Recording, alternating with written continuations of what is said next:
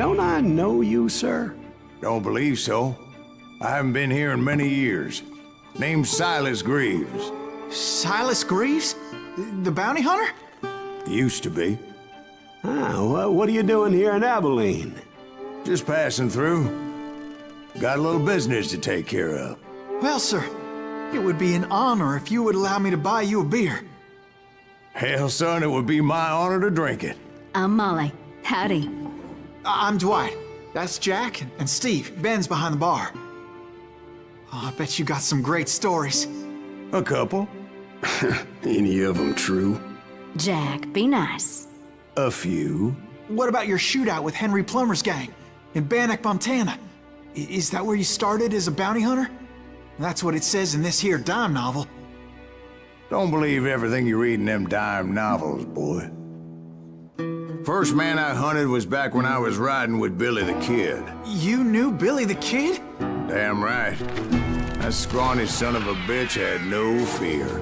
Wouldn't back down for nobody. I heard he collected the 10 stars off any crooked lawman who crossed him. It was a war, boy. The Lincoln County War. And Billy promised his regulators would take the life of every bastard who helped bushwhack John Tunstall. Kid had a big chip on his shoulder and a hair-trigger temper. Made him dangerous as hell.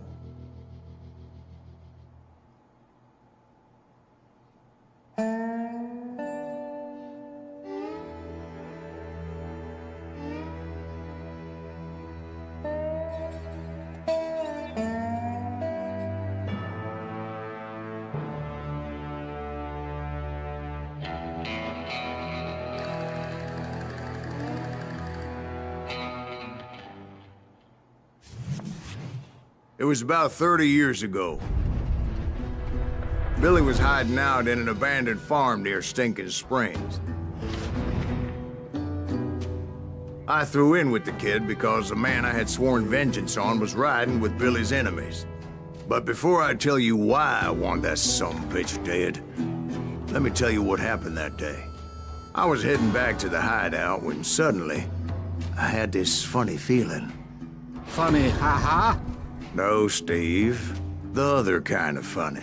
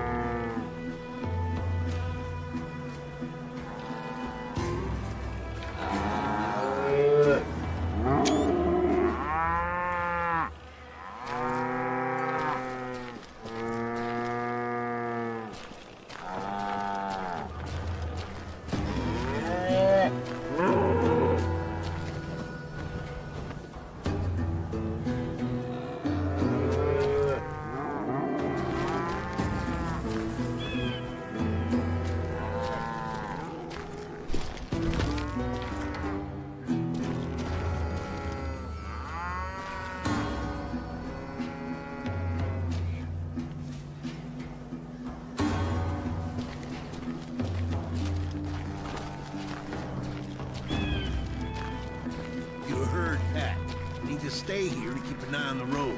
That's not fair. We're missing all the fun. I knew those two morons would never let me through. I had no choice.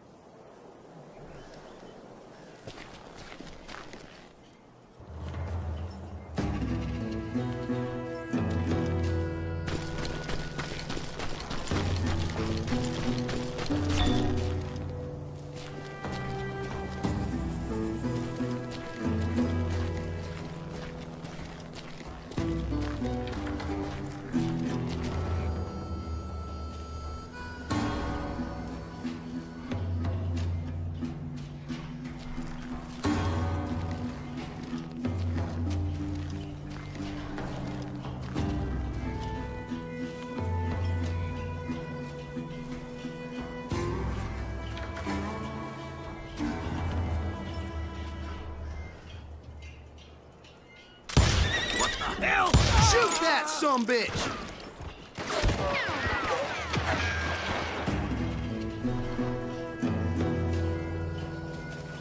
You can't hide forever.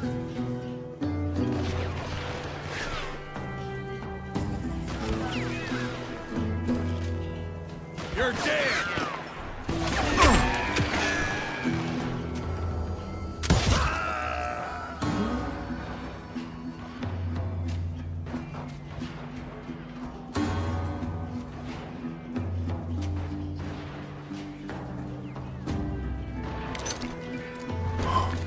Was it Pat Garrett's posse? Oh, yeah. I heard the shots and I knew I had to move fast. Garrett and his army of deputies had surrounded the entire homestead.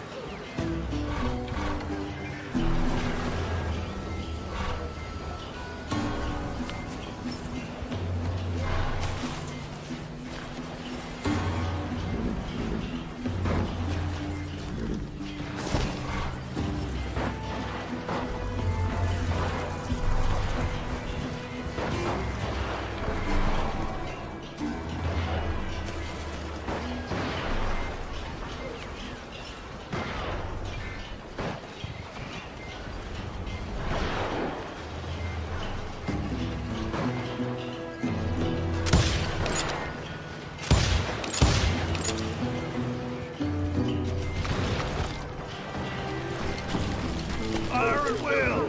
Spread out, goddammit! Come on, get him from the left! Keep on shooting! Don't let him catch a breath! Fire!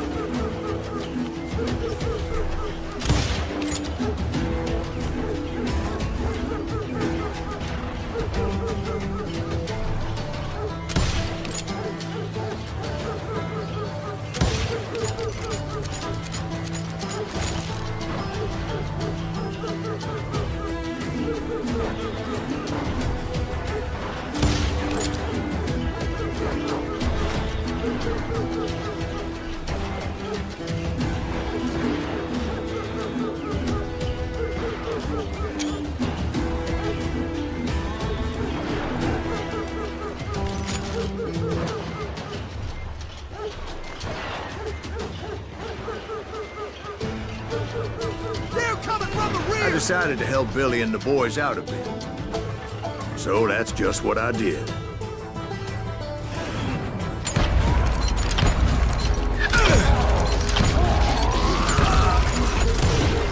Hey, that one behind us! Stay on it! Cover fire! Kill him, for Christ's sake!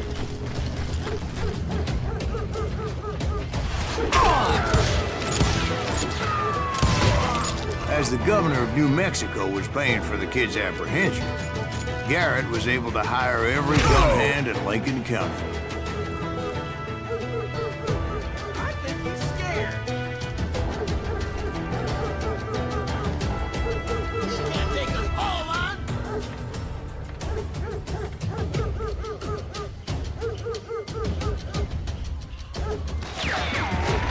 Kill him.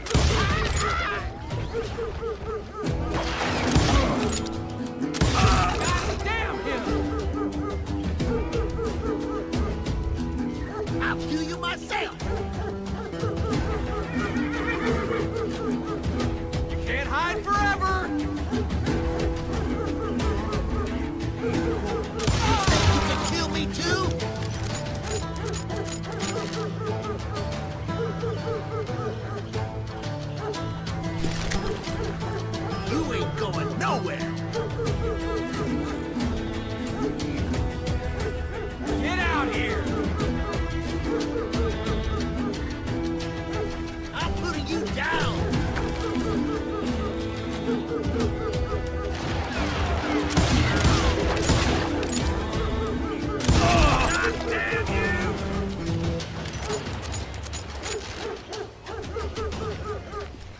putting you down!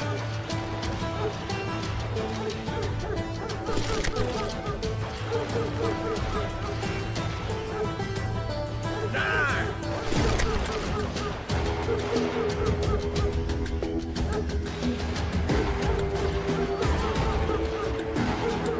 Time to die!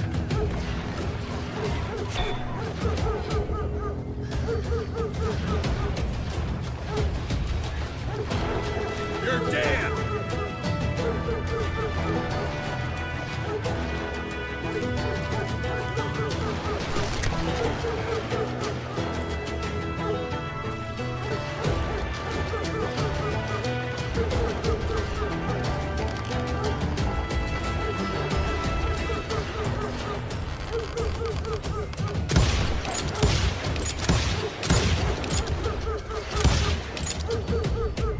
I'm putting you down!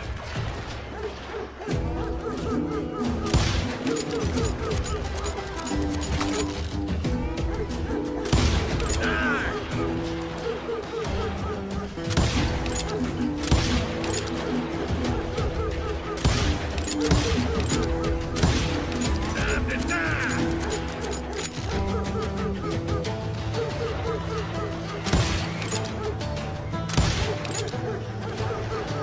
You're dead!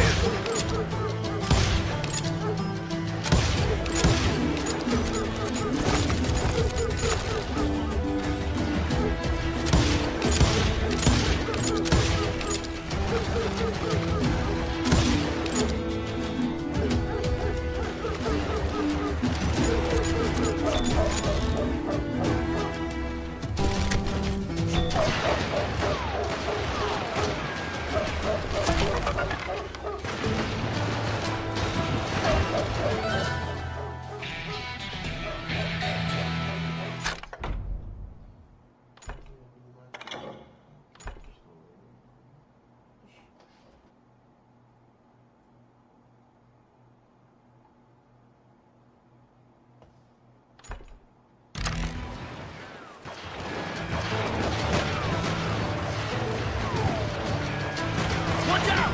He's one of them!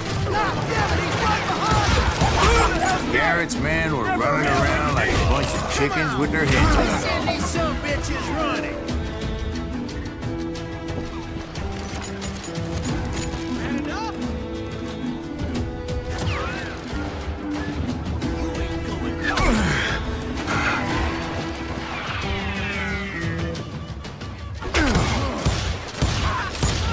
You hear me? I'll do you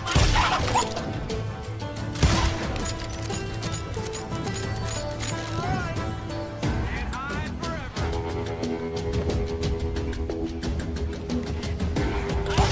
Down!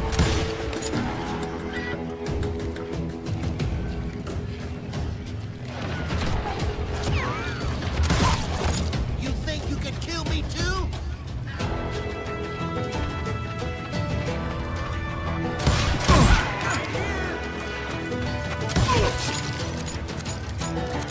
I'm done with you.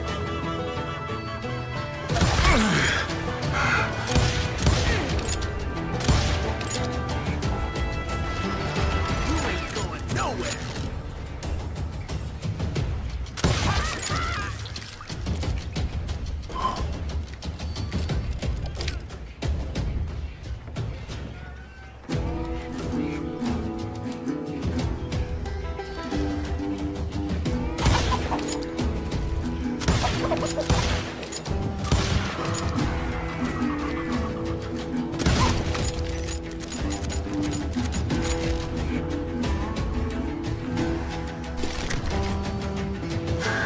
Still, one of them reached the water tower.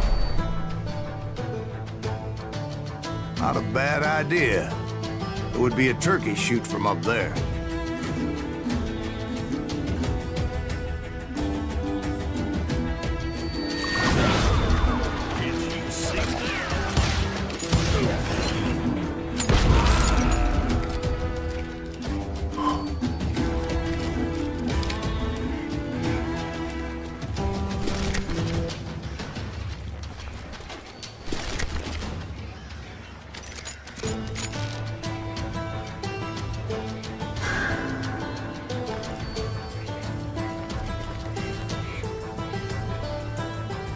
Luckily, these shooters Garrett hired weren't the sharpest tools in the shed.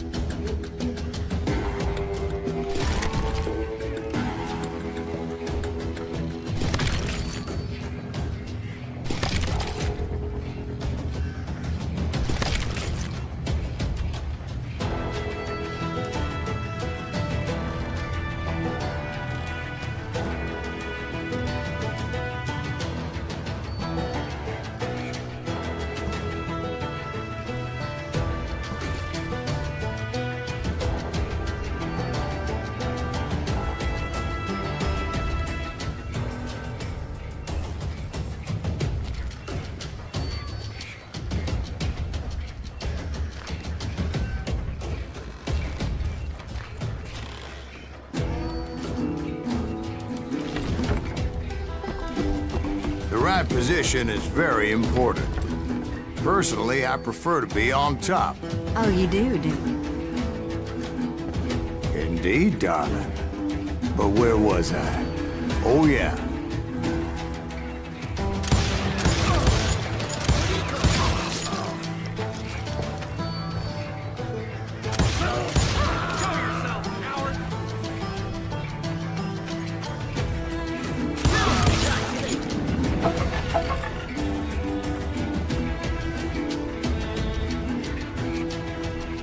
A lot of them were saddle tramps or sod busters or drunken drifters looking to make a few bucks.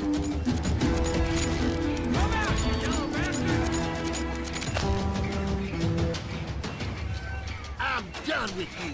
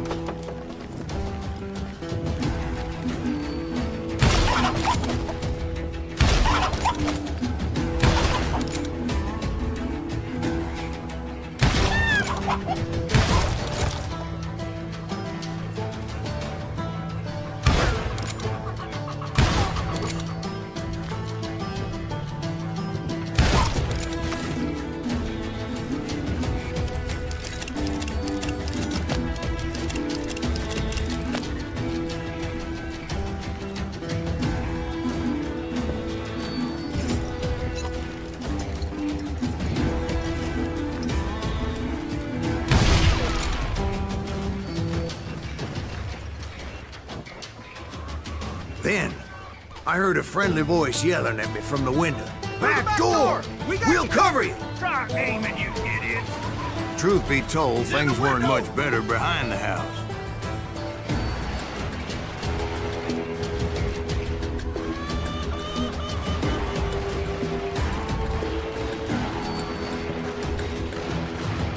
Watch your flank! I cut their numbers in half, but that just made the ones that were left twice as mad.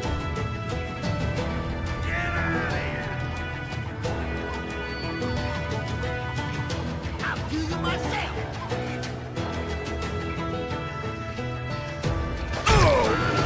They made up for their lack of skill with a seemingly endless supply of ammo.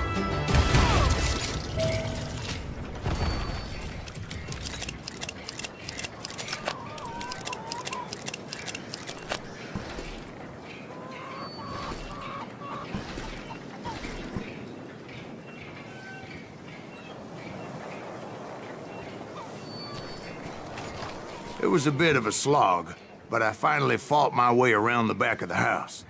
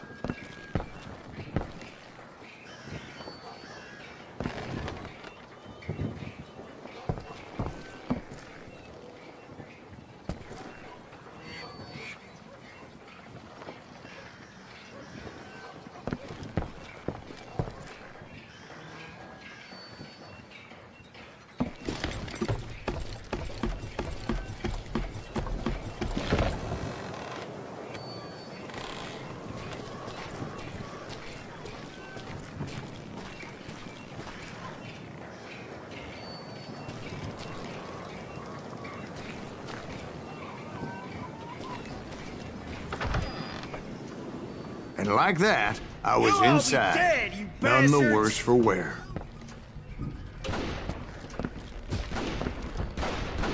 I Get passed in a dirty rat in a days. trap.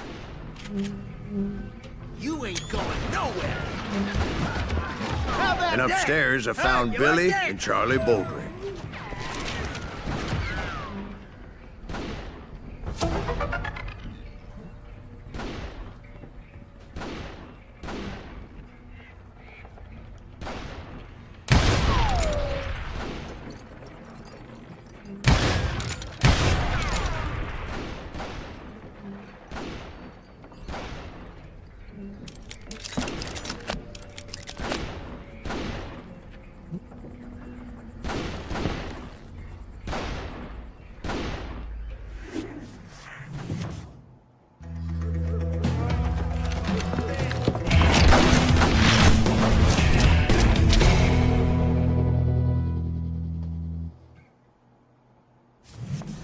Billy looked at me and said, "About time, amigo. Grab a gun and get to the window." Wait, so you were friends with Billy the Kid? Yeah, sort of. Anyway, we were surrounded by dozens of deputized shooters who wanted to do us harm.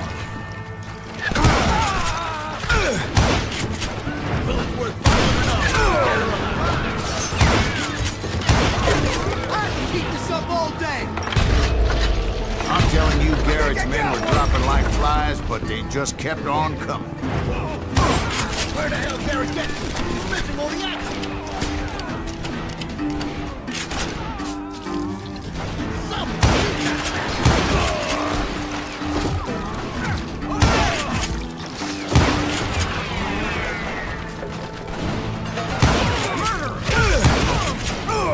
That's when Charlie got hit. "They're catching us in a crossfire," shouted Billy. "Get to the other side."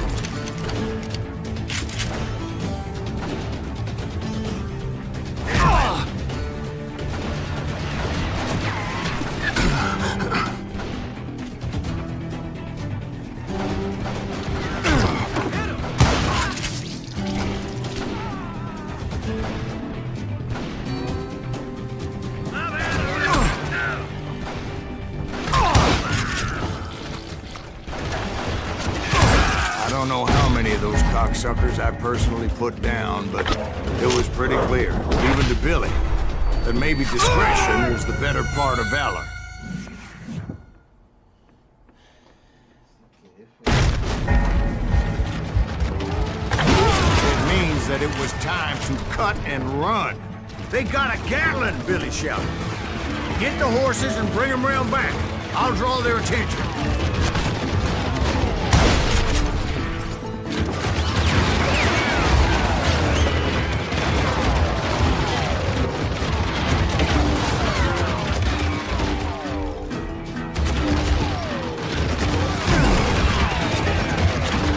I said that it was time to cut and run. He directed that order at me. And I thought, why the hell do I have to do it? But I went anyway. Dumbass that I was back then.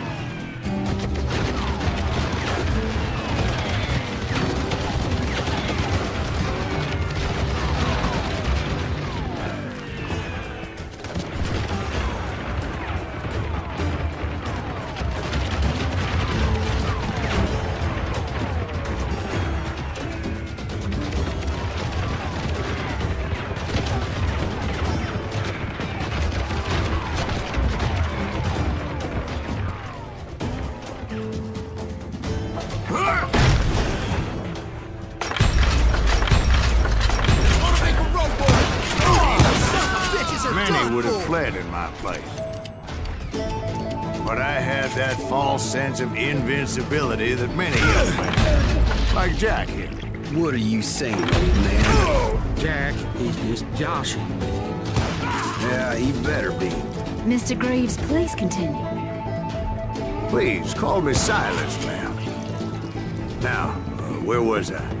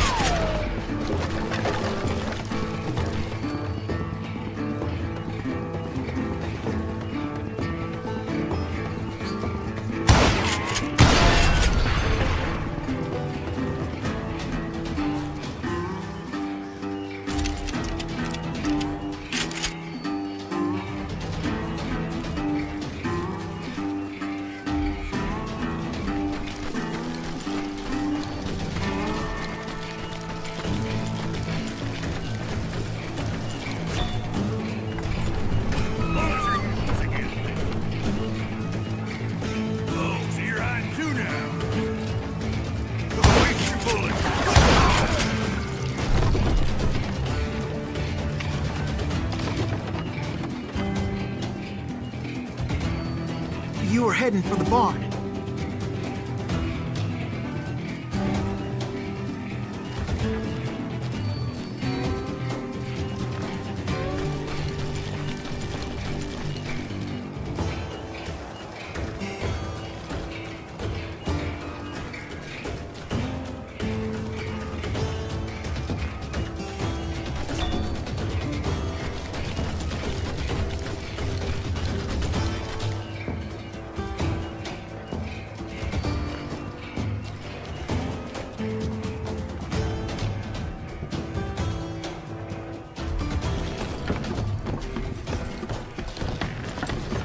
Make you bleed!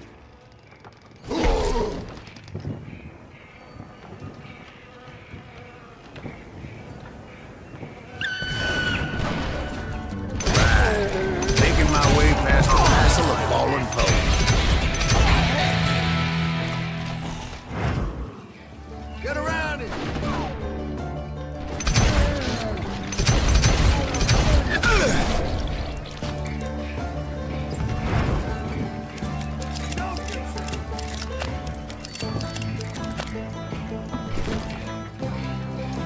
Sounds like Garrett hired a whole regiment of hired guns.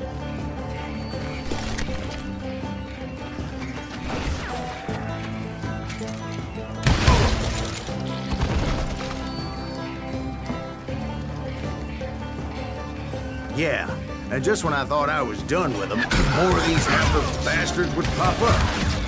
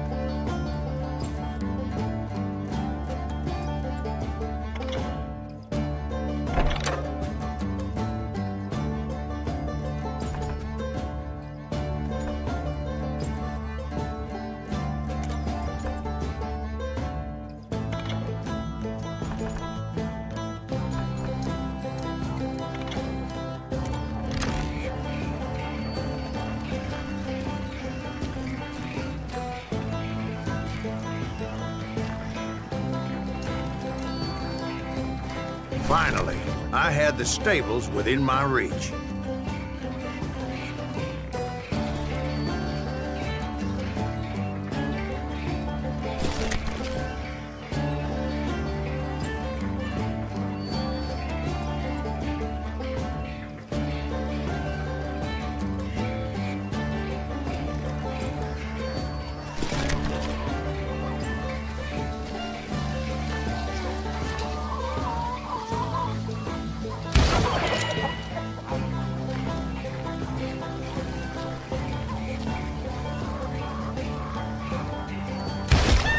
After the fight, maybe we could treat ourselves to some fried chicken.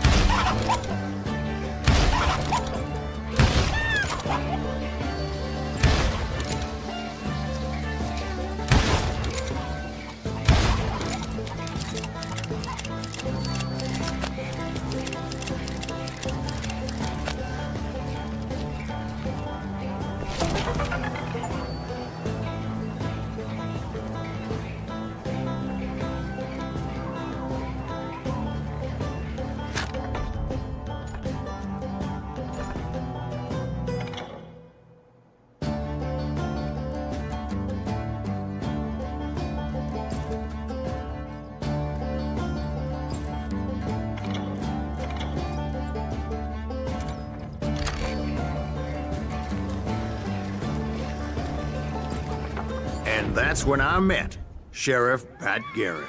I read that you went toe-to-toe with him, sir. That backstabbing bastard with that tacked-on tin star.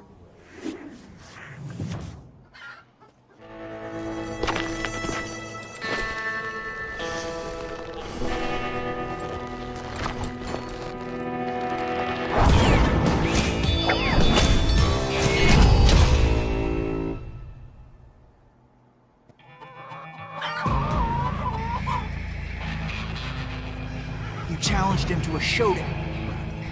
You read that in a dime novel? It said he showed no fear as he took your measure with eyes like a rattlesnake.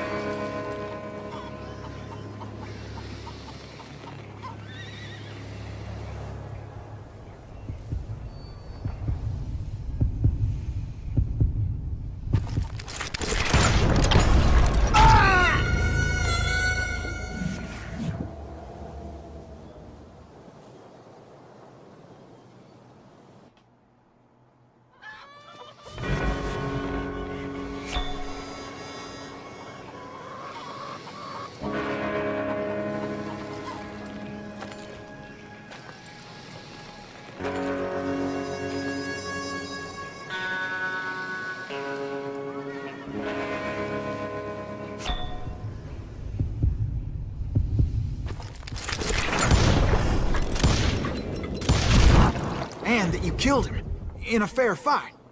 Is that what that penny dreadful said? No, boy. That ain't what I meant when I said I met Pat Garrett. So let me start again. I finally reached those damn stables.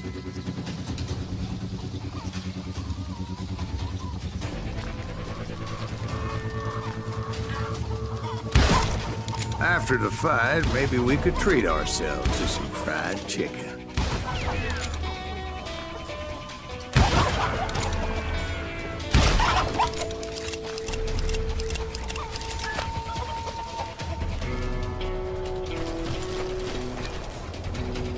And stepped inside, and bam!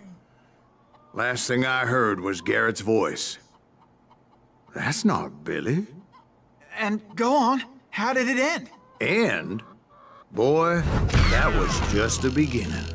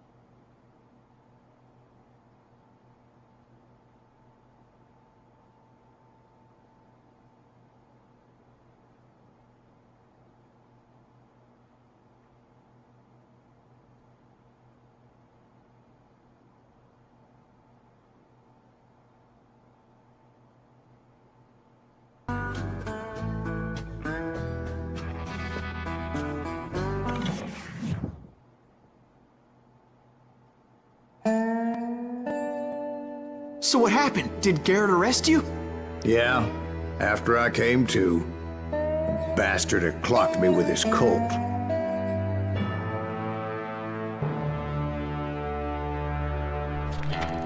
And the kid surrendered? When he realized there was no getting out of there alive. So they locked you up in Lincoln? Indeed they did. Sentenced me to hang right along with the kid.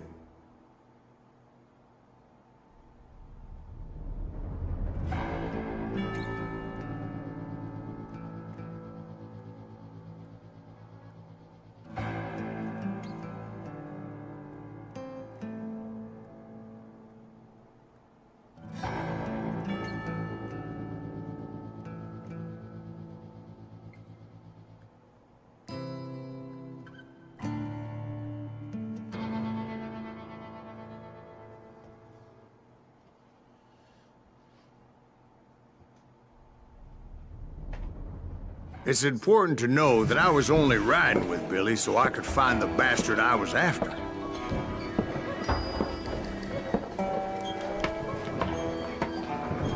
He was with John Kinney's gang, and they were sworn enemies of Billy's regulators. Why were you after him? I owed that son of a bitch a bullet for what he had done to me and mine. Instead, all I got for myself was a goddamn death sentence. Luckily, it was right around then that I heard Billy make his move. He shot Jim Bell and a few other guards as he made his getaway. Later, they wrote that some lady friend planted a pistol for him in the privy. What the papers didn't say is that Billy helped me escape, too.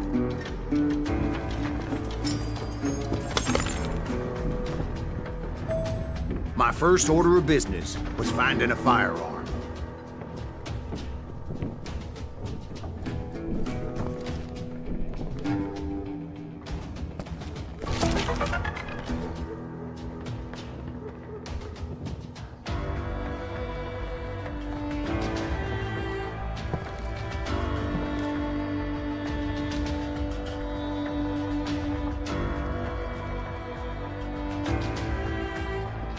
Luckily, I located Deputy Bob Ollinger's mean-ass shotgun.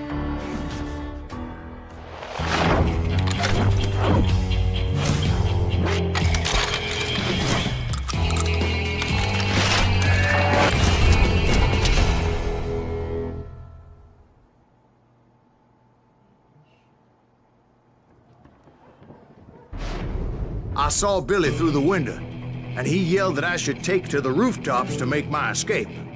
So I did. Anybody see Billy? Hell yeah. That scatter gun was like a double-barreled howitzer. It could blow a man clear off his feet. You hardly had to aim the damn thing. The kids escaped raised a huge ruckus. Surrender yourself!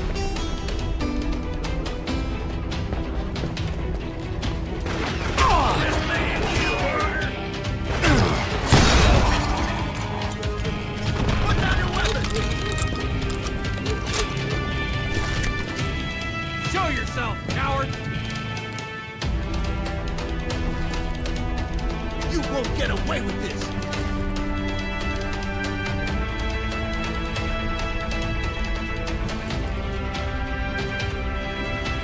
Give it up!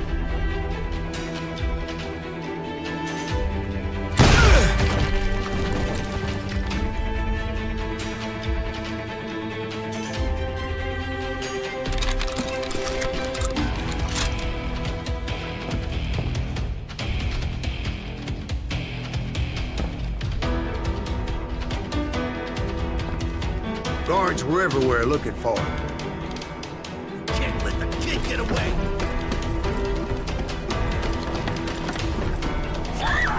Oh my God!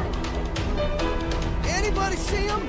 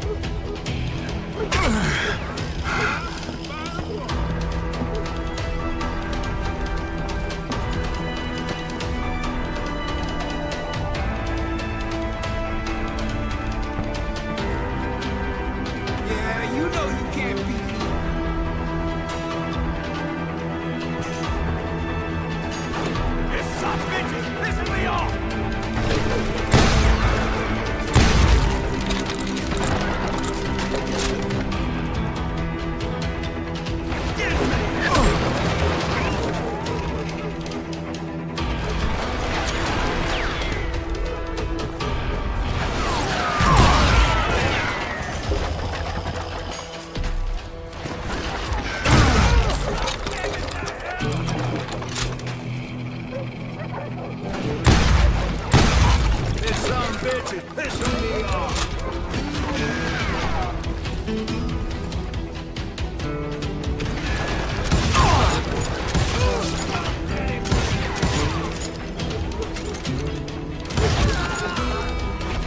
You can't hide from me.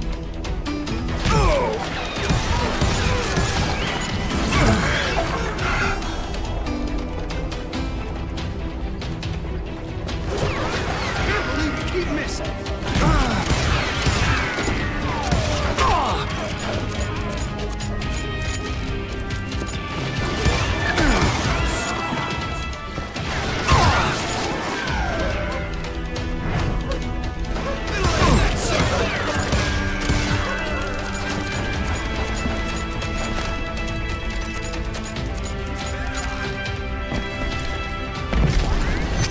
Jump from roof to roof like a damn alley cat.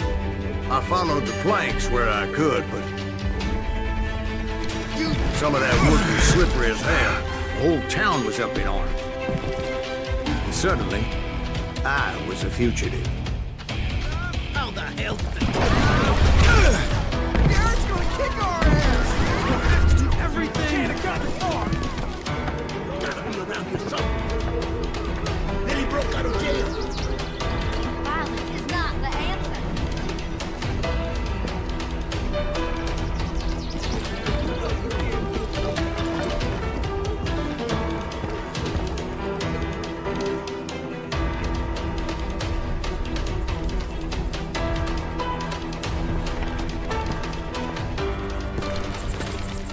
Check the window, lock the door. Get off the street.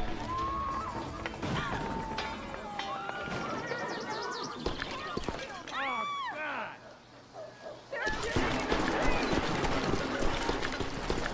So that bastard you were after, what did he do?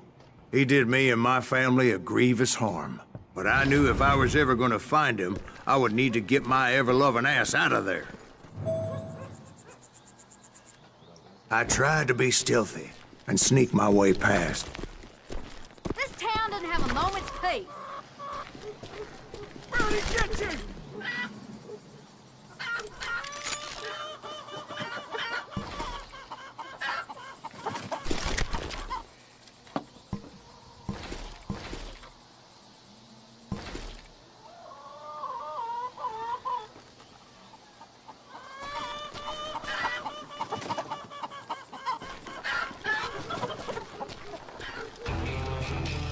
You! But hell, if they weren't all waiting for me. Apparently, some of them thought I was Billy. You hooligans can go to hell. We can take her!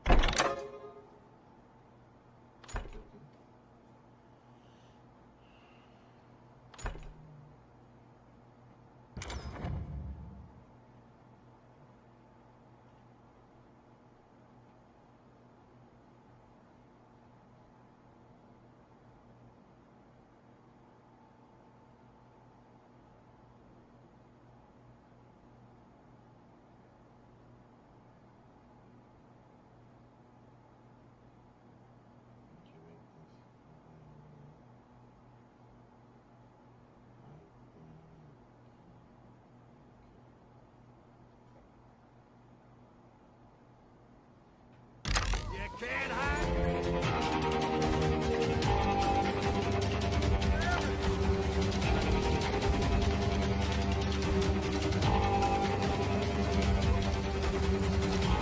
That's it for you.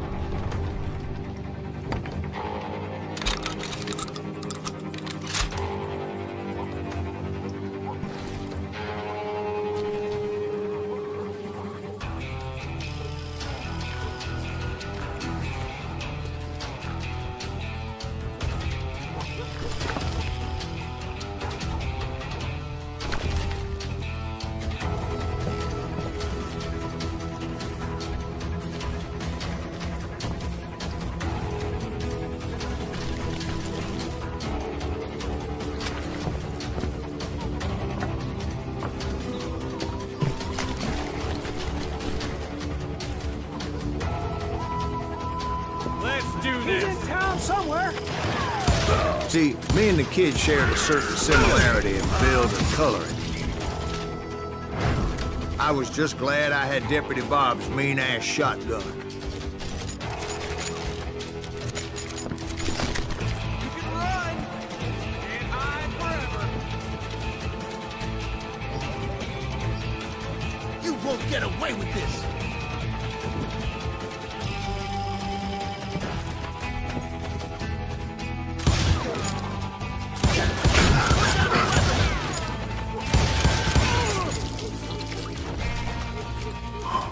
They're shooting in the street!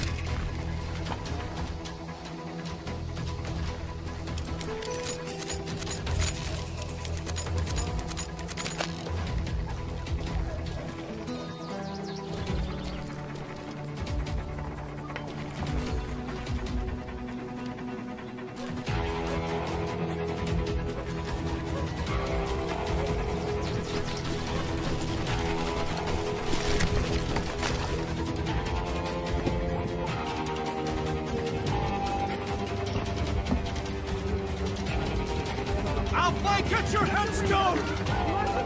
There's children here. So much lead was whizzing by my head, it was like everyone in Lincoln wanted to put me in the ground. I knew I needed to find a horse. Though I never did have a great fondness for those four-legged grass eaters. Smelly, sweaty, ungrateful beasts. We prize them too high, if you ask me.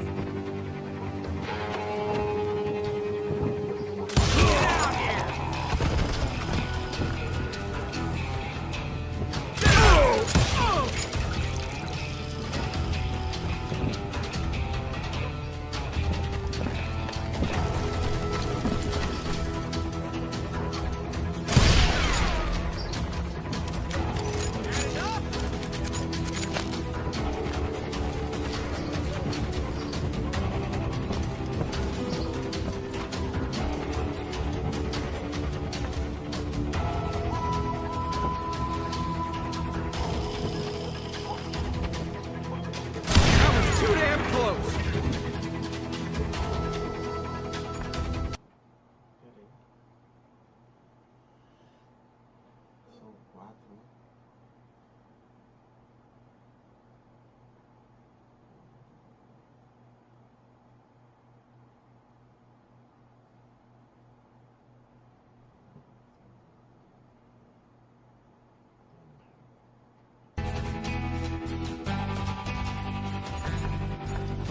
Can't hide forever!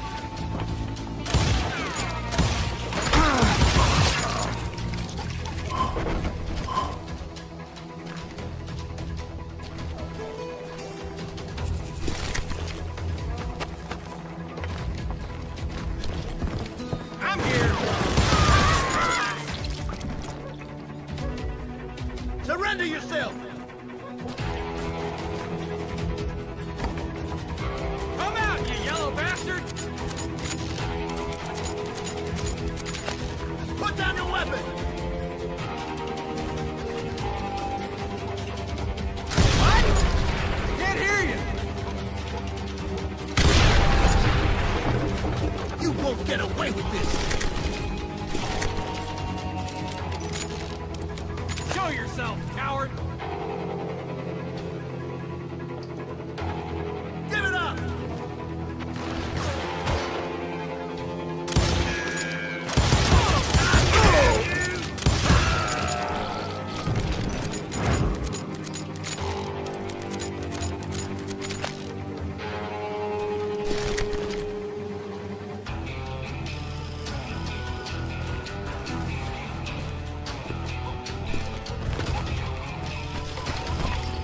You're threatening the lives of innocent people.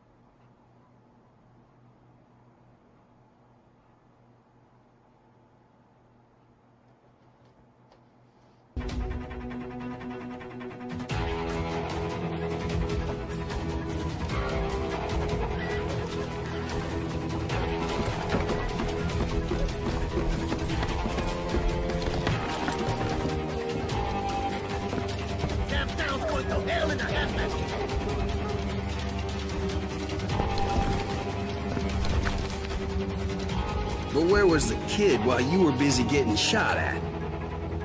Gone. And that's when it occurred to me why Billy set me free.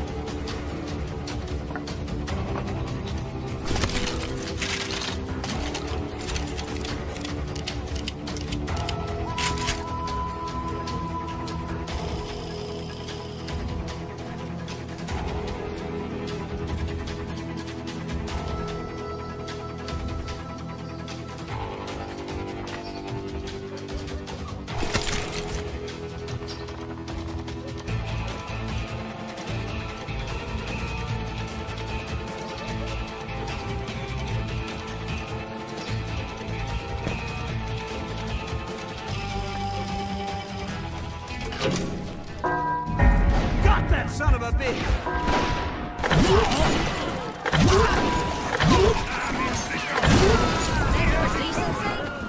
So I could be a hapless decoy and draw attention while he snuck out of town.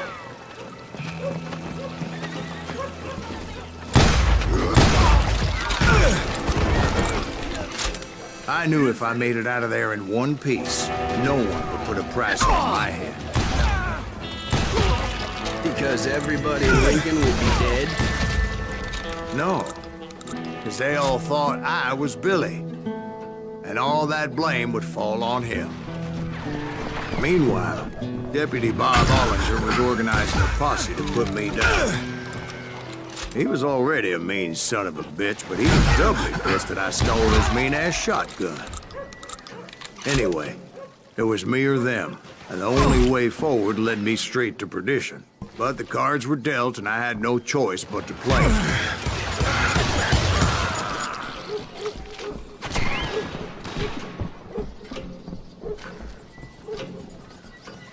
We can take him! Guess you've had enough! Don't let him get away!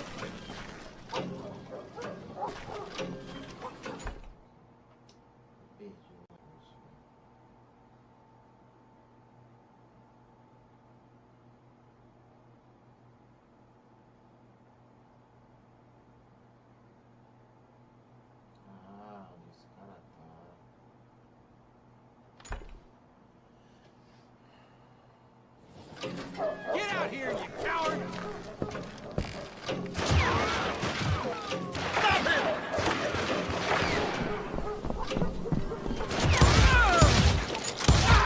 God damn him! I don't get paid enough for this!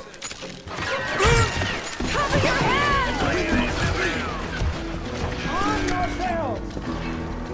How the hell did he get away?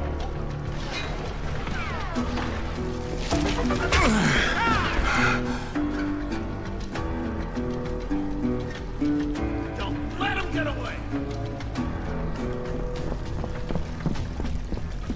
What are you, yellow? We can take him!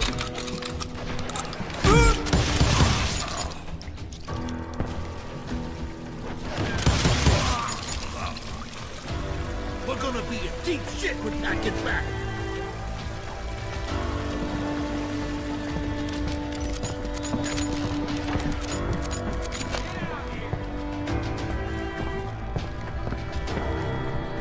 Stop him!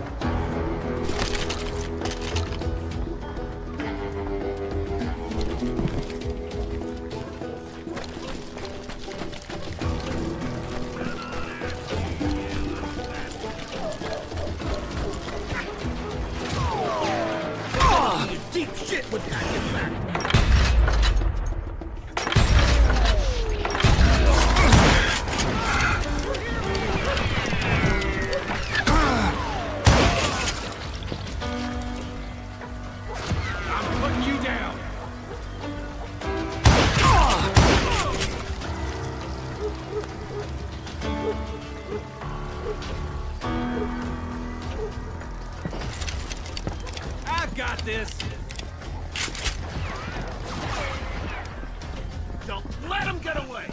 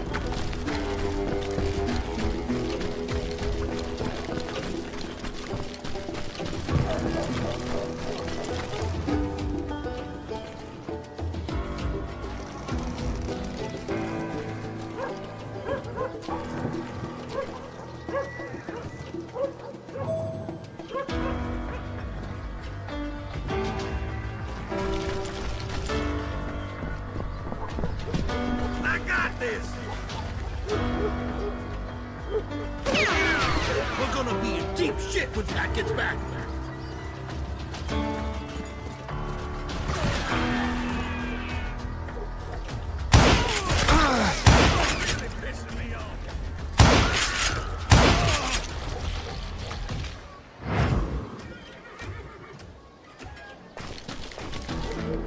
Finally, I found what I was looking for.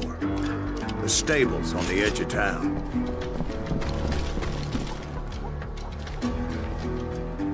I guess Billy saved your ass, taking out Bob Ollinger the way he did. Billy didn't kill Bob. Sure he did. Dispatched him right after he shot Deputy Bell. No, sir. Because Bob came right up behind me, angry as hell that Billy had lit out. "Hello, Bob," I said. "I think you better let me go." And he says, "I don't think so, boy. Not with my shotgun." So we stood there in the middle of the street, eyeball to eyeball. He intended to kill me, and I knew I had no choice but to defend myself.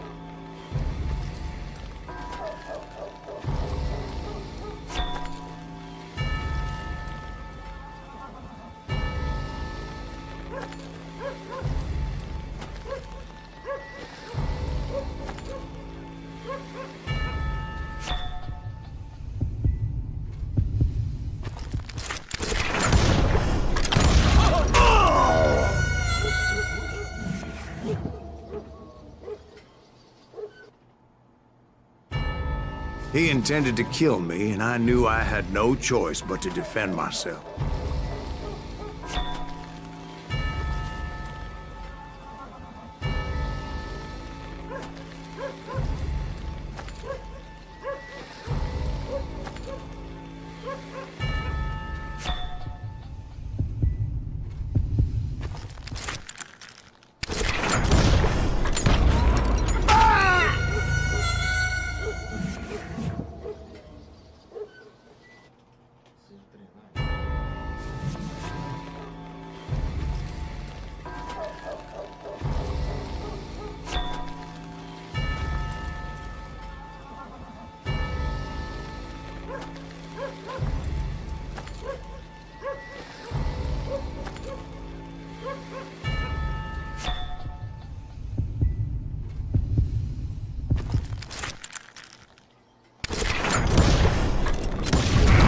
I killed him in a fair fight.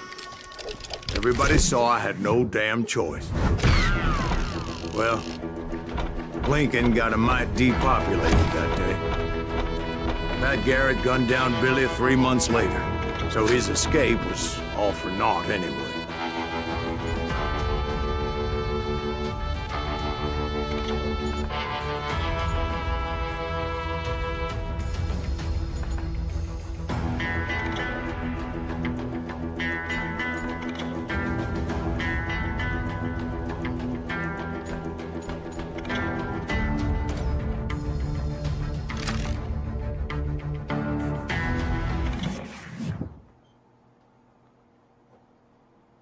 So where'd you go after Lincoln?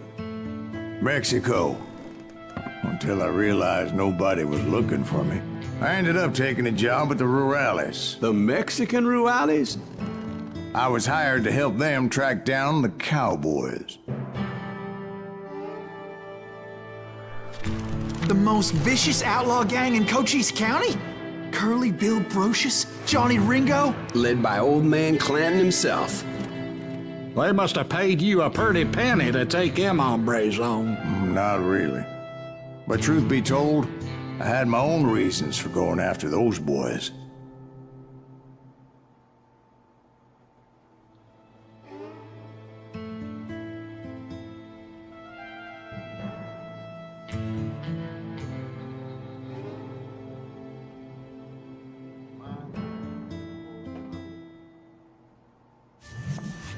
But no, this time it was a different bastard I was after.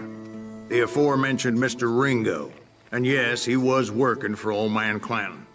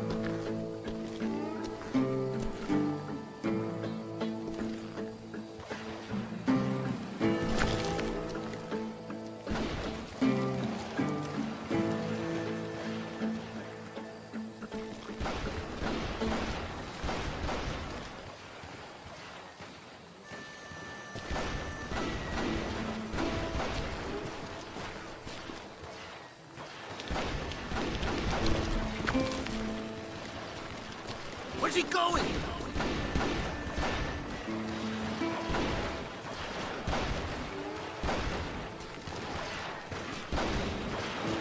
I hate fucking running. I came upon them robbing a stagecoach, which wasn't surprising, being they were such murderous thieves and bastards. The bandits wore red scarves, so I knew they worked for the old man. Over there! You ain't got I did my best to help those poor passengers.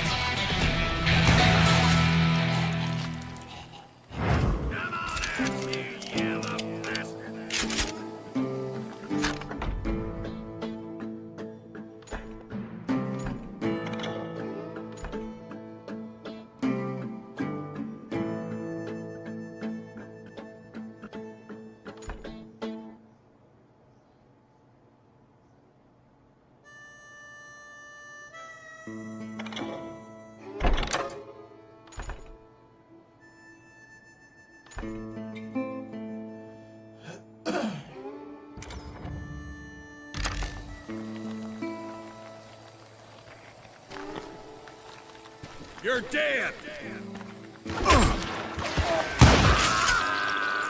Moments later, the attackers were dead, and I checked the stagecoach to see how many passengers were still breathing.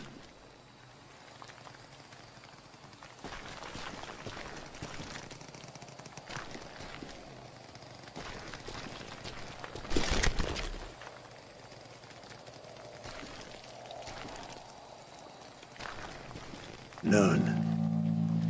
It was then I wondered if the rocks weren't hiding more bandits. Was that all of them? Or did I just hit the rear guard? I quickly got my answer. They attacked from on high like Apaches often did.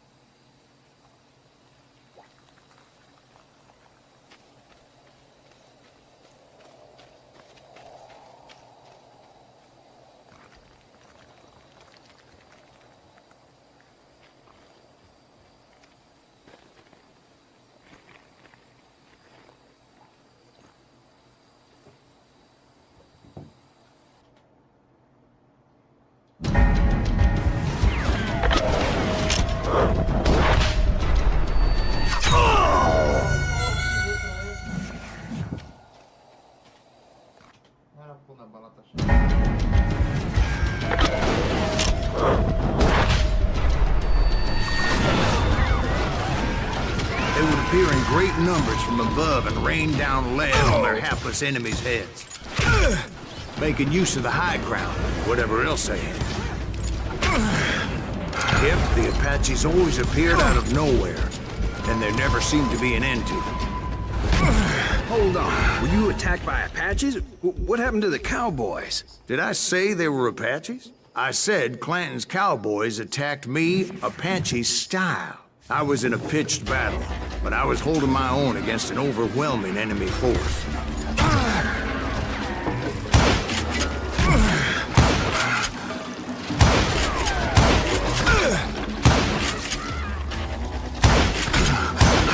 Shoot down that son of a bitch!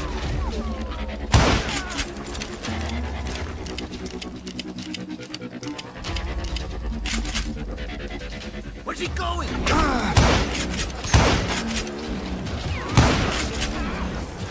See, at the time, I was still pretty green, but often blunder into regrettable situations. But I just kept shooting at anything I could see up in those damn rocks. I didn't see Ringo, but I knew he was with the cowboys. He and Roscoe Bob had done me a dreadful wrong, and I was determined to have my revenge. But to get to Ringo, I knew I'd have to fight my way past these other assholes first. Hard to hit him, move hard!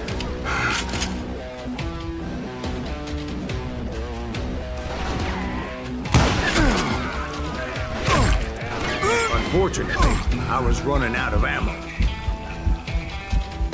Another perfect example of my relative inexperience as a hunter of men. I immediately knew that a tactical retreat was called for, as my vengeful fury was much less impressive without the bullets to back it up.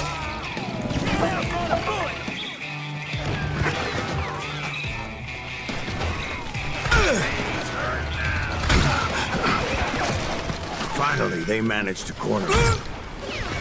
Trapped as I was, the odds of my survival seemed pretty slim. Luckily, serendipity was on my side as I suddenly spotted a way out of my predicament.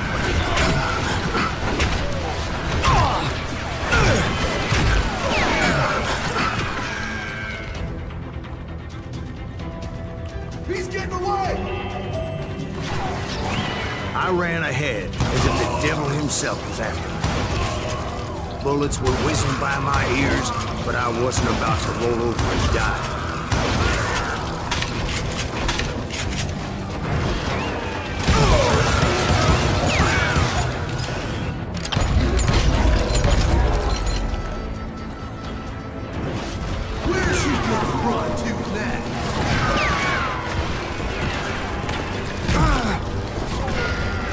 just kept running like there was no tomorrow. Because there wouldn't be if Clanton and his men caught up with me. As I was scurrying around those caves, I thought, what was I thinking? Going up against a gang like this.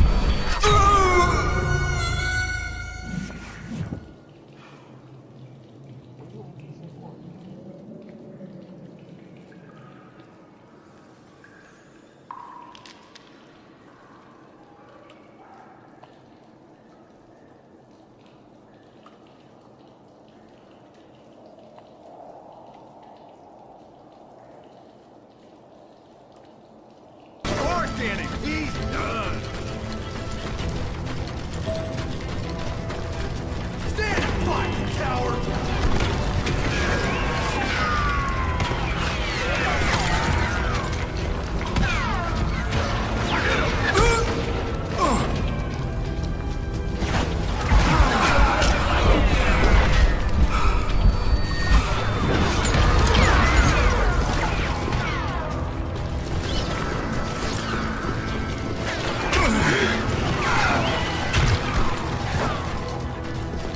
They were hunting me like I was game. And I swear to God, that's how I felt.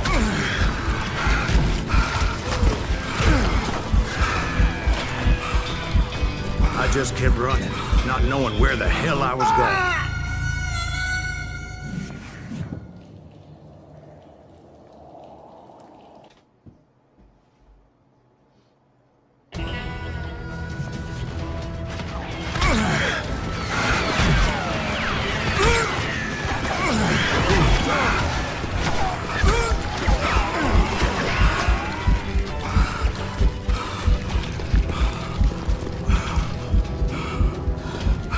Where's he gonna run to now?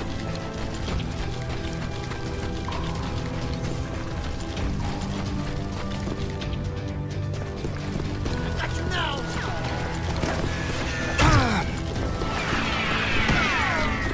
And that's when something miraculous happened. Like manna from heaven, I found the desiccated remains of what looked like an Apache warrior. The old weapon next to him supplied me with some much-needed ammunition.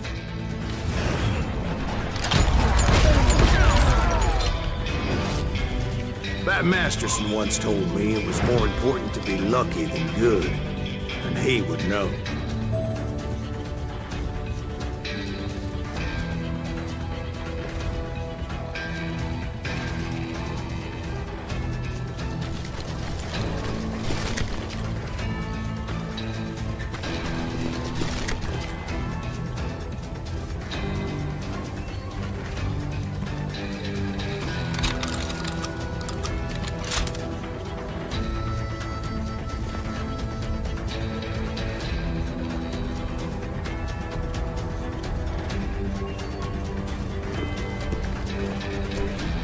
And imagine my surprise when I found a fistful of dynamite to go along with that ammo.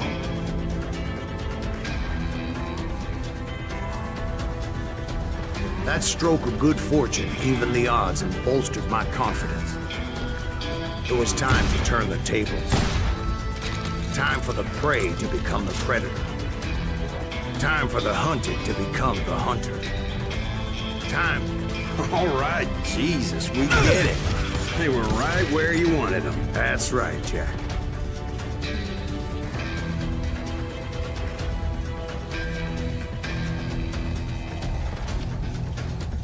You're mine!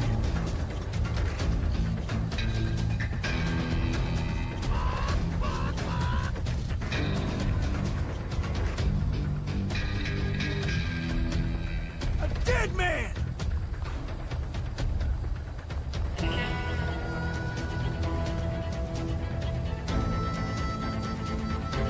No one will ever find you here! Oh!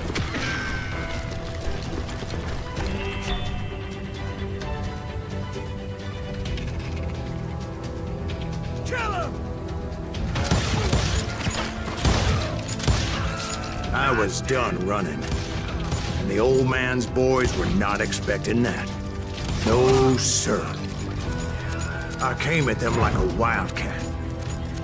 My fury knew no bounds. Take him down!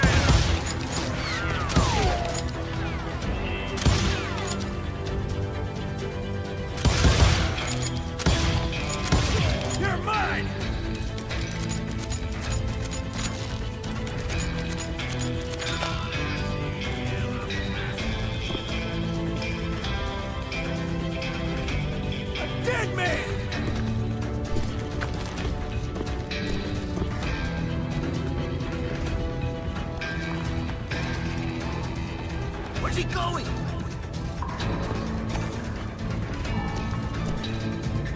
Bad enough. Kill him!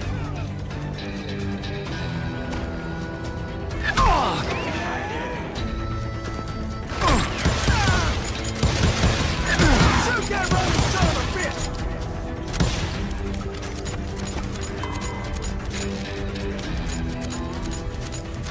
You can run, but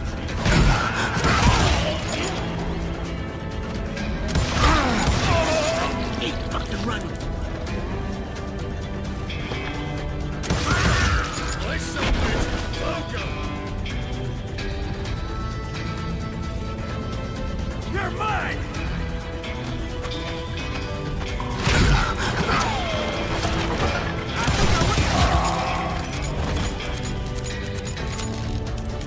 A dead man!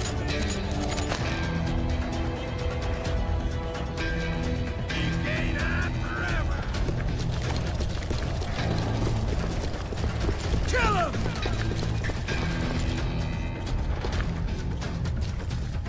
And you, partner!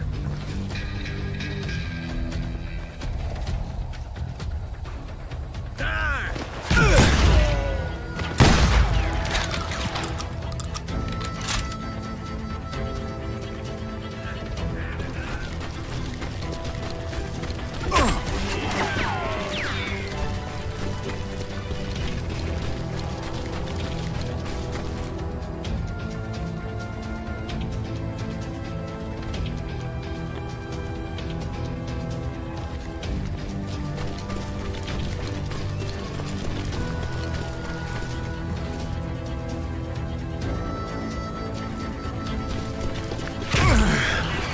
I'm putting you down!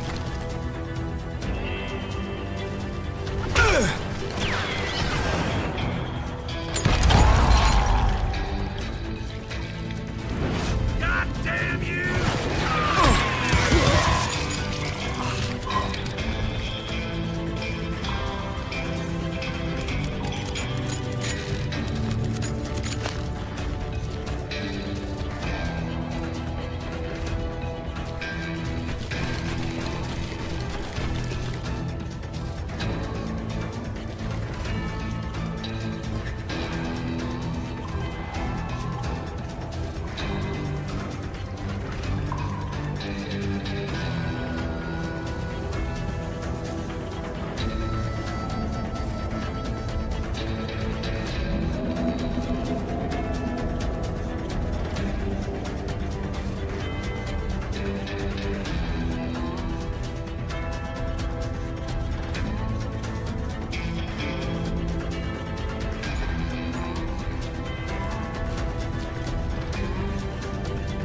It was finally time for that old man to pay for his sins.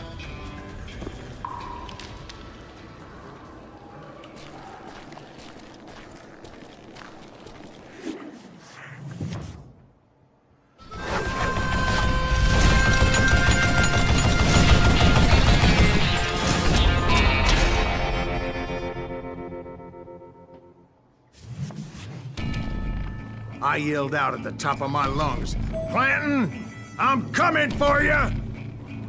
A little stealth might have made more sense, to be perfectly honest. Because that old fool had a Gatling gun and enough bullets to last him till kingdom come. But I knew I could not let that deter me. Not if I was to find and kill Ringo. I needed to get that old man off that gun.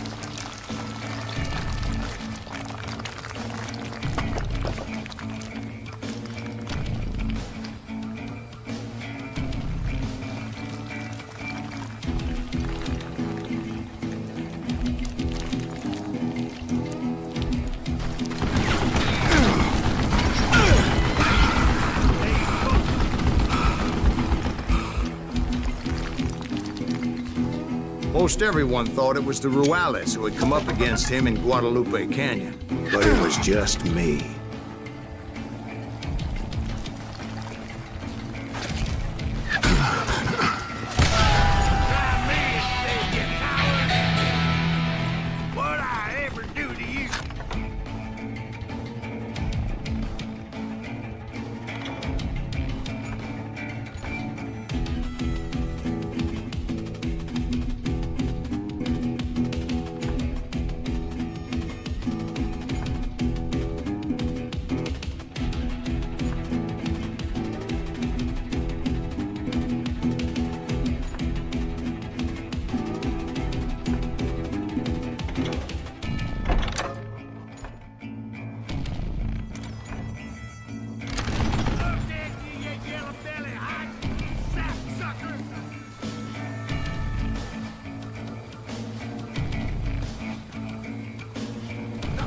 Ain't no place to hide from me.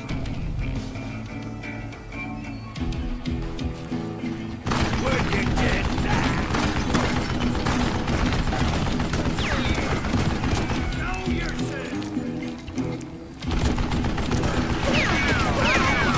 Live this long.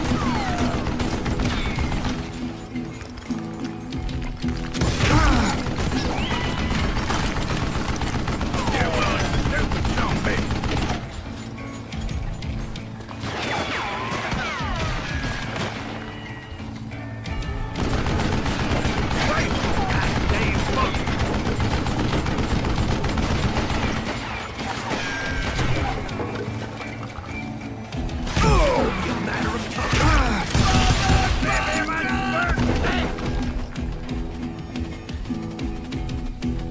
Hey, let's see what you made up for.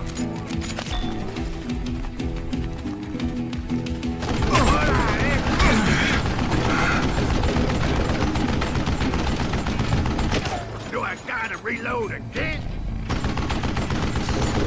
Would you just die? Stop your hiding! I don't know how you live this long.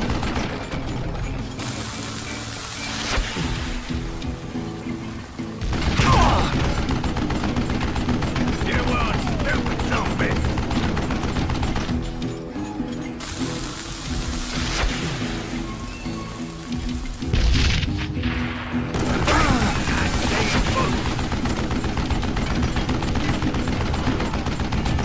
Why are you so afraid to face me, huh?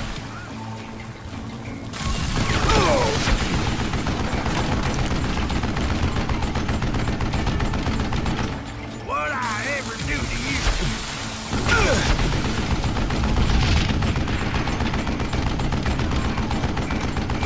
Hey, let's see what you made up for.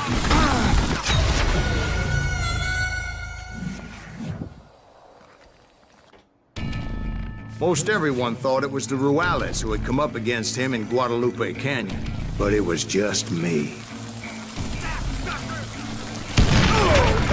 Goddamn bullet.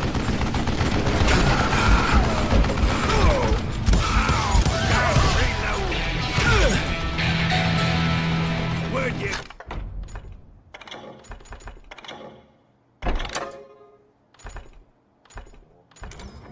And die. Show yourself.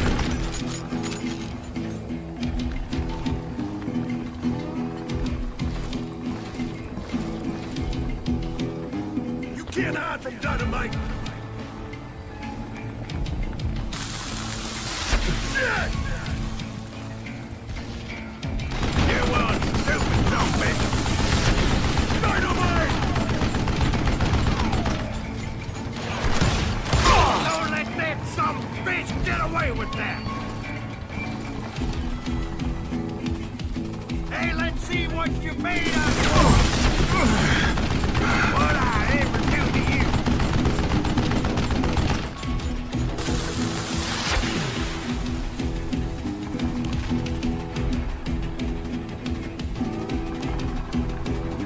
I don't know how you live this long. Stop your hiding from me.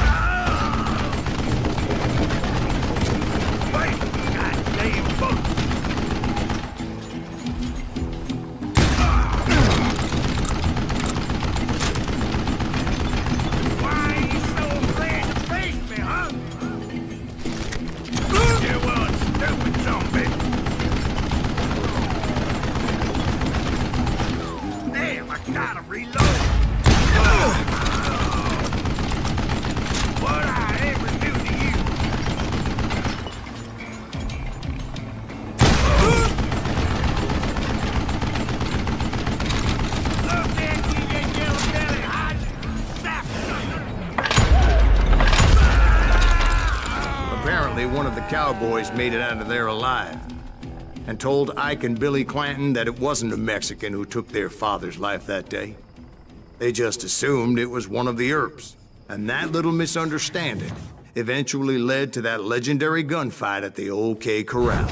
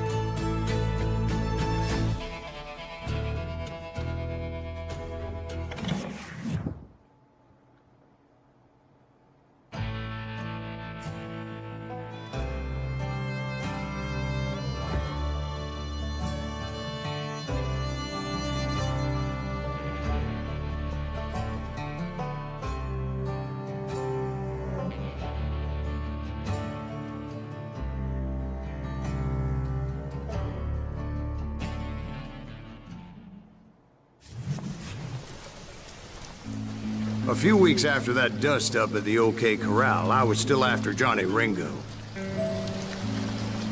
I had tracked him and the cowboys to their hideout at a sawmill, and they were loaded for bear.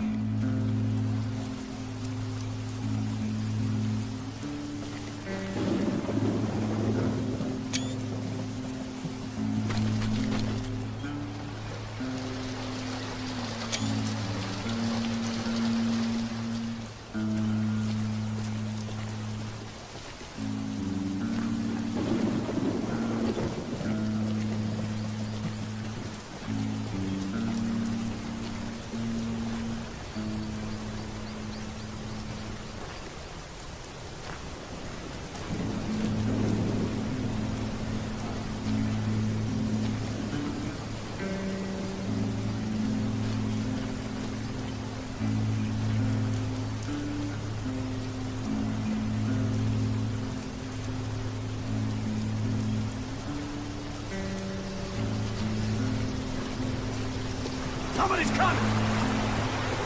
So, what exactly did Johnny Ringo do to piss you off?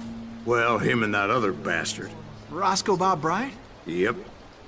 They both deserve to die, and I promise I'll tell you why. But first I need to tell you about the Cowboys' new boss, Curly Bill Brocious. Earp's coming! Get 'em ready, boys.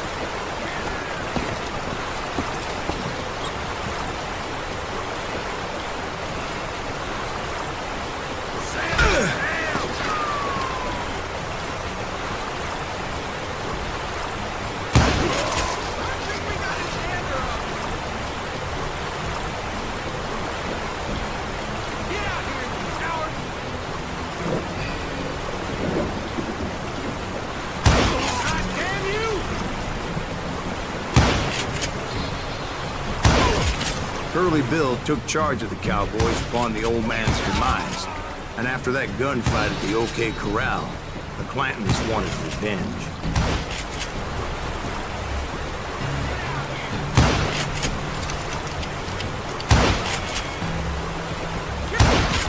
So they murdered Morgan Earp and grievously wounded his older brother, Virgil.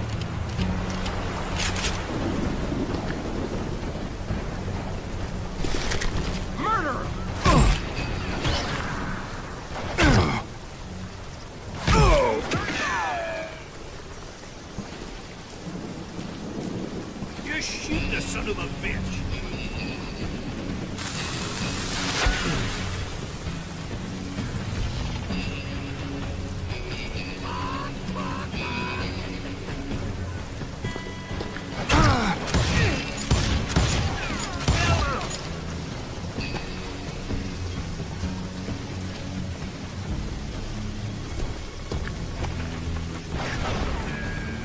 Get him from the side!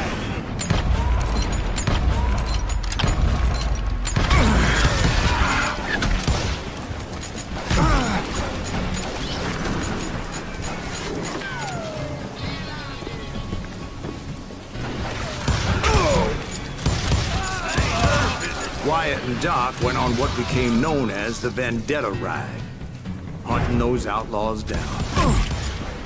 So when I showed up, that's who they thought I was. Cut him down!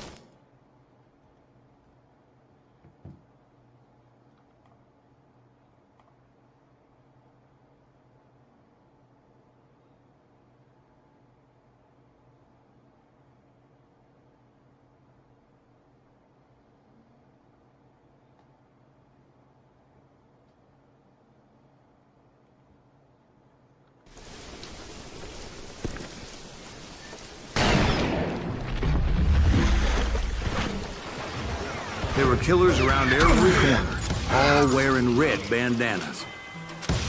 That's how the cowboys identified each other, and I was beginning to wish I had one myself.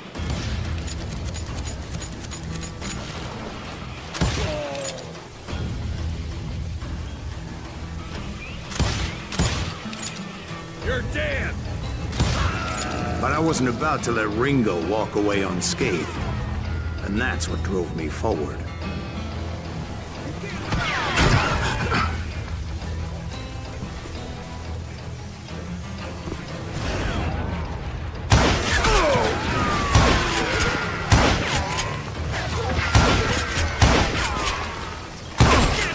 They say that Ringo was infernally fast. I hardly saw anyone faster, boy. Certainly not Wyatt Earp. That man was all hat and no cap.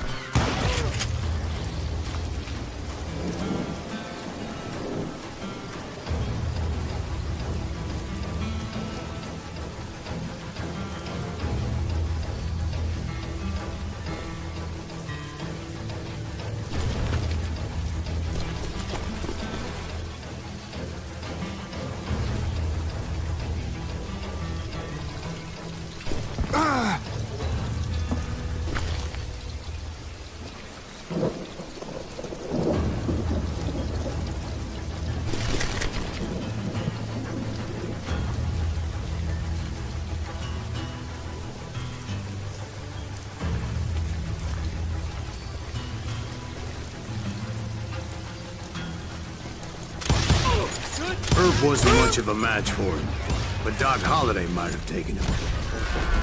That Lunger should have kept his nose out of it. They never charged anyone for the murder of Morgan Earl. But everybody knew that Curly shot him in the back. That was common knowledge.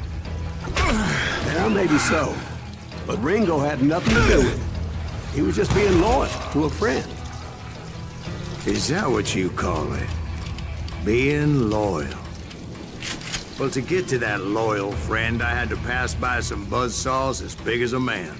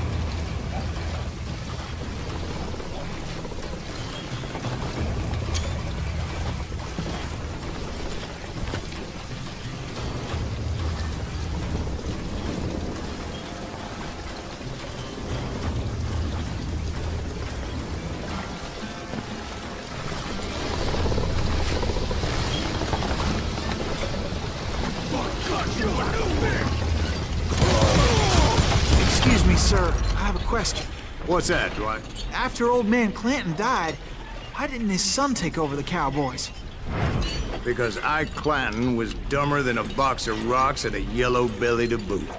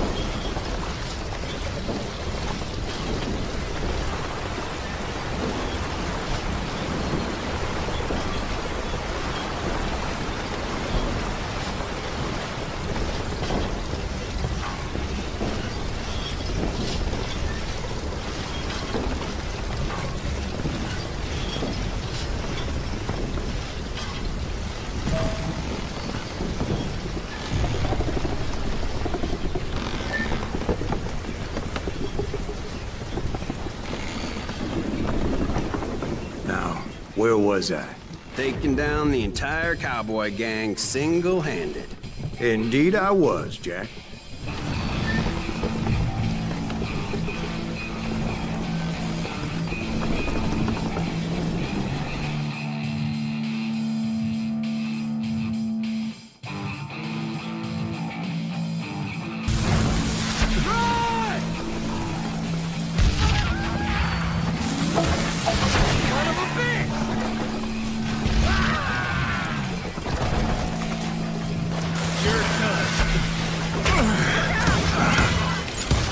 wasn't easy, as those boys had good cover.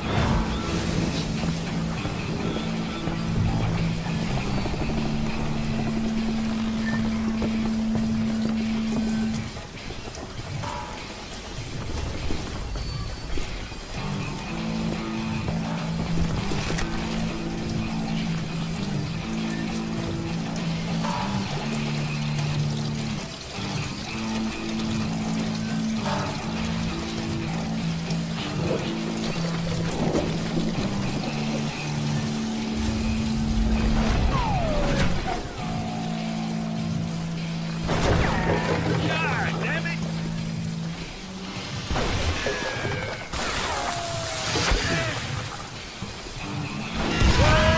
There were carts everywhere, piles of lumber, and God knows what else for people to hide behind. That really was one hell of a sawmill. Quite an impressive operation.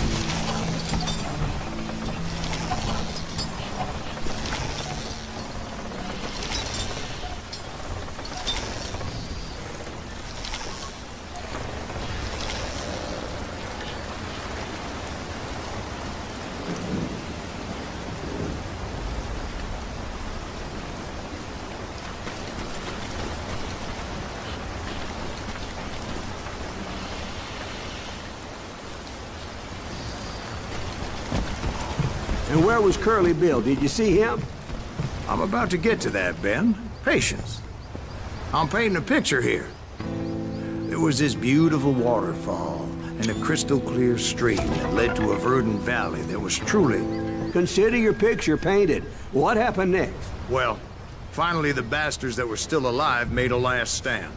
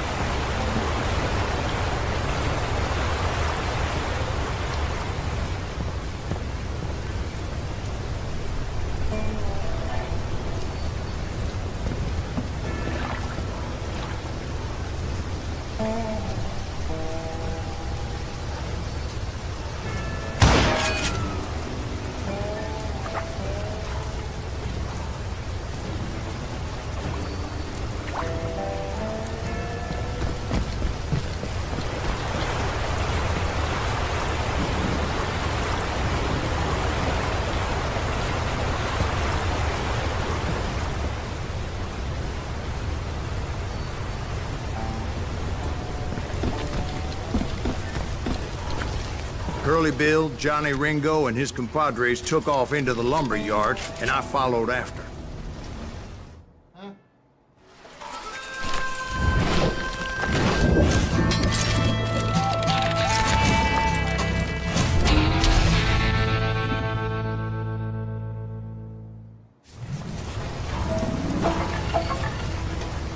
Are you saying they ran? Cowardice was not in Ringo nor Curly Bill's nature. No, sir. I never said they were running scared. They just wanted me out in the open.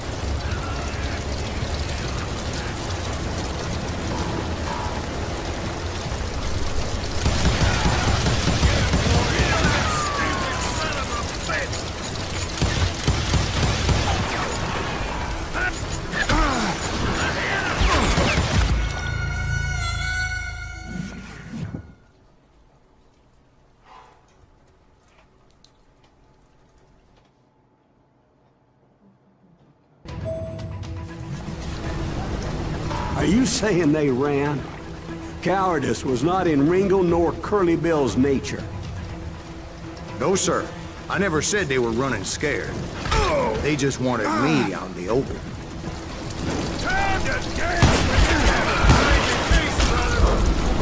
You working for Wyatt Earp? Just gonna catch my breath.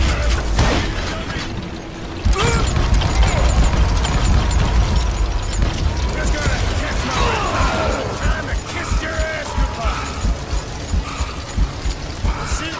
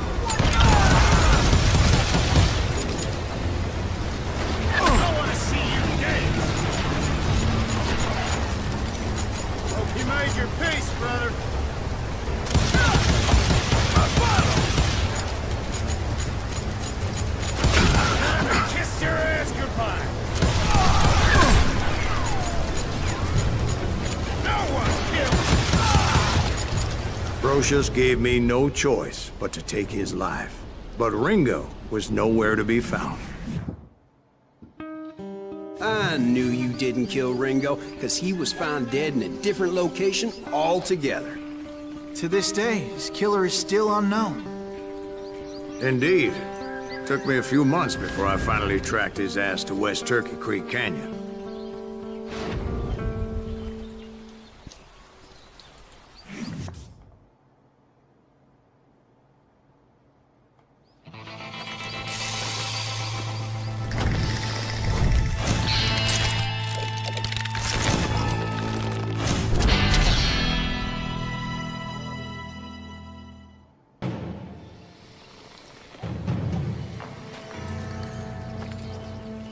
That's incredible, sir. I always thought that Doc Holliday was the one that killed him.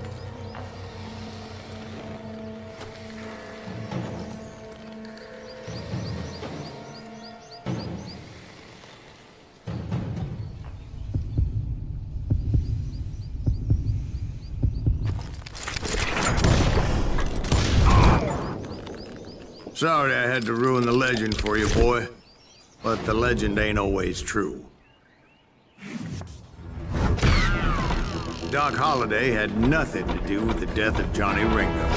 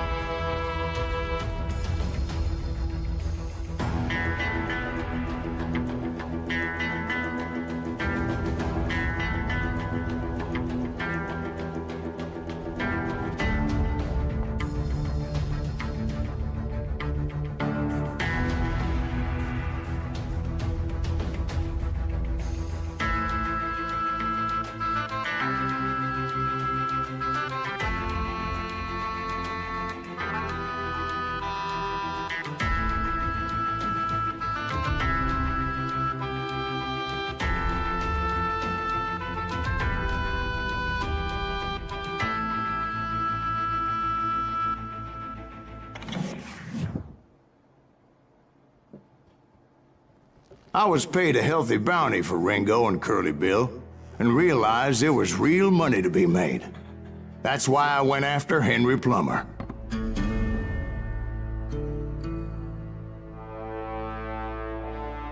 Now, wasn't he the sheriff who augmented his income by shaking down miners and robbing gold shipments? That's the one. Oh, yeah, I remember him. He ran that gang of thieving outlaws called the Innocents. So it's true that you went toe-to-toe with him? Indeed I did, son. Indeed I did.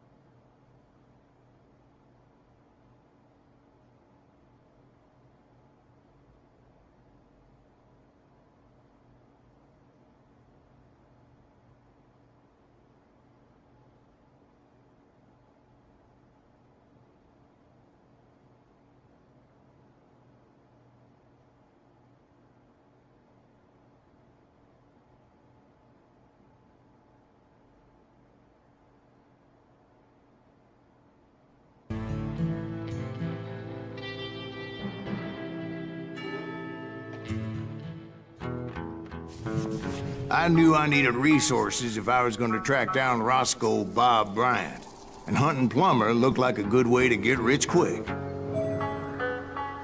As the local vigilantes exposed him as the leader of the bandits, and put a generous price on his head. Plummer rallied his gang to plunder one last gold mine before making their escape, and that's where I thought I'd find him.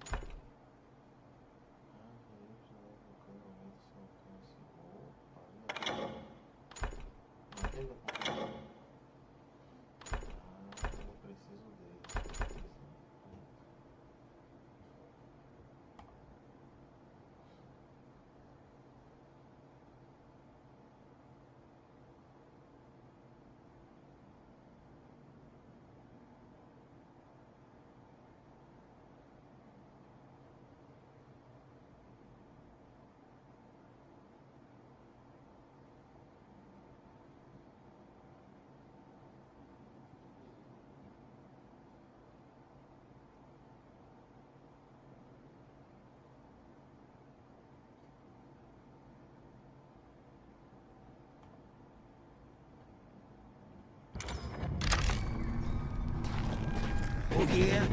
Who the hell is that then?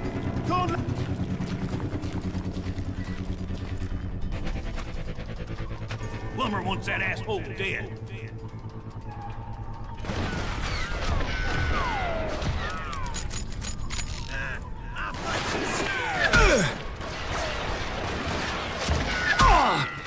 This is our goal now.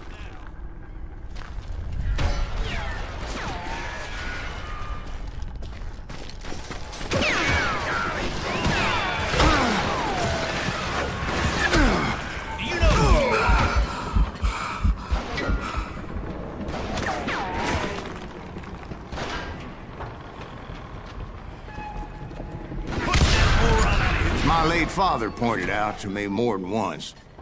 God made men, but Samuel Colt made them equal. You can't beat him!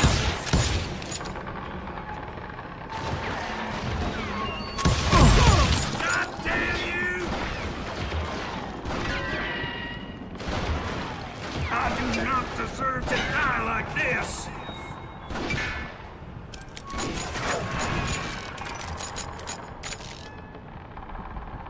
You must be about out of bullets.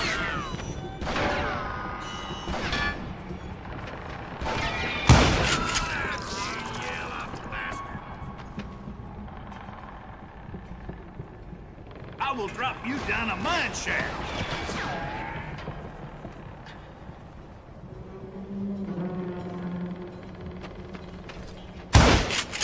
You ain't beefing me.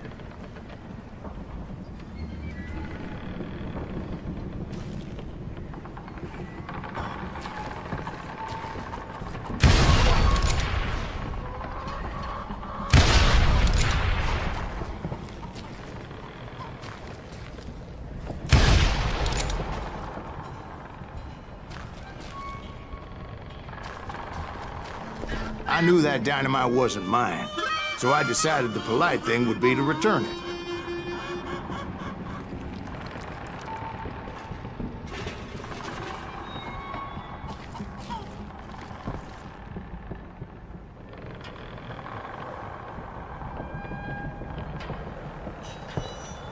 It was the biggest gold rush since Sutter's Mill in '48. Unfortunately, prospectors weren't the only ones drawn to those riches. There were thieves and killers, robbing travelers and hijacking gold shipments. Like those that ran with Plummer. Some were just regular folks I knew from town, drawn by greed and easy pickings. Charlie Crow, the blacksmith. James, who worked in the stable. Sam and Jeremiah Barber, the butcher's sons. Ordinary citizens who lived a double life. Stealing and thieving and murdering their neighbors.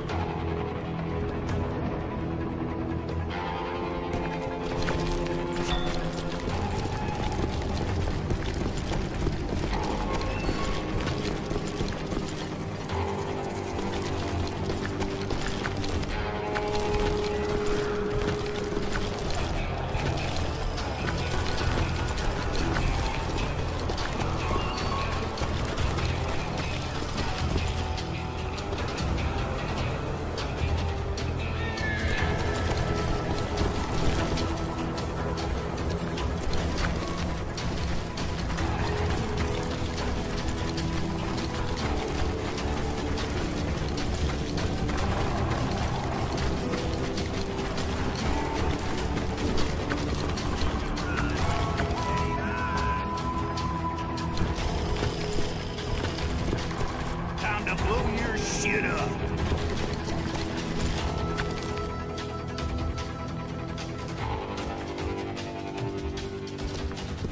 You must be about out of bullets.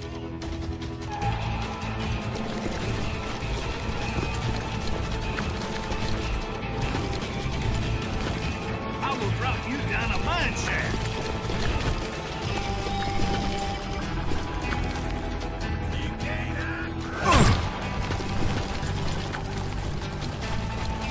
You ain't beefing me.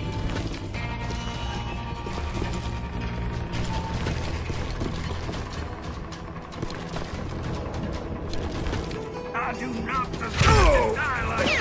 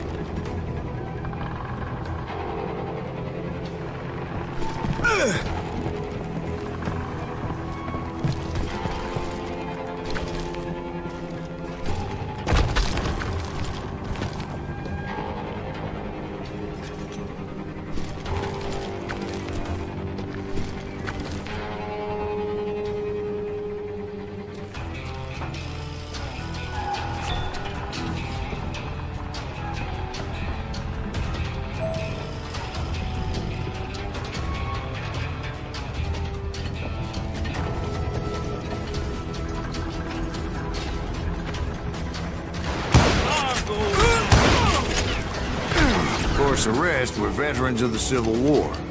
Stone-cold killers trained on the bloody fields of Shiloh and Antietam. Do you know who we are?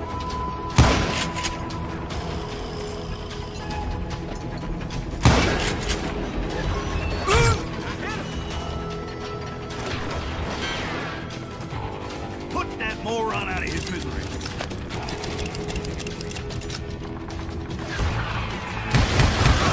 Dangerous, desperate individual. Plummer had a lot of men on his payroll. A hell of a lot. That son of a bitch pretended to protect the public with one hand while stealing them blind with the other. If Daddy had lived to see Alfred Nobel's explosive invention, my guess is he would have told Samuel Colt to kiss his ass.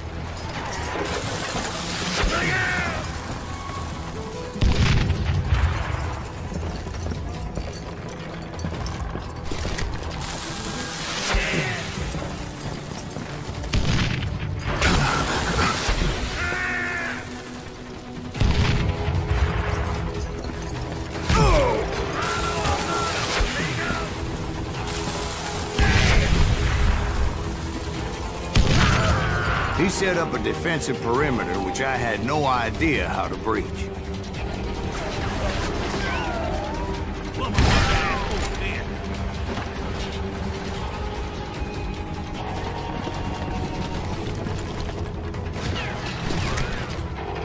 You can't beat the innocents.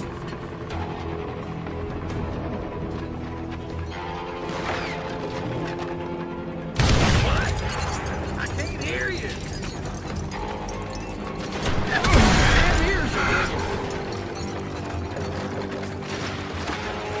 This is our goal now.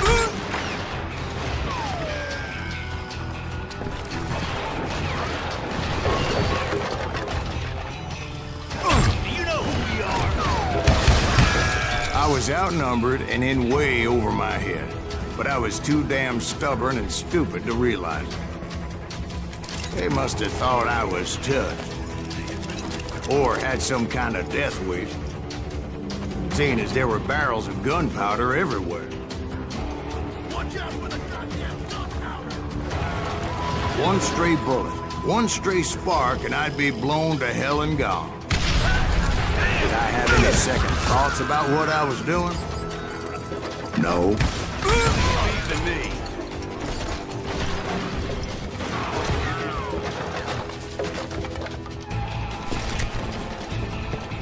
That enough?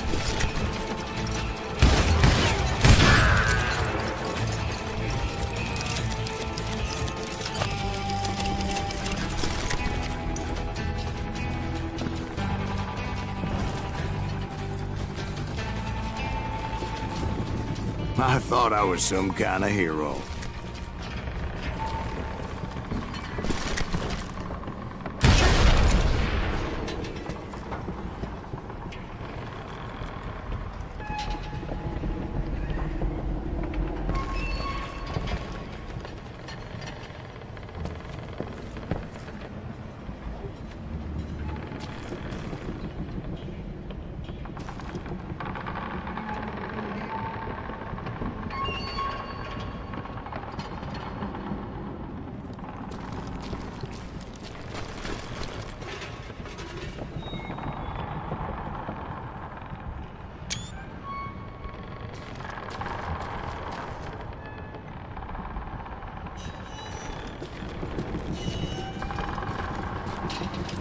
I finally made it past and headed on to meet my destiny.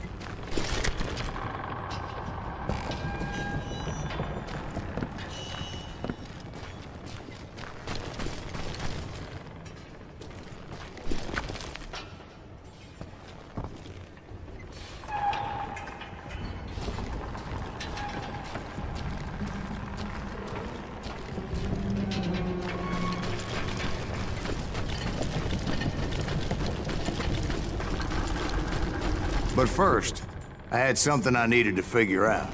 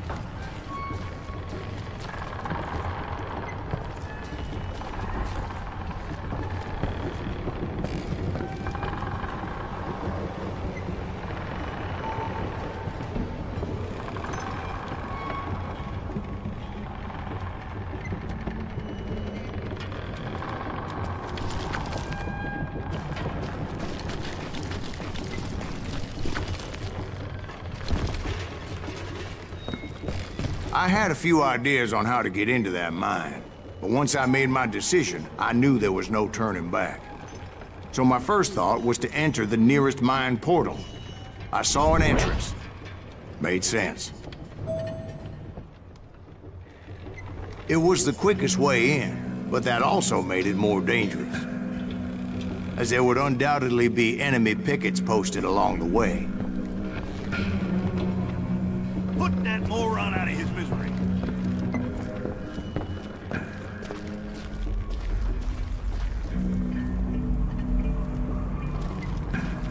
You can't beat the innocents.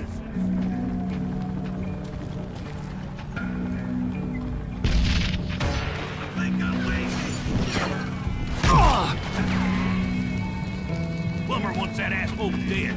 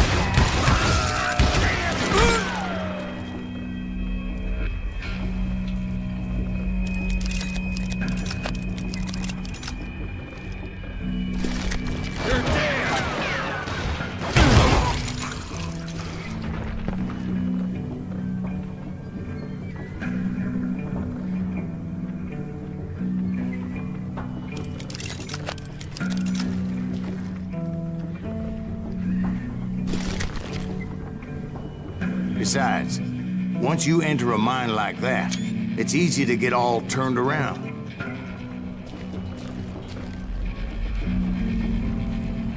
And that confusing maze of corridors wouldn't even be the worst of it.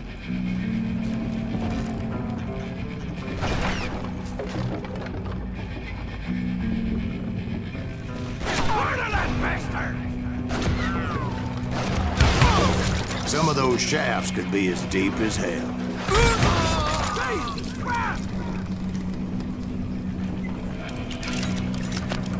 Come out from behind there!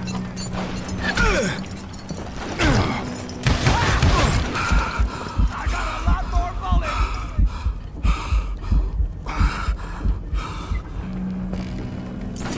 You or me? A single stumble or misstep can easily end in a deadly plunge to oblivion. Time to die!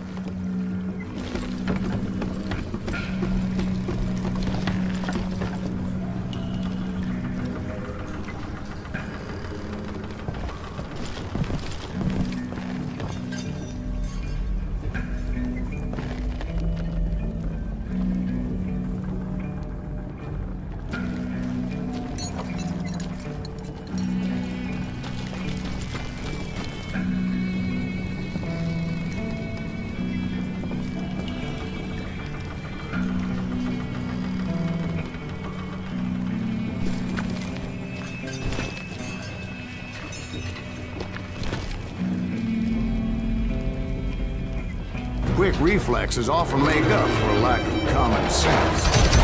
Luckily, I was never one to be easily bushwhacked.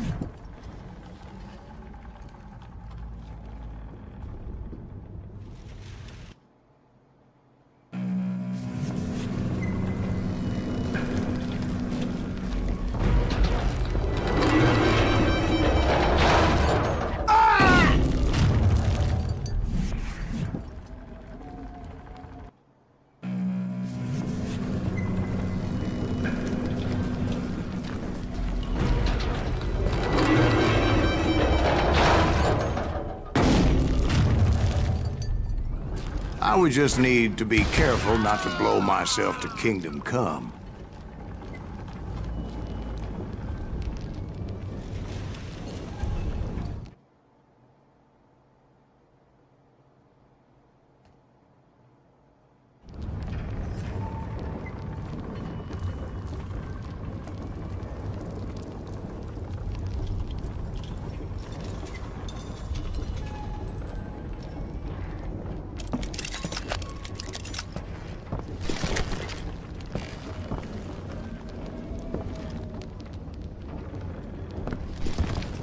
With all that gunpowder and dynamite everywhere, a body has to know what he's shooting at. Blow your shit up.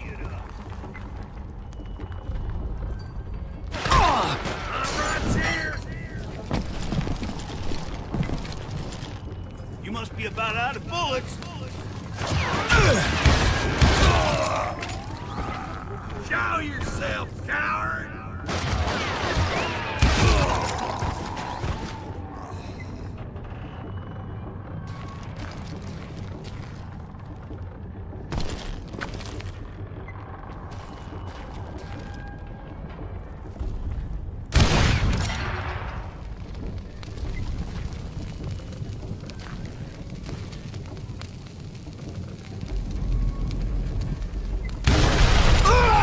All it takes is one tiny spark, and boom. Surprise! I will drop you down a mine shaft. Shit! As a boy, I always loved the 4th of July. Take that asshole out!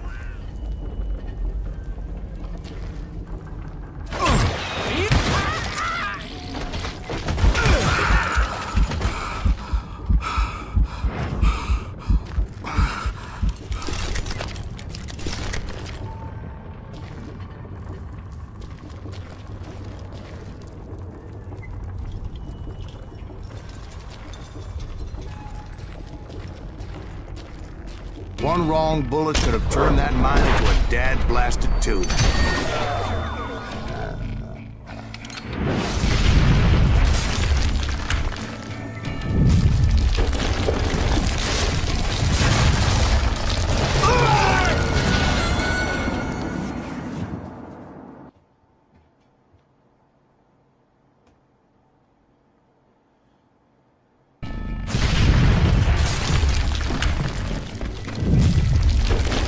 Freely admit that my plan of attack was not just moronic, but clearly indecisive.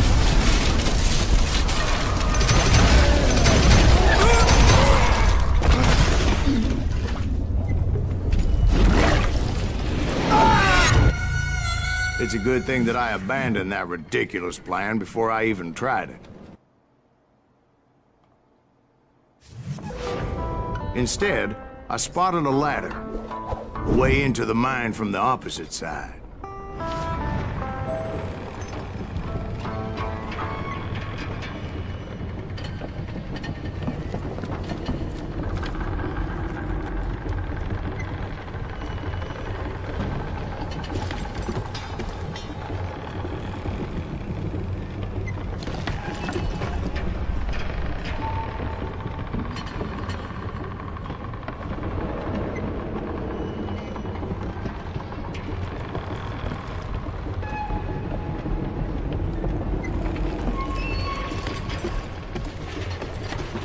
It was a long way around, but that approach seemed more sensible at the time. Of course, being I had a problem with heights, that scaffolding scared the bejesus out of me.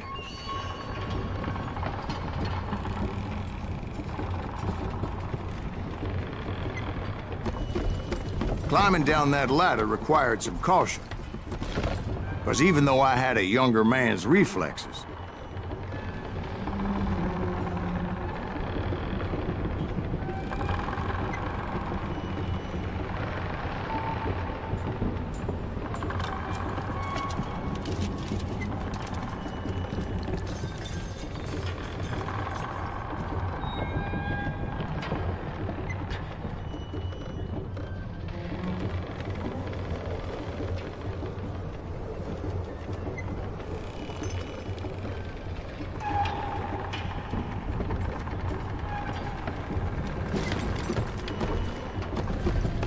no man can dodge a damn bullet while climbing down a rickety ladder.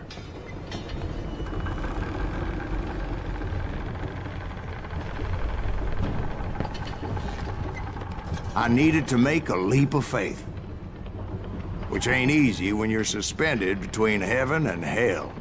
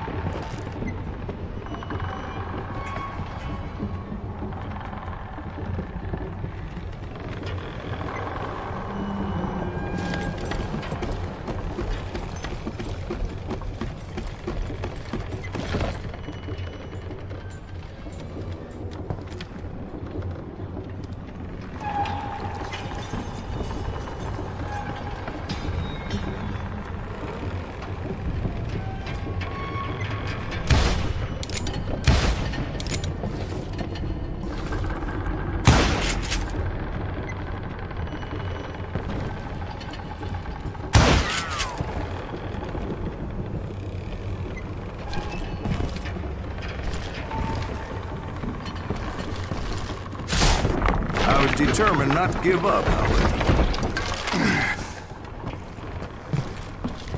That Sheriff Plummer seemed quite the despicable character. When the vigilantes discovered what the sheriff was up to, people were outraged. That 10,000 they put on his head would go a long way in helping me find old Bob. And I had made it my mission to settle that score come hell or high water.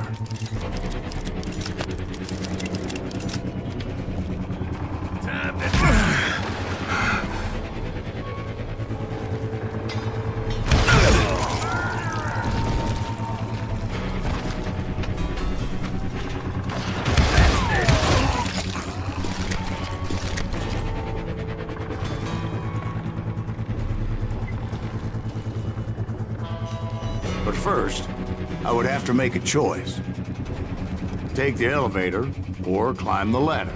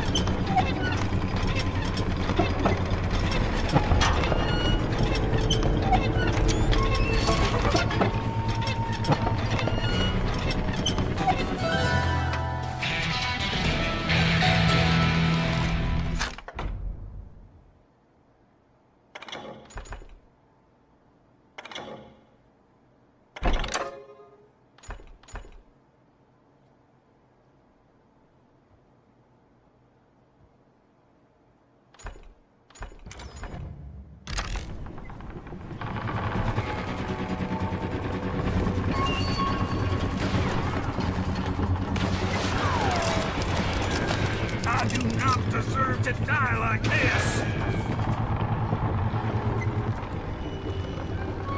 Show yourself, coward. I will drop you down a mine shaft.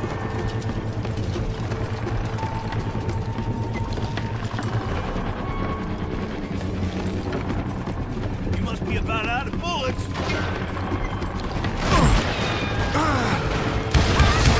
Okay, let's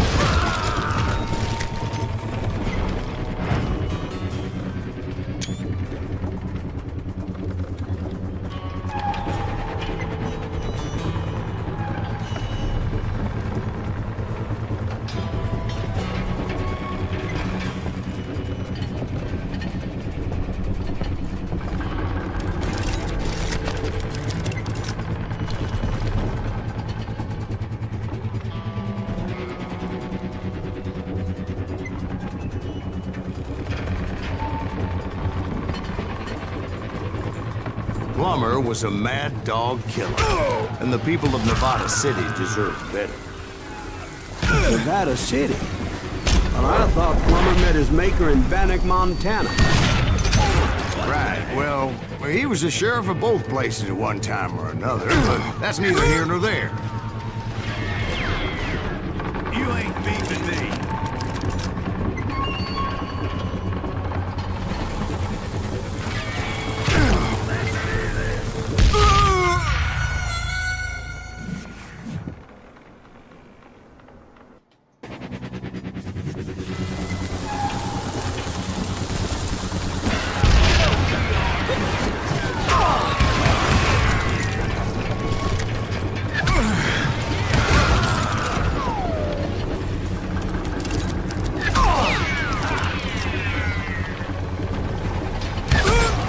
The point was, taking him down would save a lot of lives, including my own.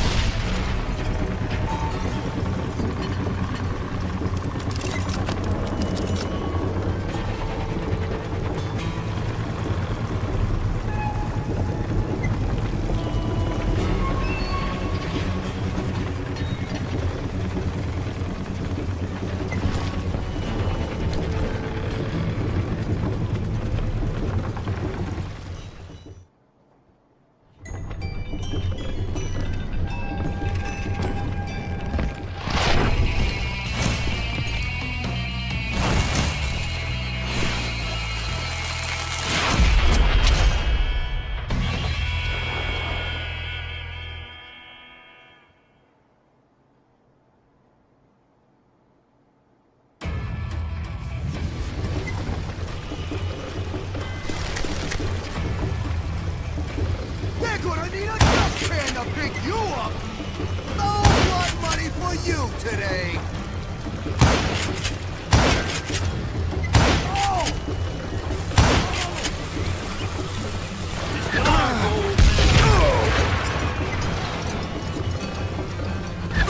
want some more? Boom! You can shoot! But can you aim?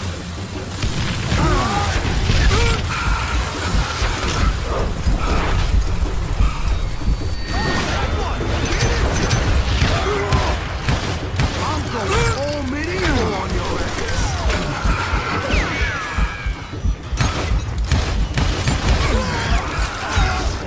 So that's how Henry Plummer died. Him and his crew were worth their weight in gold. And now, I was officially a bounty hunter.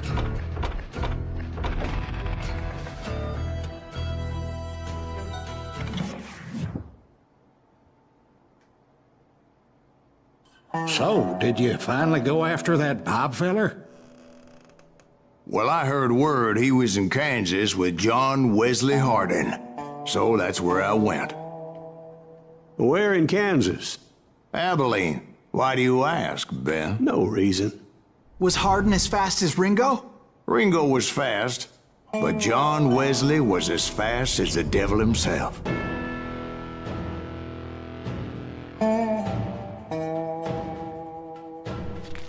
Hell, he killed his first man at 15.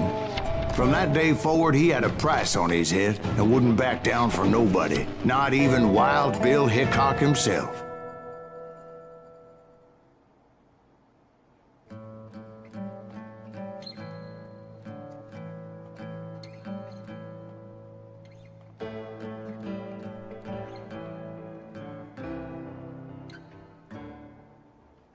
I dodged death many a time, and that night in Abilene was no different.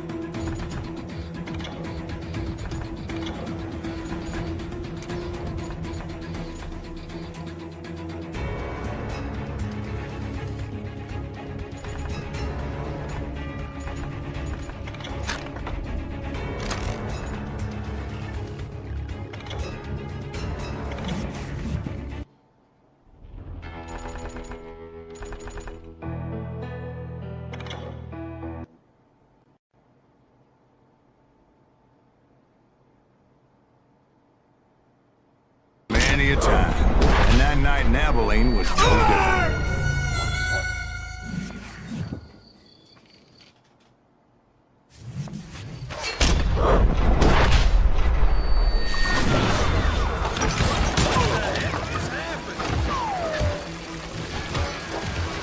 I was there with the intention of finding that bastard Bob and collecting the bounty on John Wesley.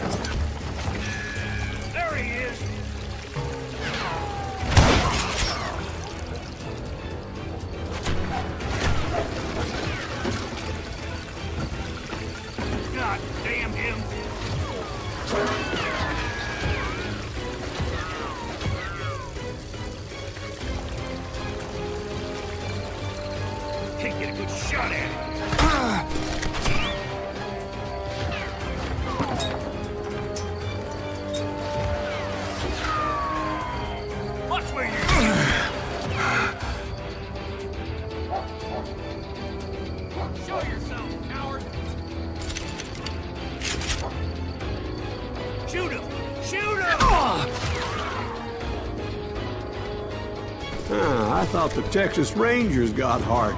Yeah, that's what they want you to believe.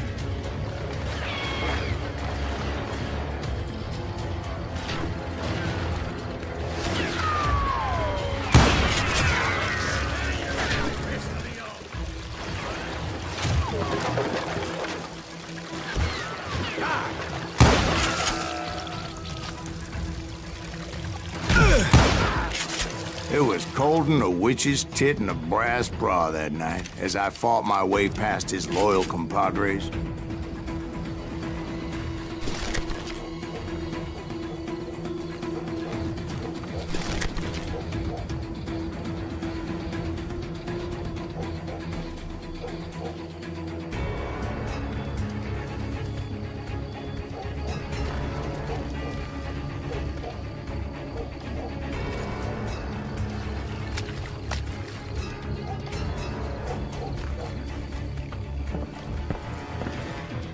the very same saloon we're sitting in today.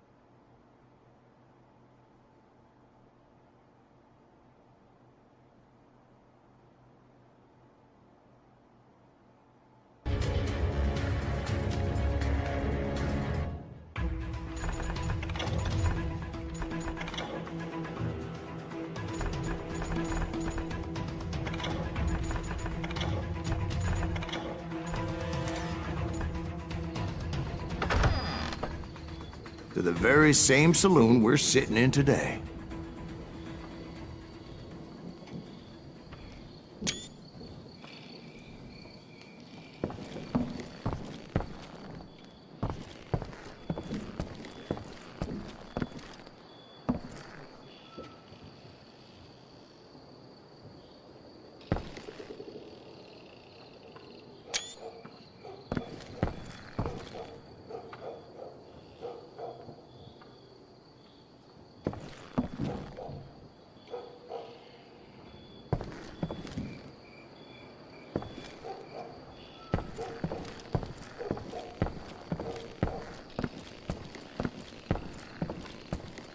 Look around and imagine this place painted in blood.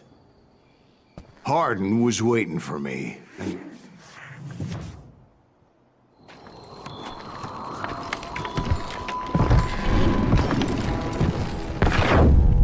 Wait, I'm jumping the gun here. Let me back up and give you some background on this sumbitch. He deserves that much. Don't you think so, Ben? John Wesley Hardin was a killer. By the end, he confessed to taking the lives of 42 men. Fathers and husbands, brothers and sons, men with families who cared about them. Families who put up money in hopes of finding justice. He was a bona fide folk hero by then, and had amassed a gang of armed miscreants and other assorted thugs.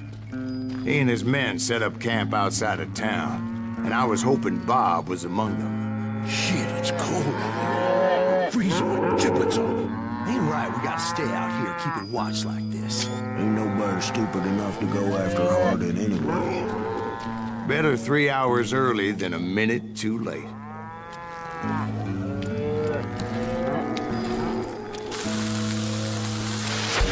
God damn it! Shoot that son of a bitch! They didn't ask why I was there. They knew. As most of them were wanted as well. There he is. I figured Hardin was here somewhere, but to get to him, I'd have to get past his gun hands. I had to spill a lot of blood to find out Hardin wasn't in that camp. He was carousing in town with his closest friends. Hardin's boys apparently didn't want me to reach the Bull's Head. Some were hightailing it into town to inform their jefe of my unwelcomed presence. That's right. Run!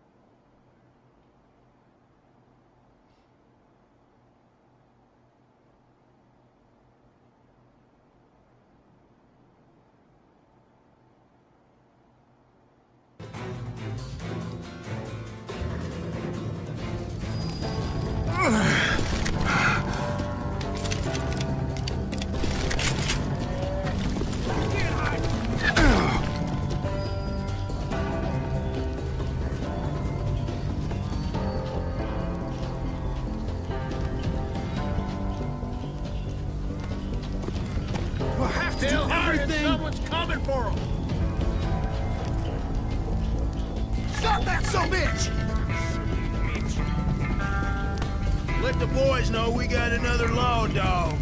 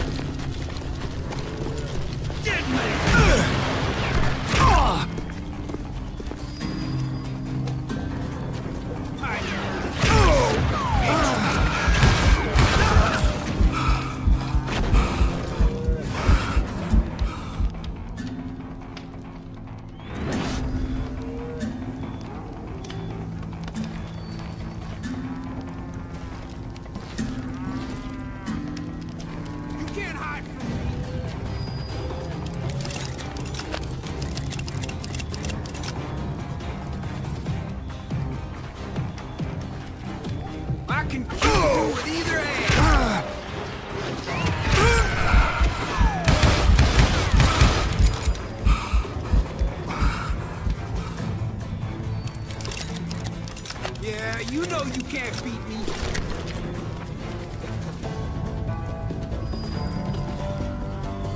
Time to fill you full of lead.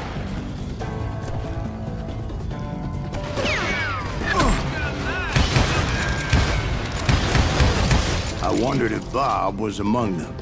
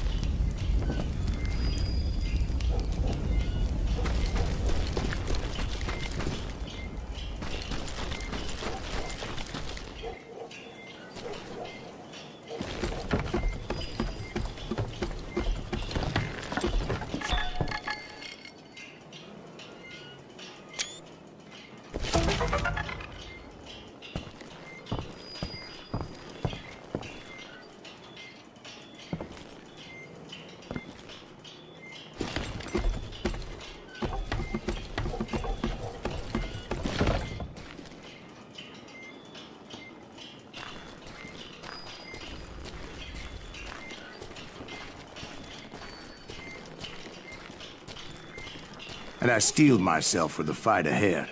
For as good as I was, deep down I wondered if John Wesley wasn't just a little bit better.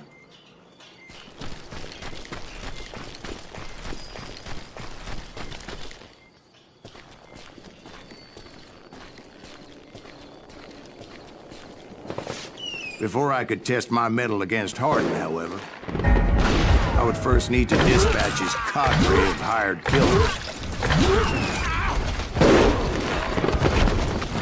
Most of these degenerates were beyond redemption, but John Wesley might have been a different story.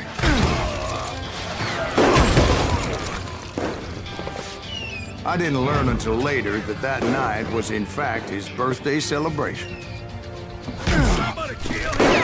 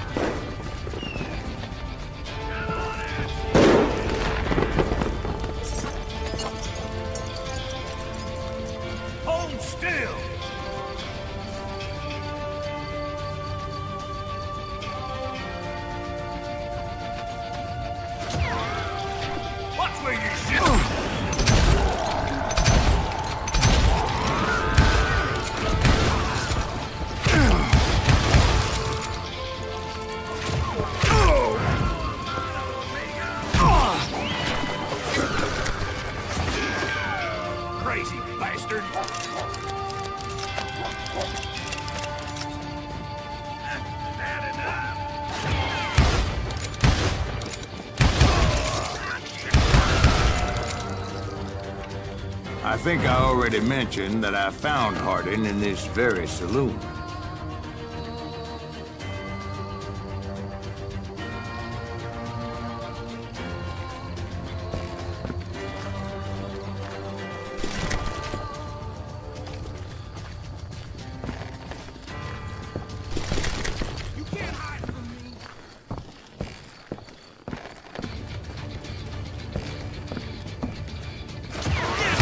Suffice it to say, nobody there was happy to see me.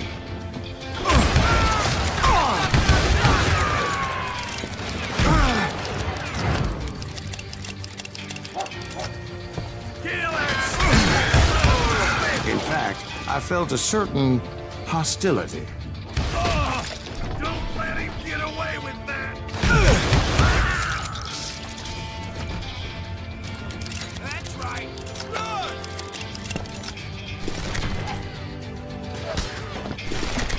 You ain't beating me, boy!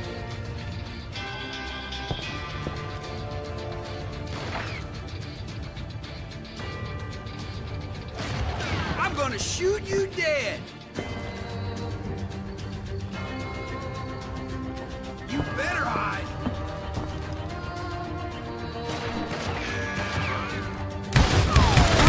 Did that asshole just kill Red?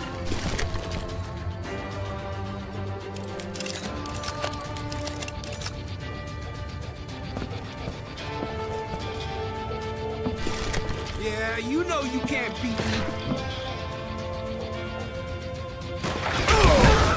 I was disappointed that neither Bob nor John Wesley were among the dead. But that was short-lived, as a moment later I was facing down the fastest gun in the West.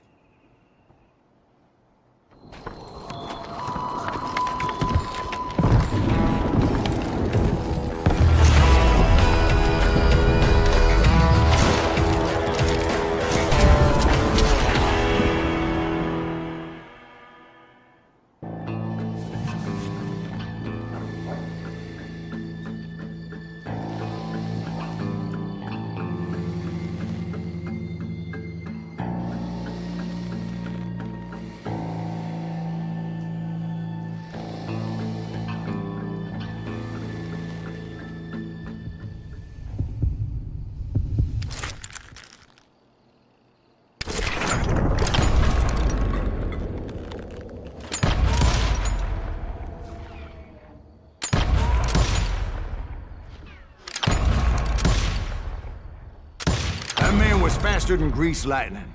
But being inebriated as he was, he didn't count his shots. And now, he was at my mercy. So he didn't die? No, I sent him to prison.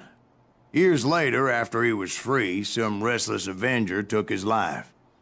Shot him in the back at a saloon just like this one. Anybody up for another beer? Ben?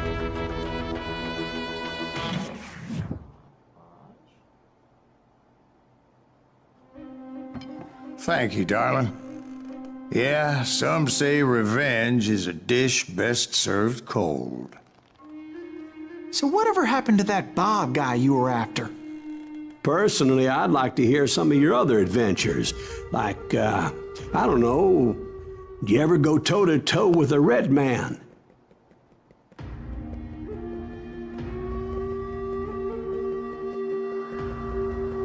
Yes, I did, Ben. I remember once I was after this renegade Apache, Grey Wolf. Strangely enough, revenge was also his primary motivation.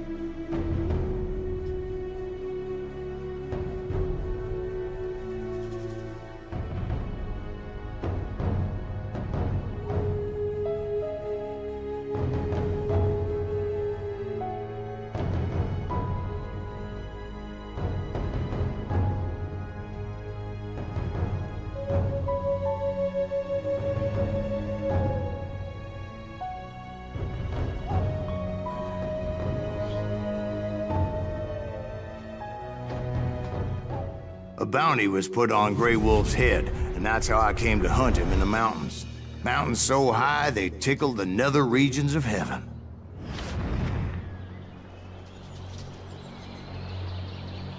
Grey Wolf was a Chiricahua Apache medicine man who had led a war party in revenge for a massacre against his people. The U.S. Army had attacked his tribe during his daughter's sacred sunrise ceremony, and the slaughter was unspeakable. I understood his anger, as there's nothing more traumatic than seeing those you love die in a cruel and painful death.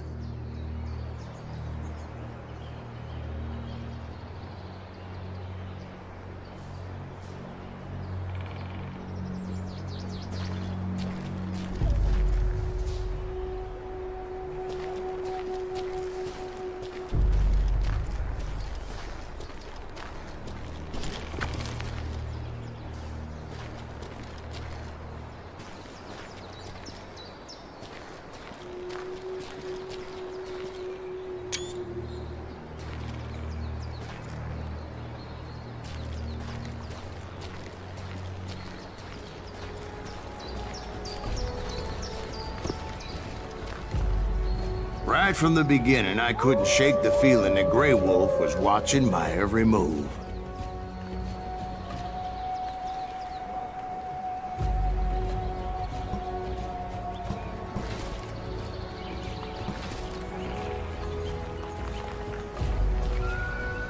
He led a band of young Apache warriors who wanted retribution, and were more than willing to die for him.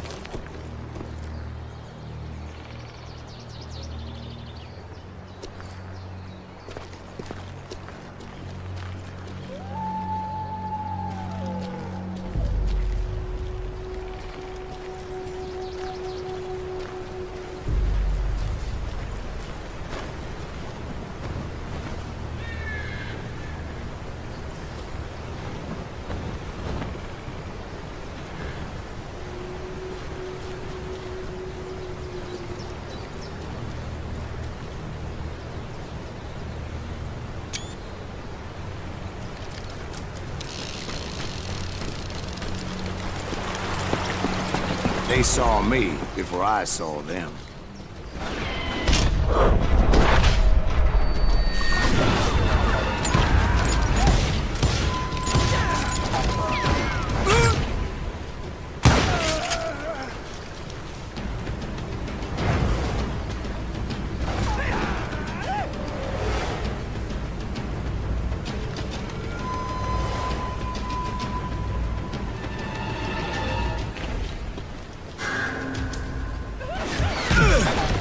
Crossed my mind that maybe this wasn't such a good idea.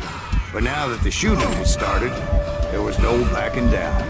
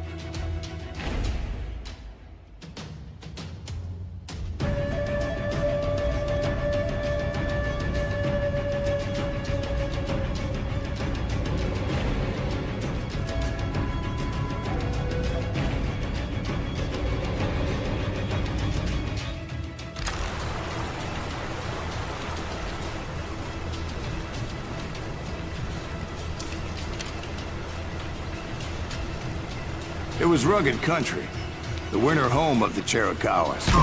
And that's why they had retreated there.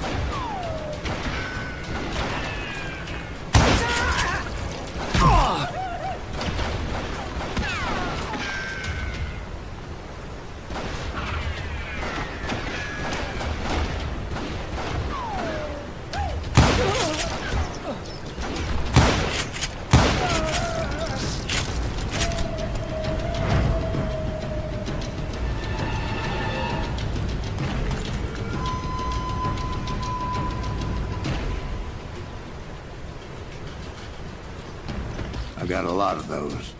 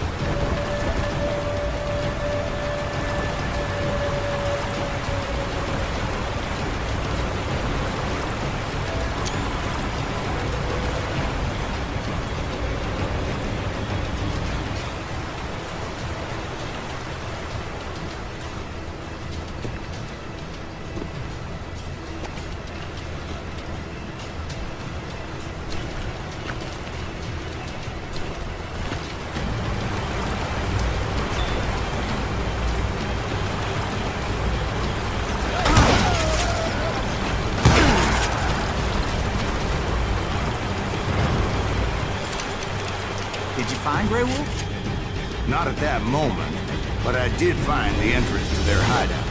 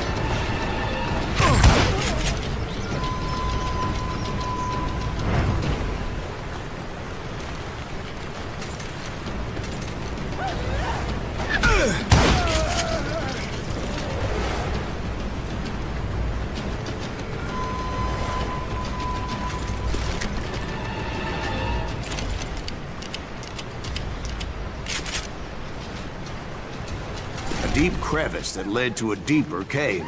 Don't tell me you're in there.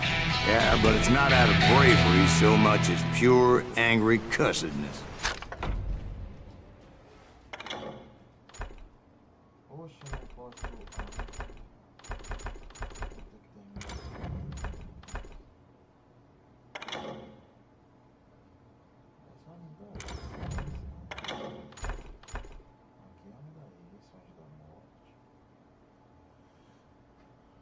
Computador corpo a corpo, não como na hora durante a situação de manifestação consegue funcionar isso.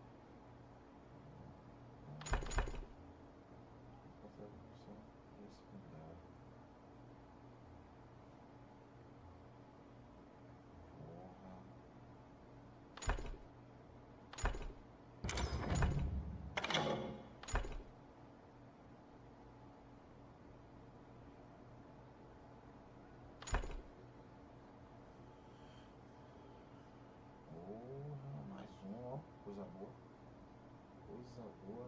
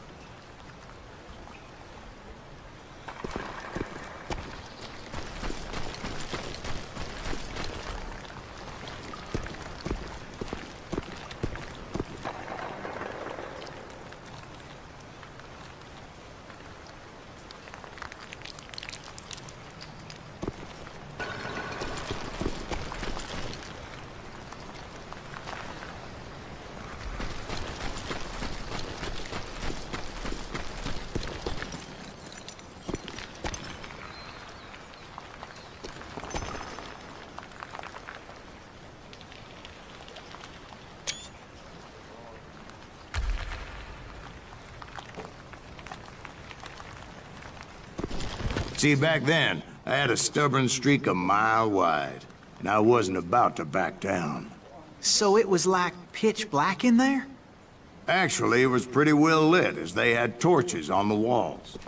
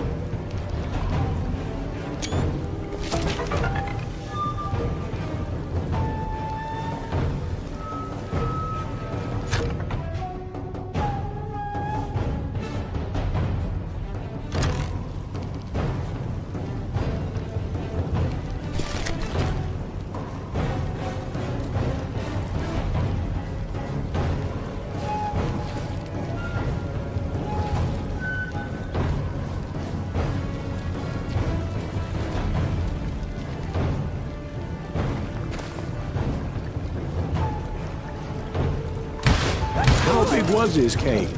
Big as hell, Ben. Chiricahua had hid out there during the Indian Wars.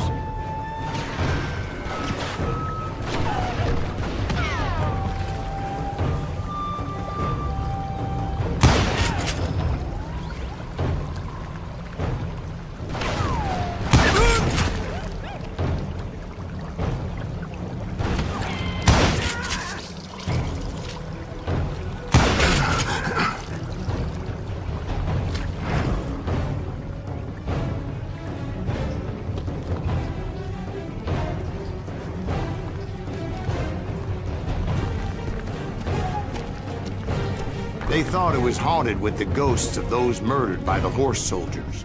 The cave was haunted with dead Indian ghosts?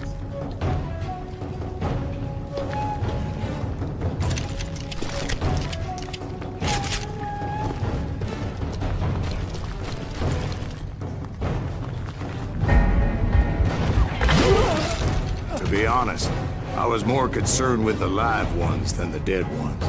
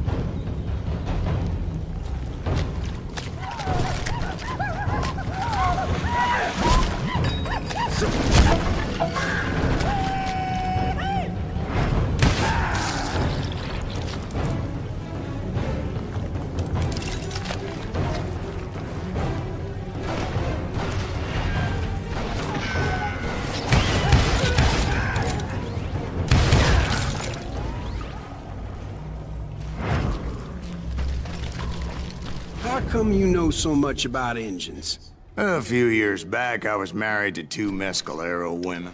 At the same time? Yeah, they were sisters. Polygyny is traditional among the Mescalero.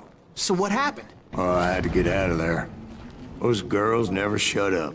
Both of them nagging at me all the time. Drove me half crazy. Haven't seen them since. No, I mean, what happened with Grey Wolf? Oh, well, I pursued him into the Cave of Death.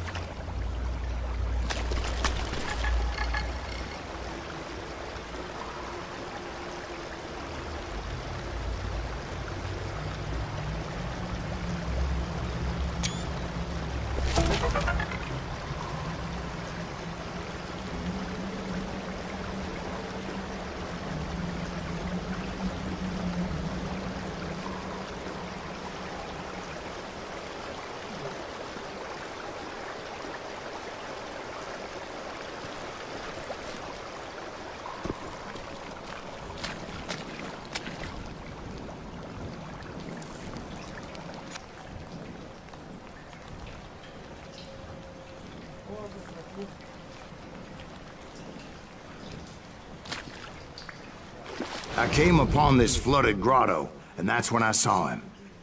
He came to me unarmed and unafraid. His voice echoed in the shadows, and I sensed he meant me no harm. You carry great darkness in your heart, and if you do not release it, it will claim your soul. The sound of his voice put some kind of ancient Indian spell on me.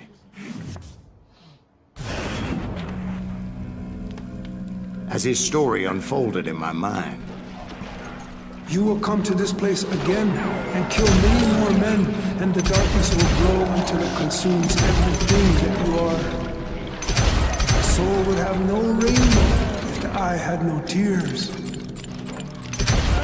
He said I was a great warrior, a coyote man, unequaled by any other pale-faced warrior, or something like that. The snakes will bite shadows of your past until the venom poisons your heart, and an echo of the song of the dead summons the spirits deep from within the mountains. I didn't quite get what he was saying, but there was definitely snakes. And indeed, his warriors surrounded me and attacked me like hungry wolverines. They couldn't stop me, though, and Grey Wolf wasn't in the mood for idle talk.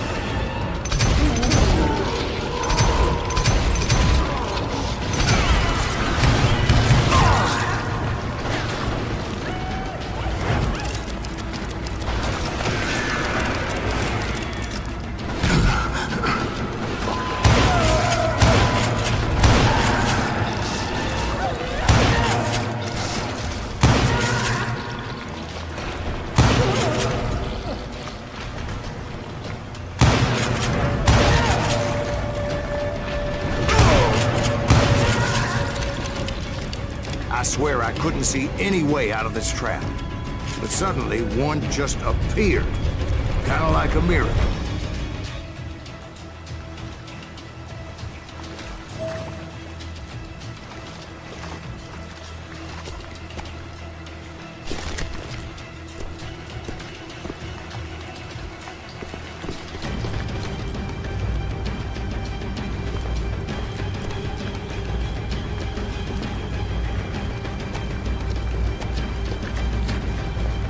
I felt like I would be lost in that damn cave forever.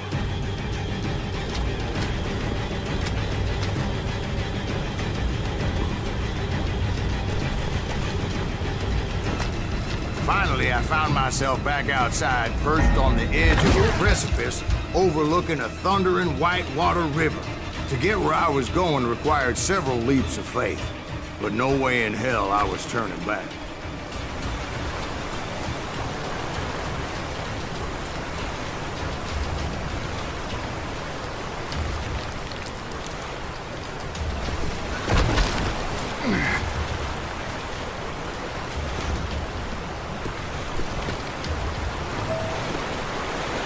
I chased after him, determined to make him explain the meaning of all that mumbo-jumbo. Mumbo-jumbo's right. Are you making this all up as you go? A few details may be fuzzy, brother, but I am relating exactly what happened to me.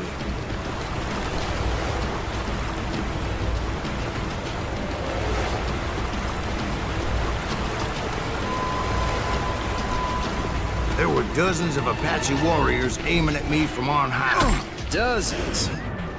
Well, maybe not dozens, but there was a lot of them. At least 3 or 4. Well, more than that, little lady.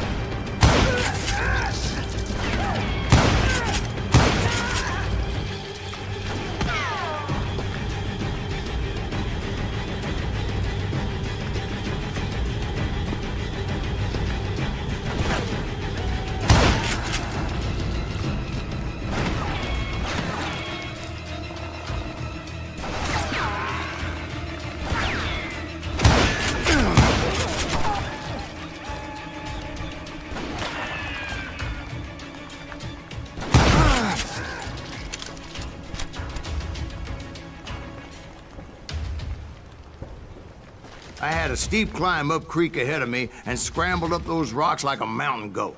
I was determined to locate Grey Wolf and find out exactly what the hell he was trying to tell me.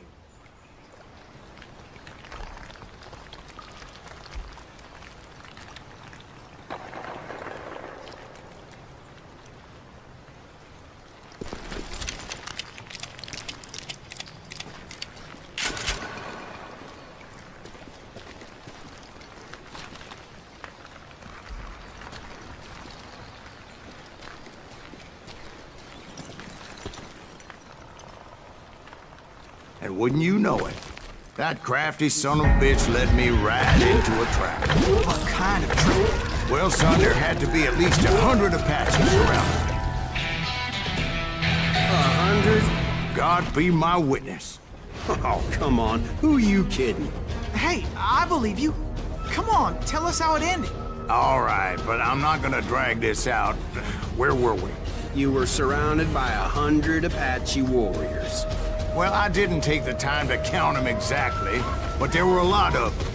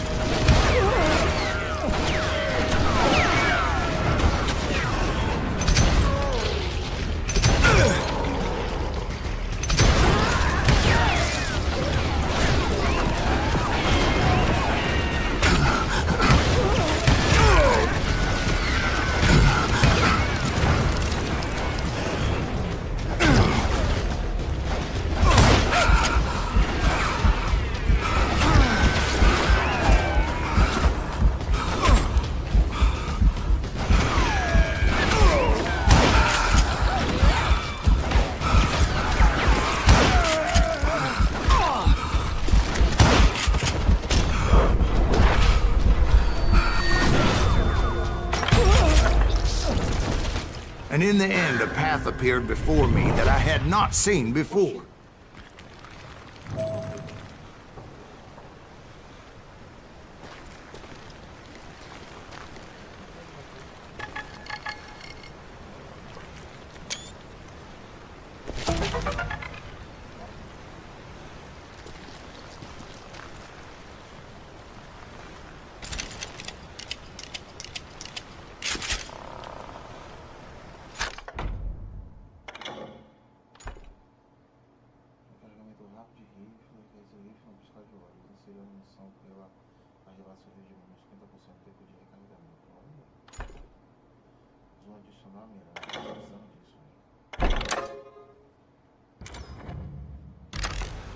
I followed it as I desperately needed to find out what Grey Wolf was trying to tell me.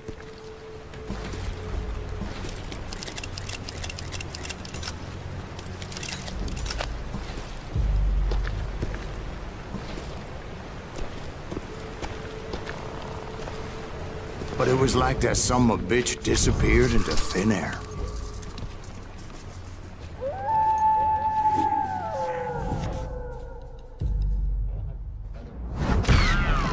Never did find him.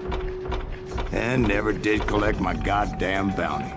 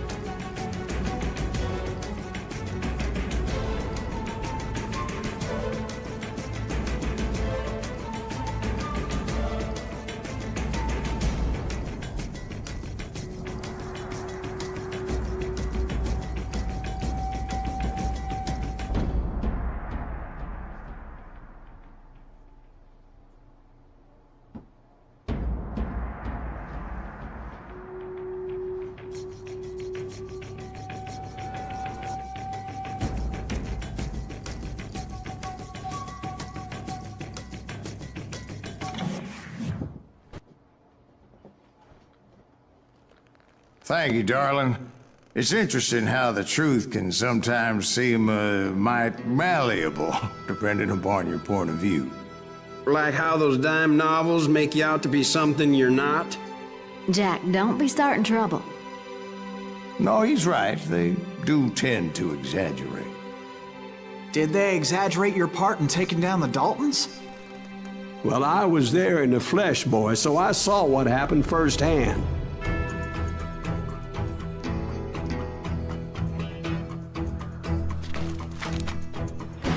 Those Daltons were lawmen once, before they all went bad, robbing banks and trains clear across the territory. Until Coffeeville, of course. I was one of the citizens who took up arms that day. Fighting on the side of right? I did my best, sir. We all did.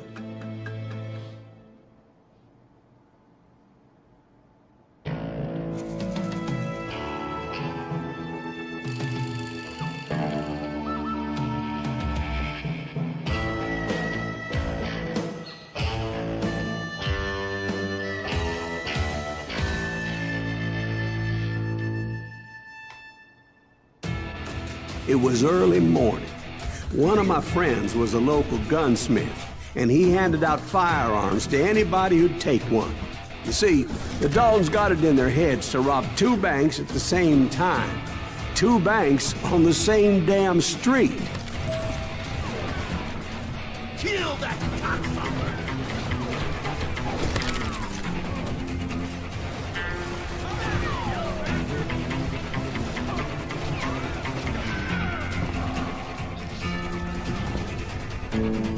I can kill you with either hand.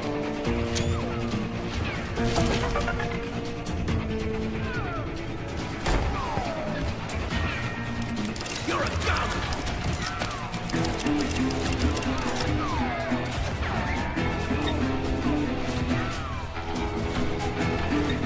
You ain't stopping me!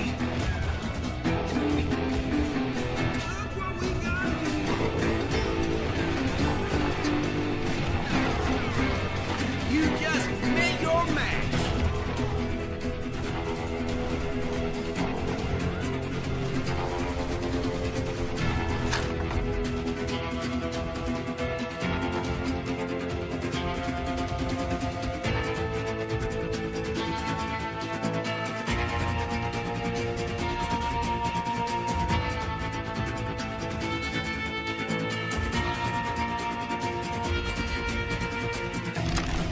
Time to fill you full of lead.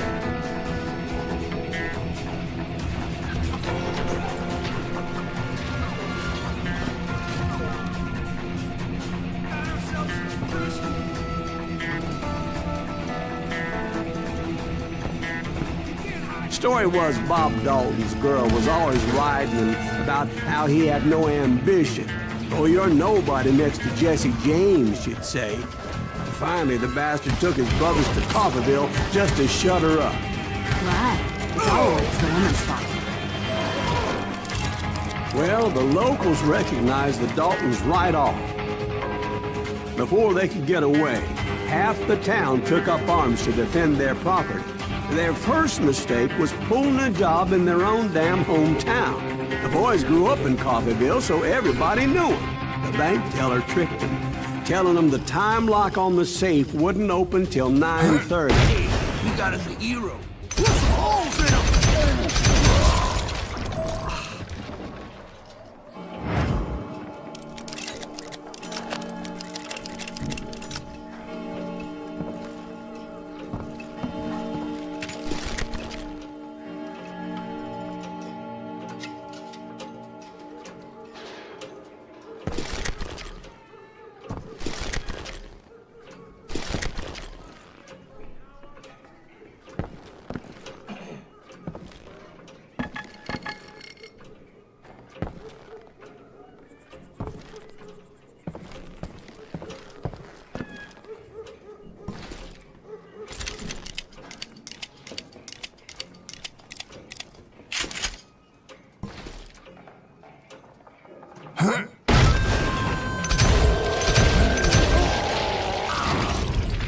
The brothers paid dearly for their stupidity, but everybody knows They had it coming. There's more to it than that.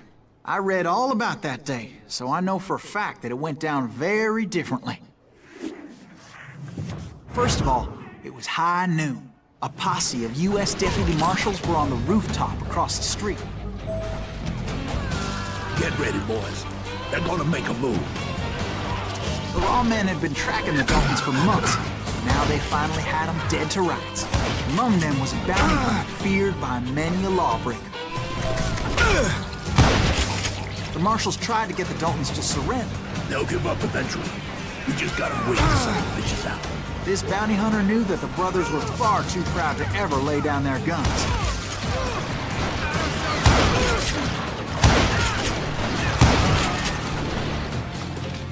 He went in there alone to confront those criminals.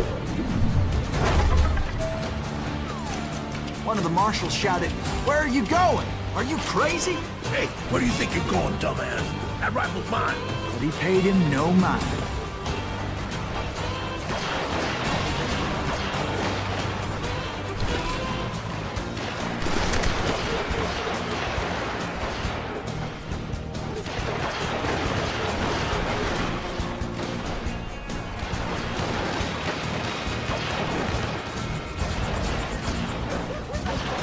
He saw a way to get around to the back of the bank.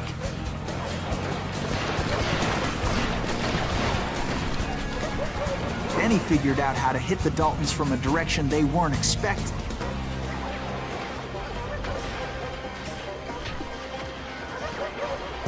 From above. Fortunately, a water tower was right there.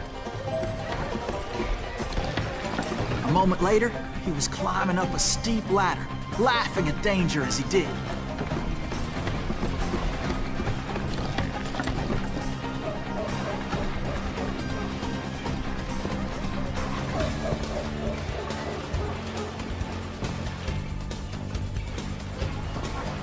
It was brave men like him who risked their lives to tame this wild country.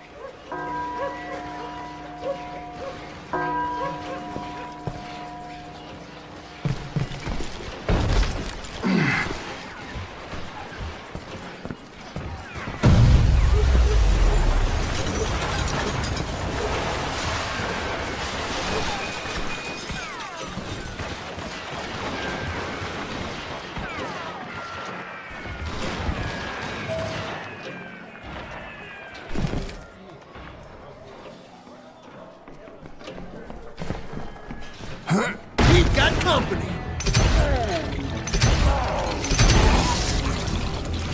Heroic men like him, who did what other men couldn't or wouldn't to make this country free. Like Jim Bowie and Davy Crockett, who died defending the Alamo.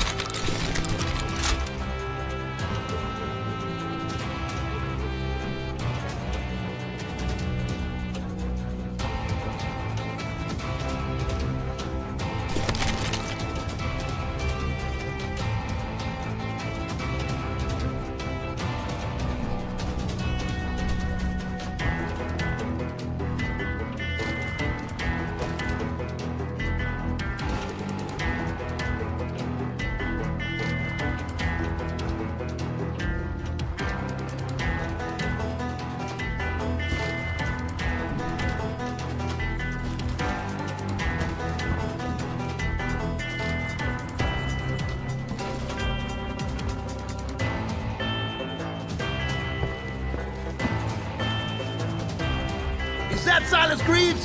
Son of a bitch! You rule the day. That's right.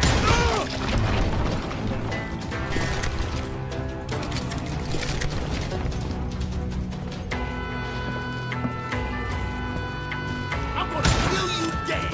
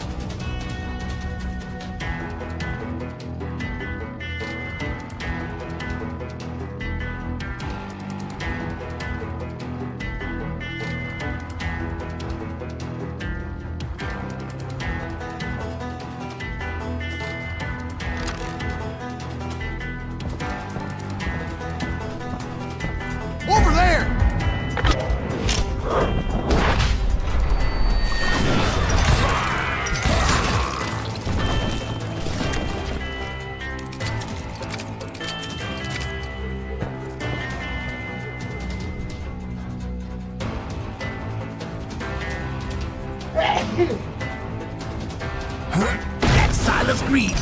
What the hell? Blam! Blam!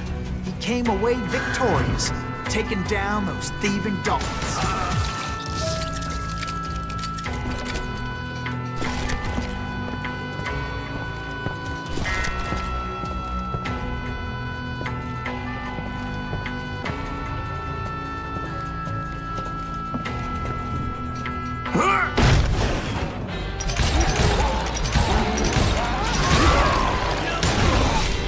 His name was Silas Greaves, and when the dust finally settled, he was the last man standing.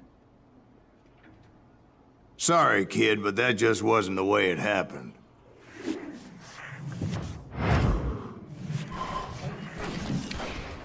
It was early evening, not high noon.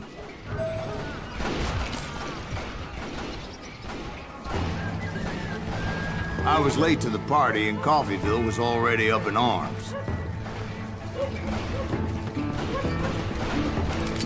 It's you or me? The Daltons blew up the safe, and were all set to hightail it out of there. Those pathetic deputies surrounding the bank were dropping like flies.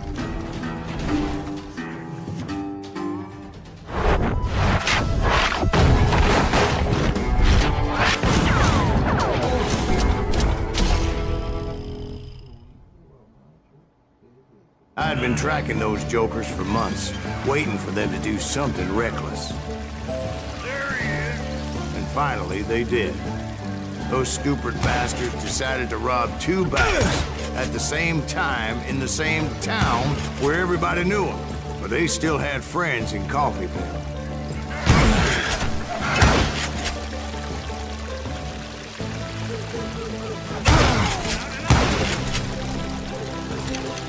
You can't get me.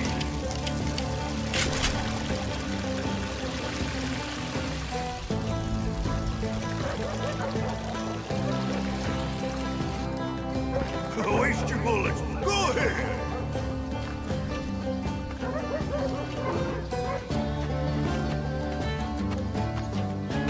Can you shoot around corners? What are you gonna do?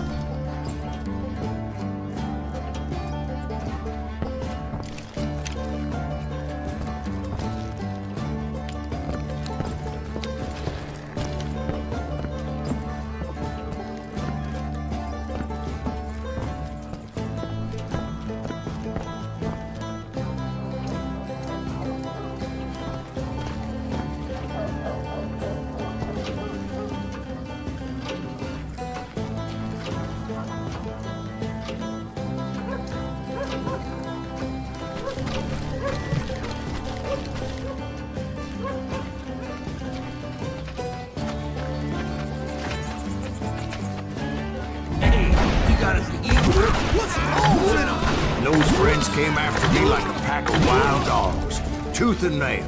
They were coming at me from all directions. I caught sight of the Daltons running with the money and didn't want to lose them. The problem was, they knew the town better than I did. And to top it off, I found myself in the middle of another shootout entirely. Did the Daltons hole up in somebody's house? No, it was the Smiths, I believe. They were cousins of the Daltons. And they were shooting at the Browns, who were shooting at the Daltons. Which wasn't any surprise, because those two families have been feuding forever.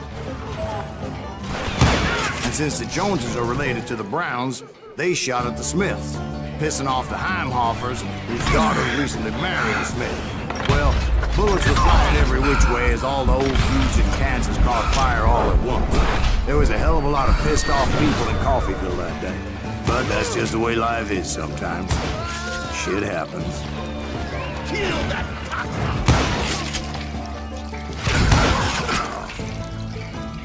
Come out, you yellow bastard!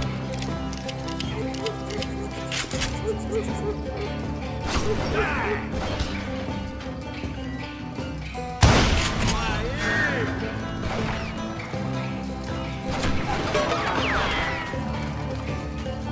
I'm ending you.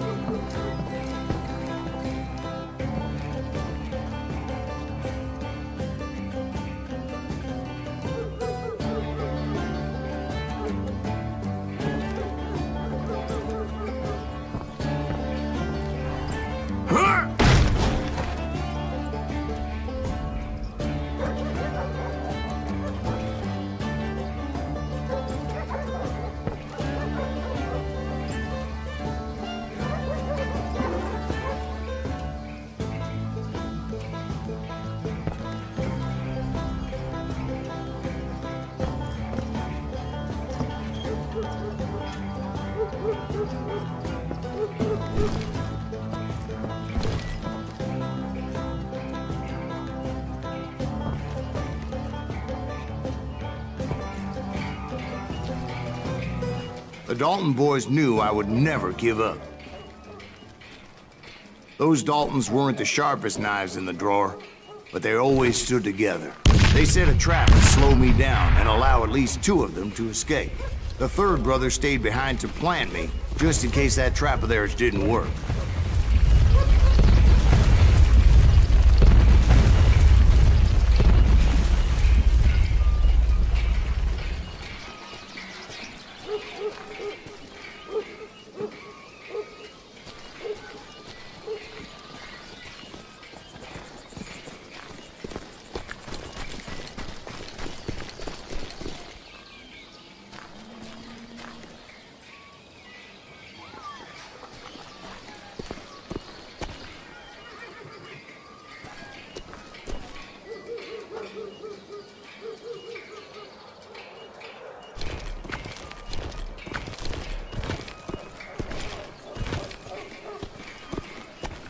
Was Emmett, the youngest, and he decided to stand his ground and face me down. I'm gonna send you to the bone orchard!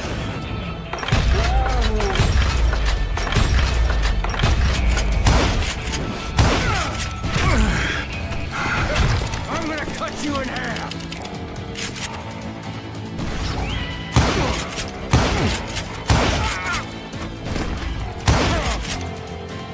You ain't getting by me, Green!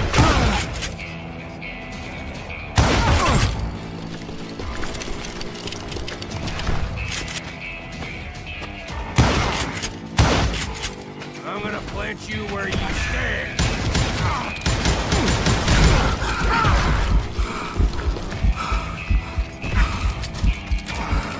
I'll blow your damn head clean off!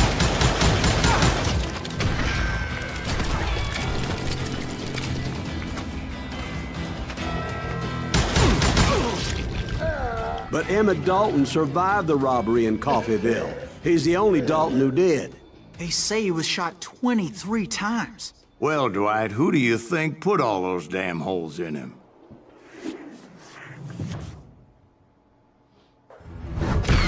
But I have to admit, that boy had grit.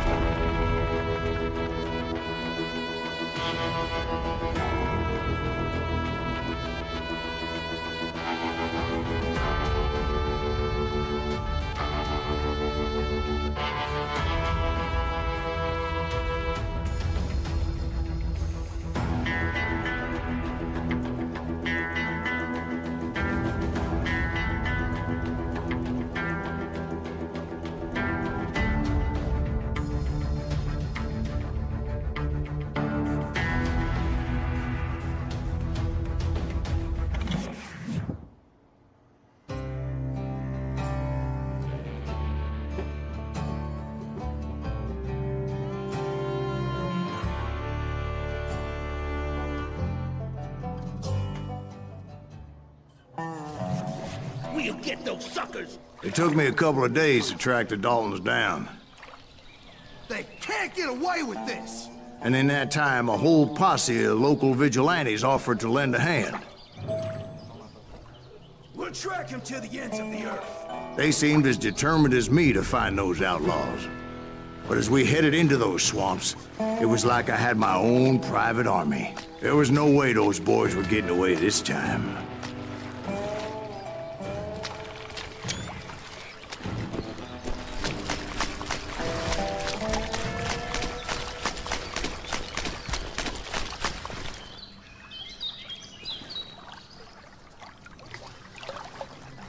It was early fall, right?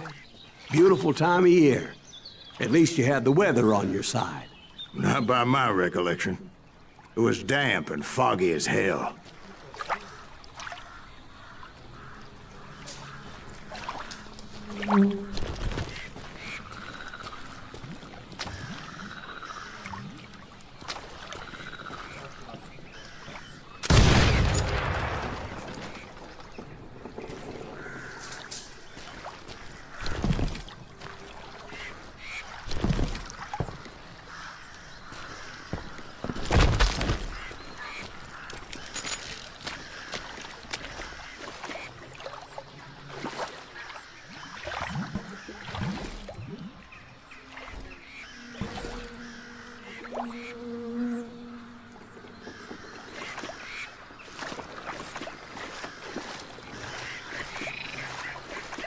It was tough to stay on a true course, so we kept an eye out for landmarks.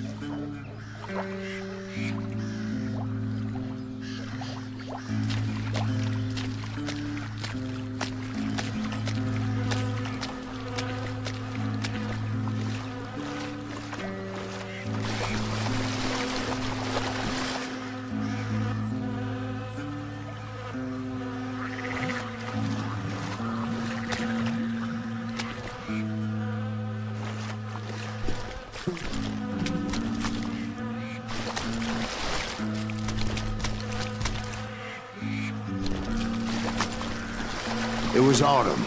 The maple trees were in full color, red as blood.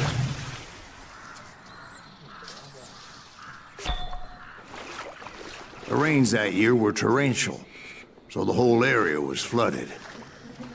The vigilantes had spread out wide, and pretty soon I couldn't see anybody.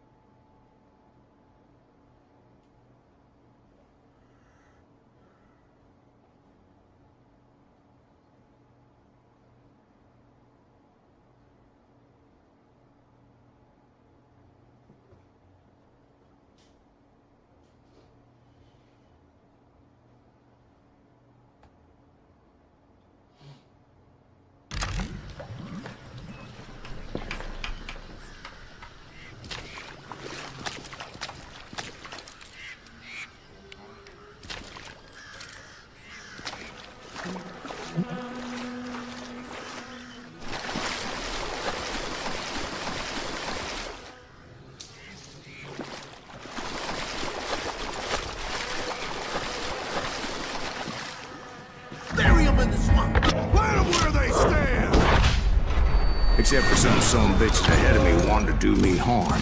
So I had to face them alone. I wondered why my compatriots didn't come running when they heard the shots.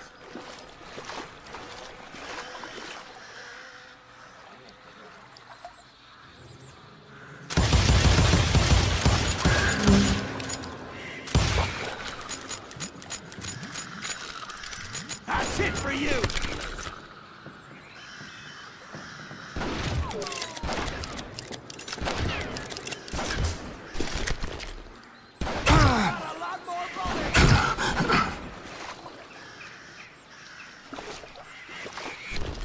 Show yourself!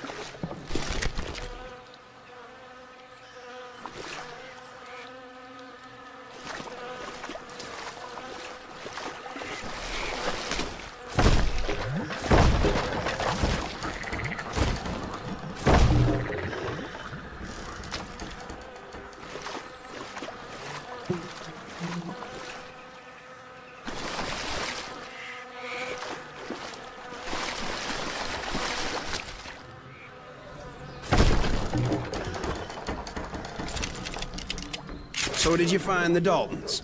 Not yet, but I did have the questionable pleasure of meeting a few of their friends.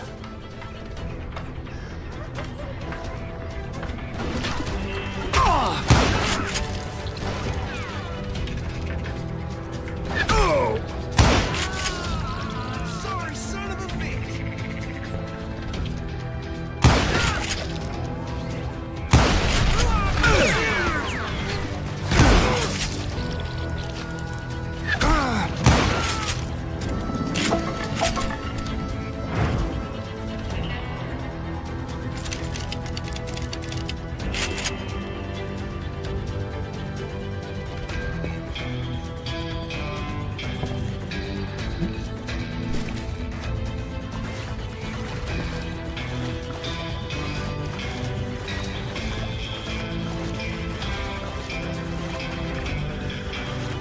The boys had established quite a reputation by that time, so they attracted all manner of riffraff to their cause.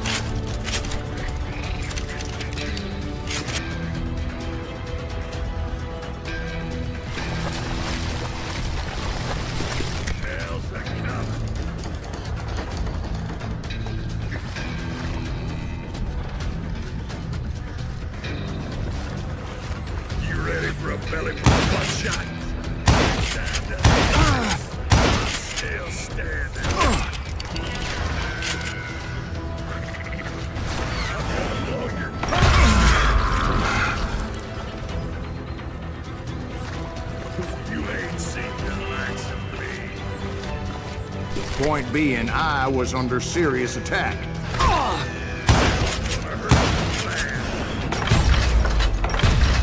And my reinforcements was nowhere to be seen.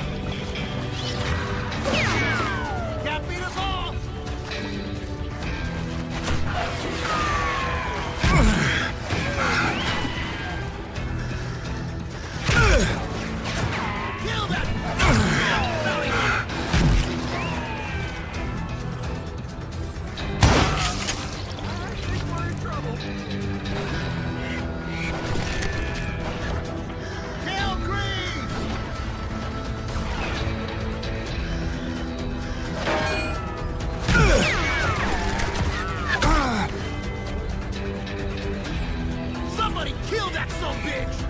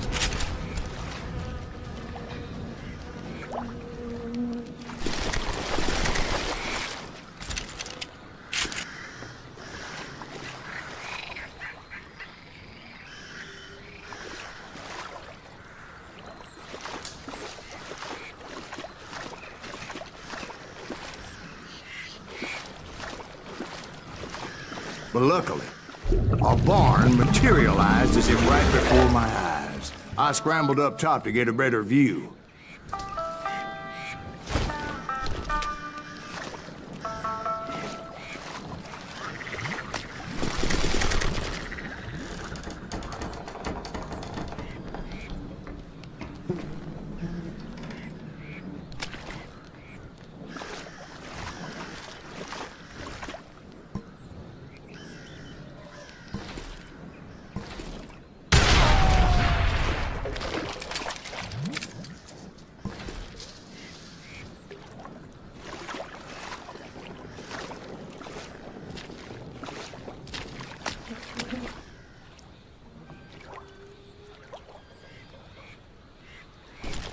But just ended up falling inside. So, how did you get out? The barn doors was open. About right then, I saw some suspicious characters running through the bushes. Of course, I followed them. But that goddamn swamp was like a goddamn maze, and pretty soon I had no goddamn idea where I was. Steve? So I just started walking, and pretty soon... Oh.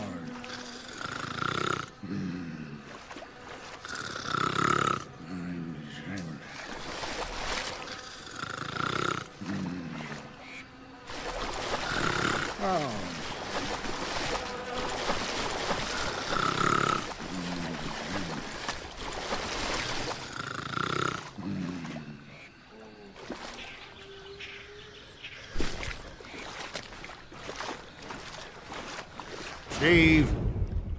Steve? Huh? Oh, no, I'm listening. Indians surrounded me from all sides.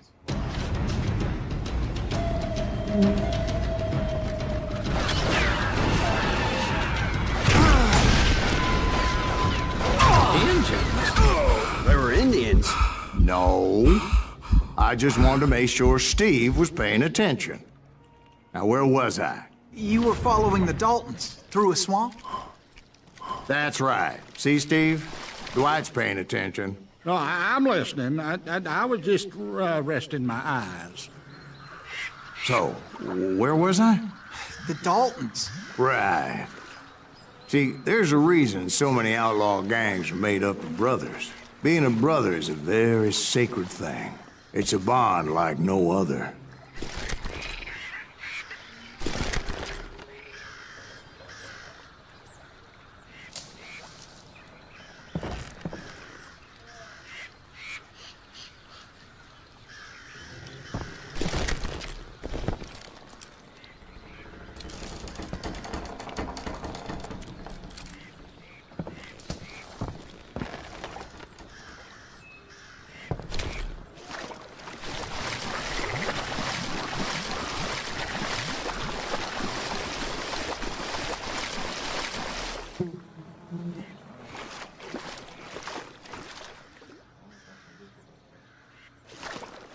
Bounty hunters! Stop that, sumbitch! So did you ever find the damn Daltons? Not yet. But I did find a few of their cousins. You Kansans breed like rabbits.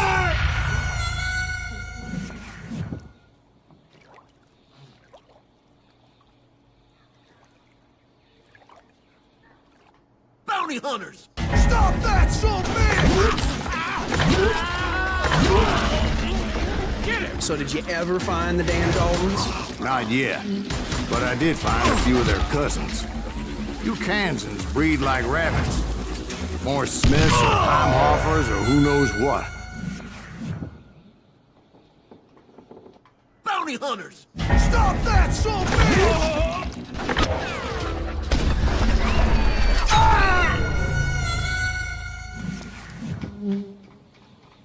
Bounty hunters! Stop that, so big! Surprise!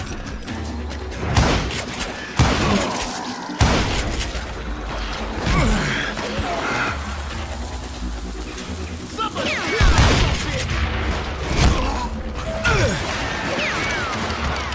But hell, what's more important than family? I bet Ben knows what I'm talking about.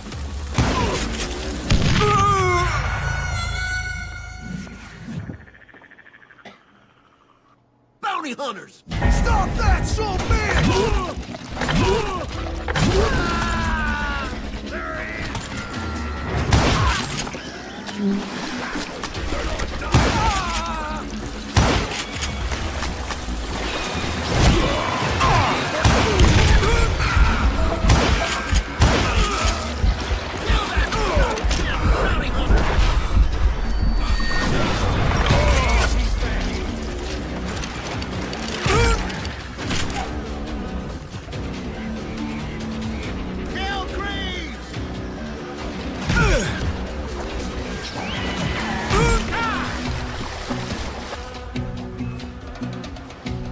Bury him in the swamp!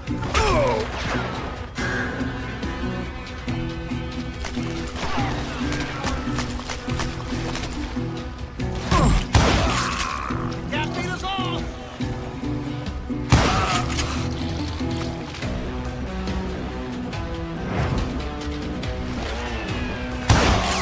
This son of a bitch is loco!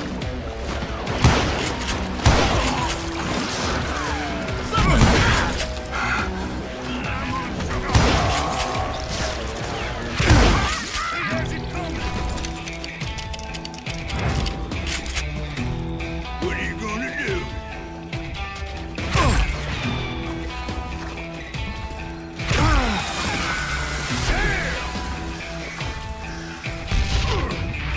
Shoot, I dare you! Yeah!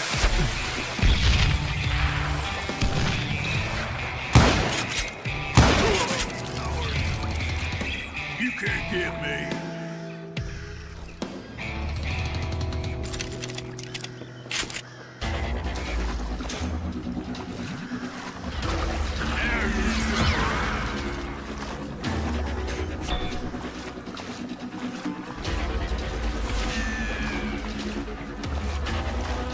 Waste your bullets. Go ahead.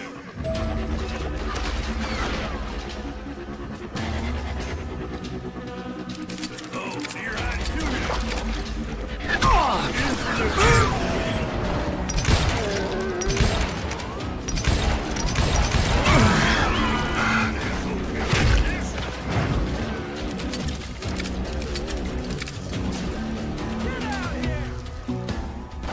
Shoot, I dare you.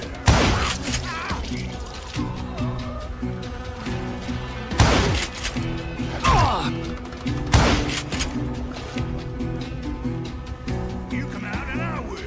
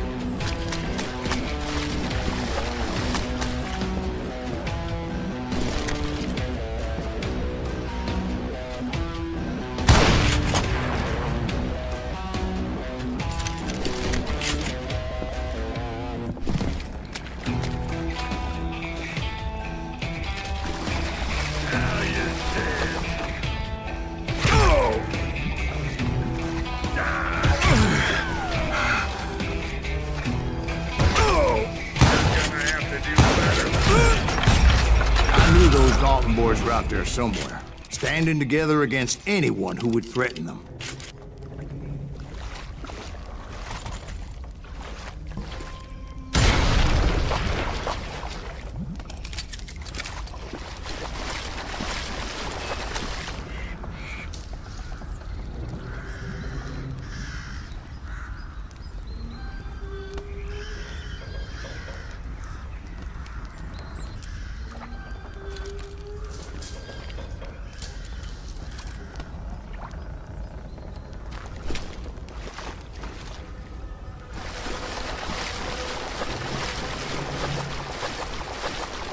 And that's when I saw it. A goddamn steamboat. A steamboat in a swamp? Yeah, Steve, but this wasn't much more than a wreck, really. But how'd a damn steamboat end up in the swamps? Guess it floated off during the flood of '89. Now, was it a stern-wheeler or a side-wheeler? What? Does that really make a difference, Steve? It was a steamboat with a goddamn army on board. It was then that a fusillade of bullets come raining down from on high. And those vigilantes who accompanied me weren't anywhere to be found. But among those men that were shooting at me, I thought I saw some familiar faces.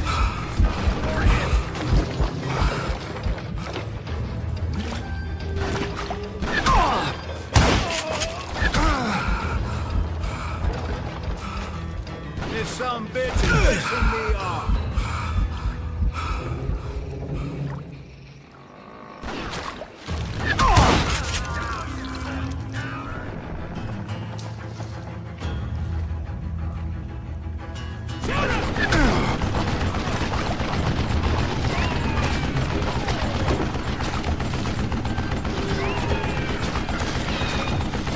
God damn, this takes a while.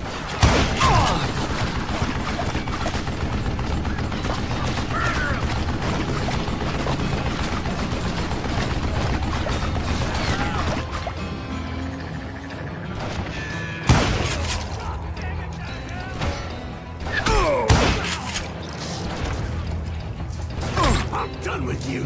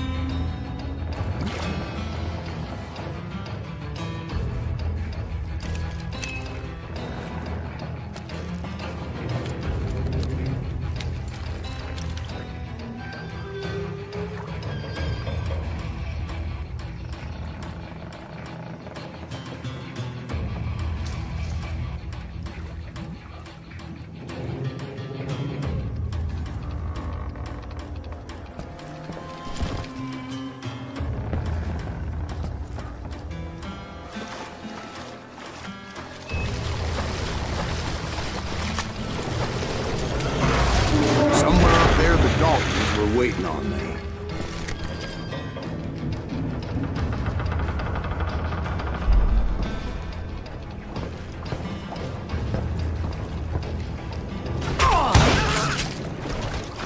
Sorry, son of a bitch!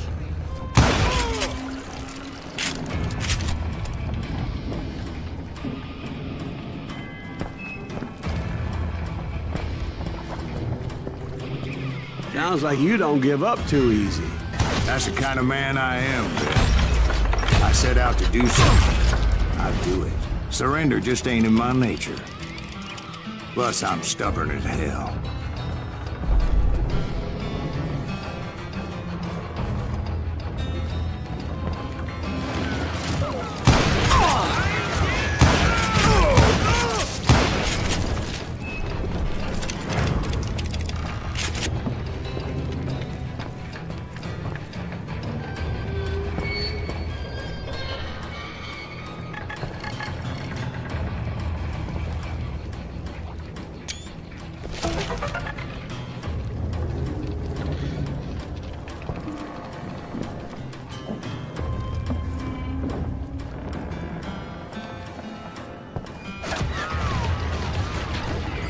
You bastard!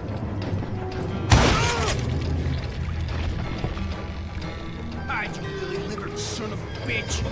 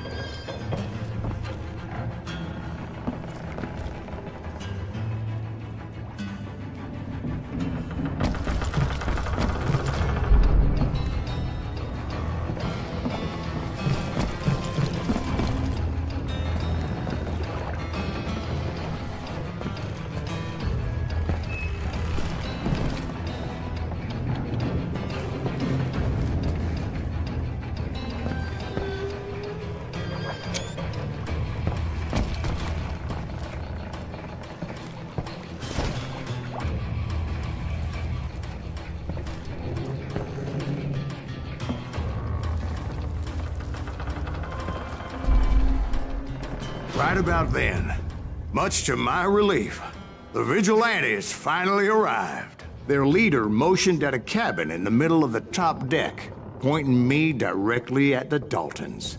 I finally had them, after months of dogged pursuit.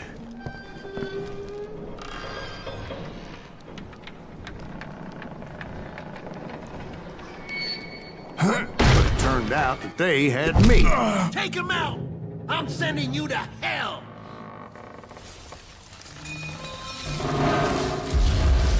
The Daltons had played me like a fiddle. All, Apparently, the vigilantes were on their damn payroll. They didn't just want to shoot me. They wanted to burn me alive. But finding my way out of a burning labyrinth proved to be quite a challenge. It was a riverboat, right? I mean, it's not like it was a goddamn ocean liner. Well, yeah, but I was in a Did you fight. hear about that ship that's gonna launch next year? Largest one in the world. You're talking about the Titanic. If you ask me, it's too blessed big. I don't think it'll even float. So anyway... Don't be stupid, Steve. They know what they're doing. They say that the Titanic is unsinkable. Oh, God. But getting back to that steamboat, how'd you get off it, Mr. Greaves? I took in a lot of smoke that day, so I admit my recollection might be a bit hazy. But somehow I managed to finally disembark. It was time to settle this once and for all.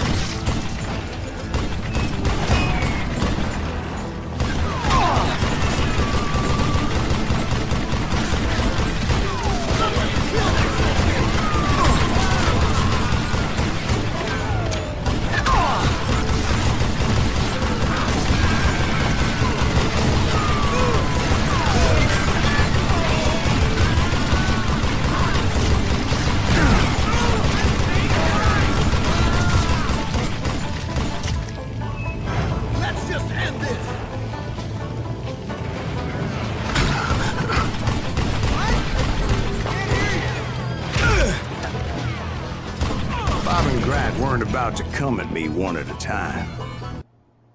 Two brothers side by side, determined to take me down. Confident that this time the odds were on their side.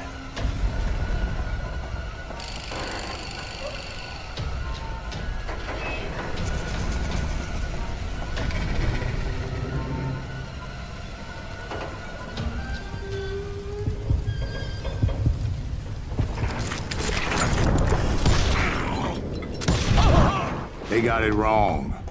A sad end for those two. If they'd only known that Emmett was still alive despite his wounds.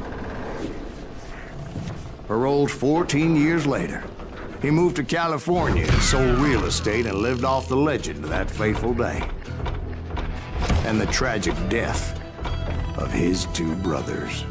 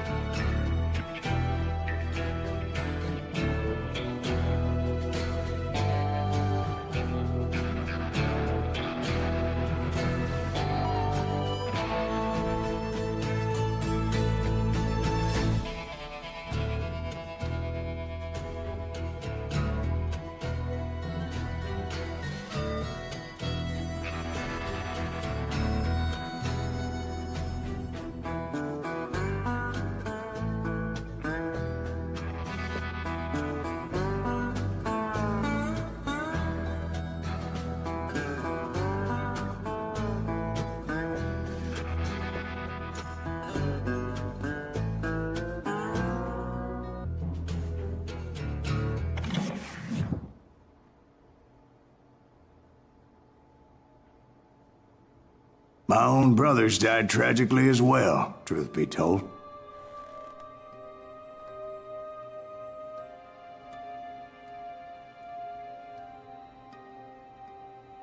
It was 1868, and me and my older brothers were pulling a tidy profit running cattle into Juarez, Mexico. One night after my brothers retired for the evening, I found a little poker game in a cantina with a couple of cowboys. And I just couldn't lose. I even won an old Spanish coin that had to be 100 years old. Well, I was mighty pleased with myself the next morning as my brothers and I rode for Texas. But before we crossed the border, those cowboys caught up with us. It was Johnny Ringo, Roscoe Bob Bryant, and another asshole named Jim.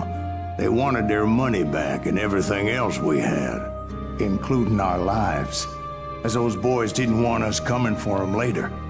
Bob put that old Spanish coin in my mouth and said, "I won't have it said that I left you with nothing, boy." Well, those horses bolted, and there we hung as those bastards rode away. The branch finally snapped under the weight of the three of us, but being my older brothers were bigger and heavier, they were already dead. And right then I swore to myself that I would avenge them. Ringo you know about. But Bob eluded me, until I heard he was riding with the Wild Bunch.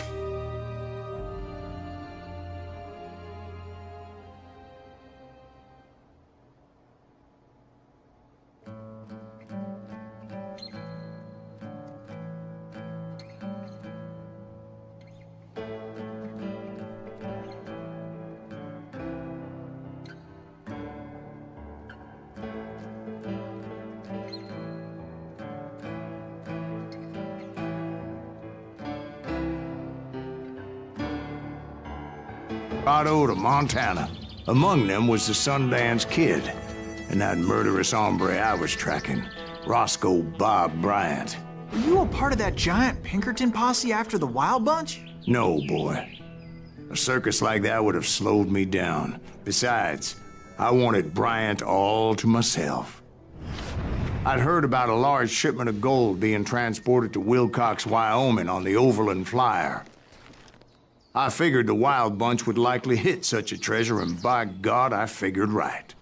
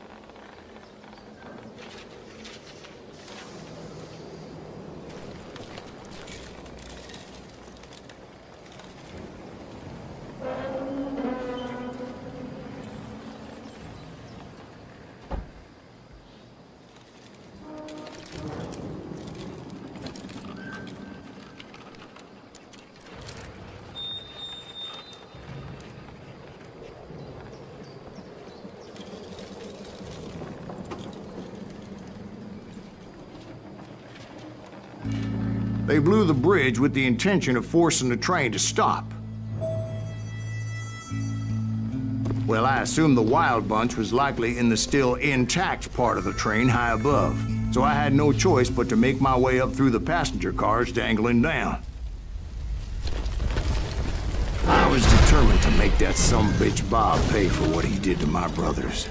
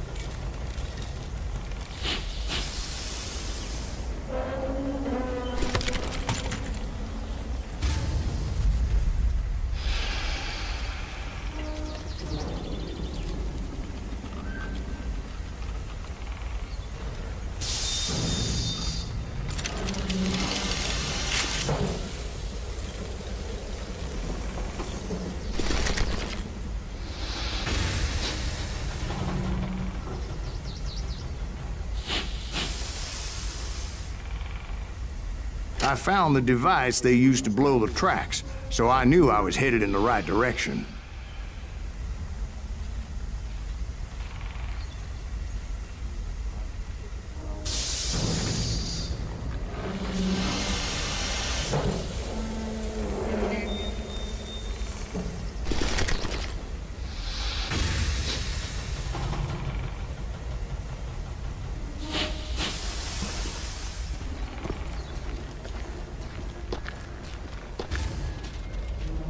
Ears are still ringing from blowing up that bridge.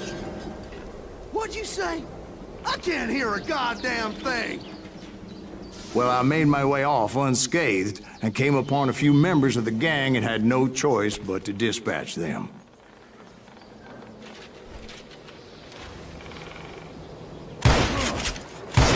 That silence breathes. What the hell?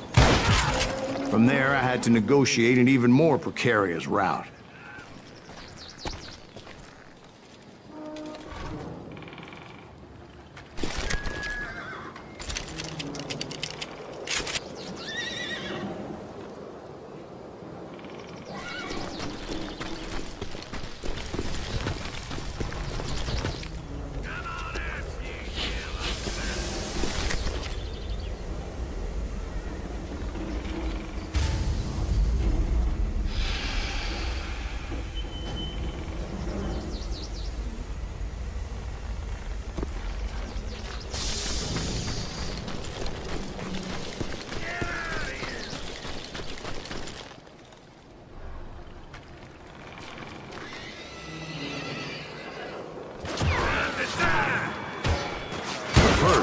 I would need to get my ass out of there.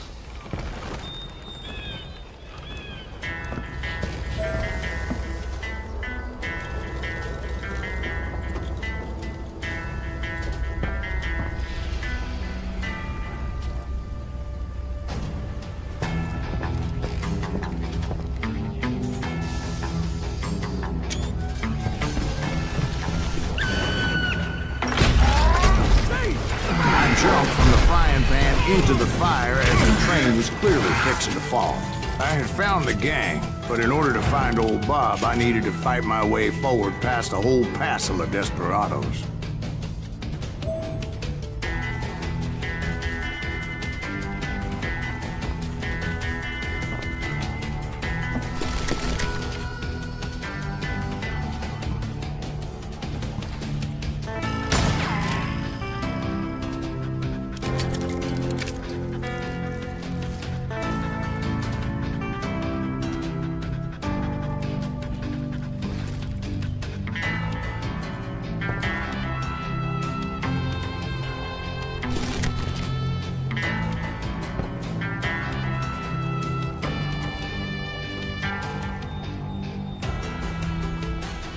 Outside, inside, any way I could, I made my way towards my prey.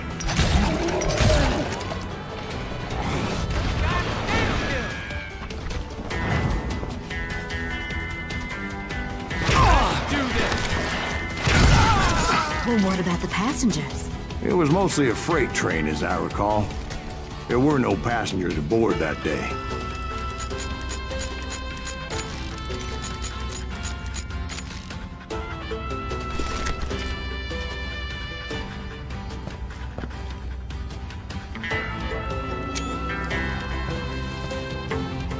That's right!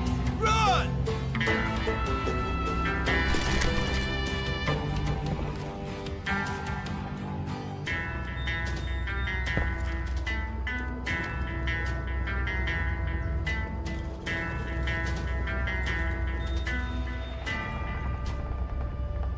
You better hide!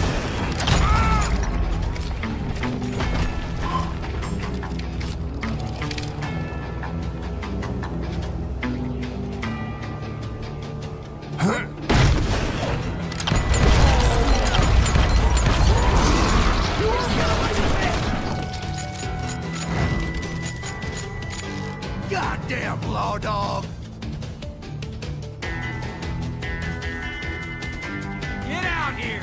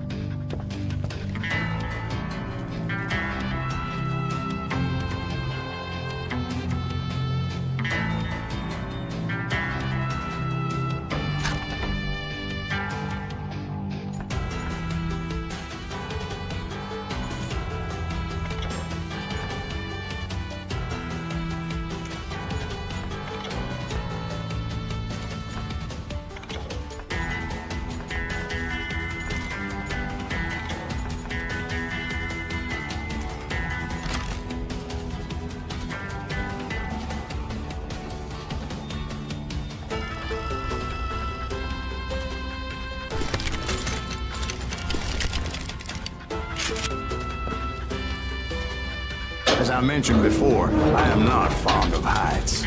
But I was too busy dodging bullets to worry about falling to my death. Odds were I was likely to die that day anyway. So I was determined to take down as many of those bastards as I could. Sorry, son of a bitch! Show yourself!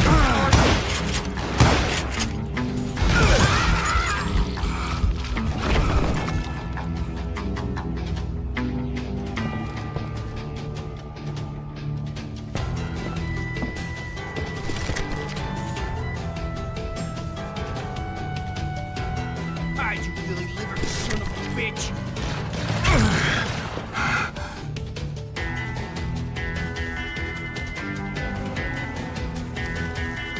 Get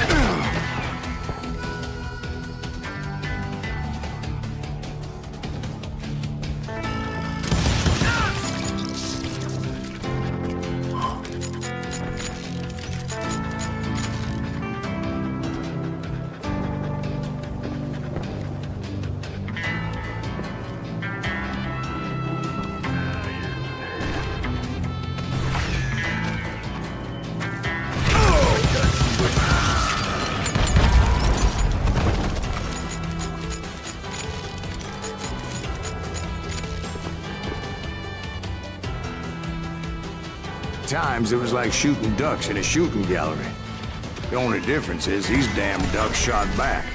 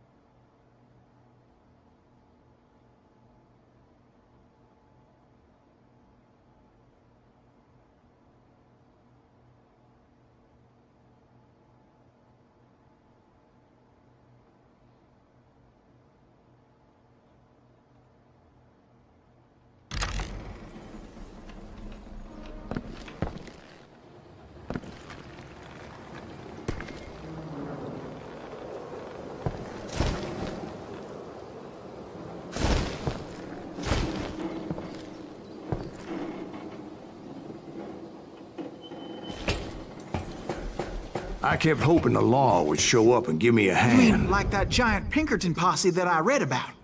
Did they come riding in, guns a-blazing to help?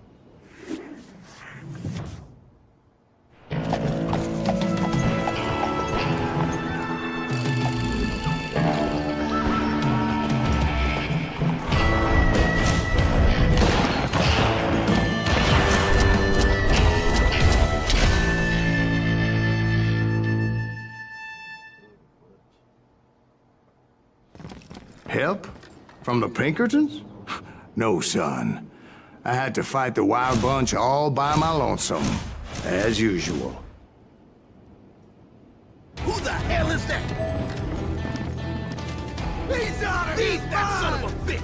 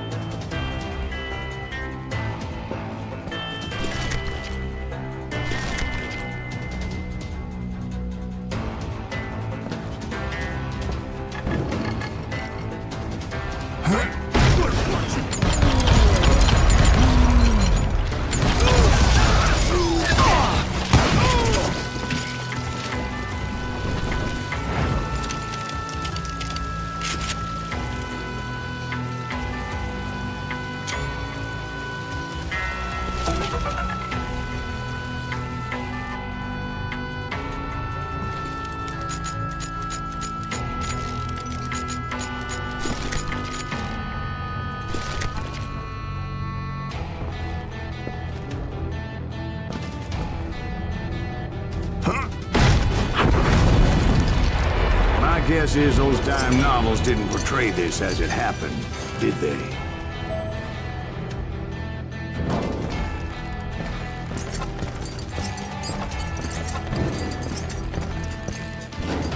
Only a few stragglers were left. I had to cut them down pronto if I was going to stay on old Bob's trail.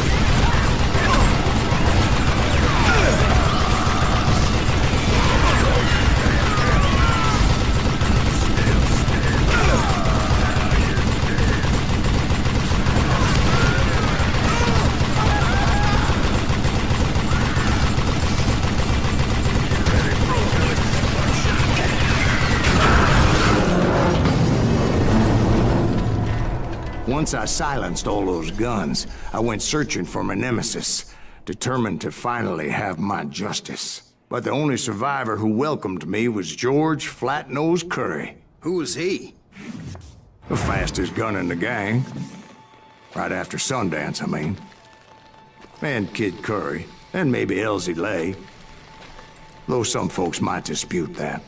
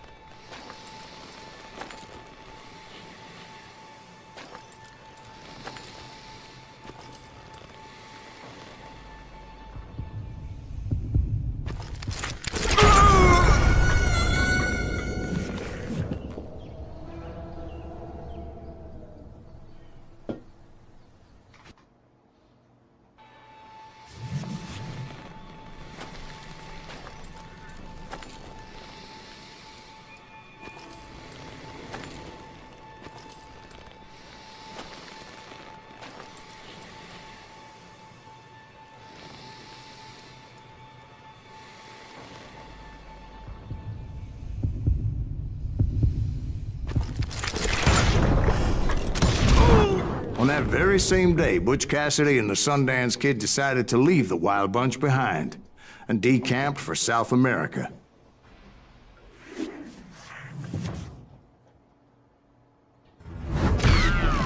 They ended up living down there for many years, but I'm sure you already know all about that.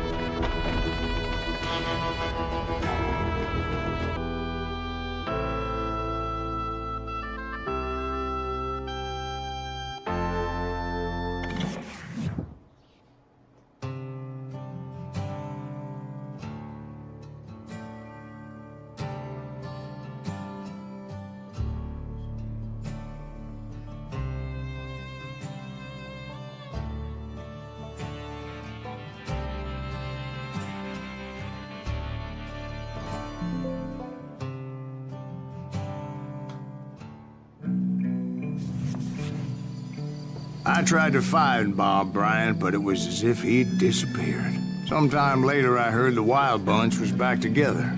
Kid Curry escaped from jail, and now he was running the whole shebang. So I took to their trail, as I was still in pursuit of my brother's killer and hoped that he was back with him.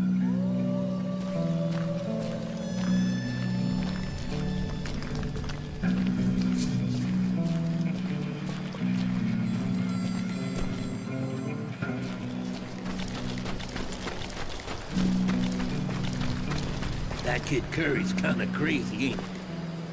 Don't let him hear you saying that. Anyways, I tracked those boys to a camp right outside Parachute, Colorado.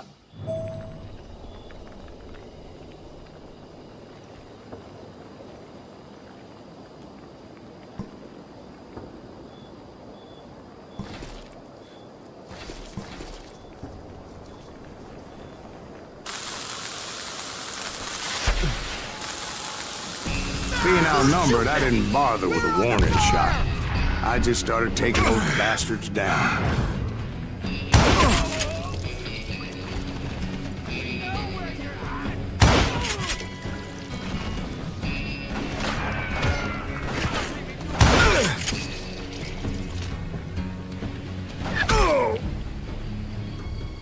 It's you or me!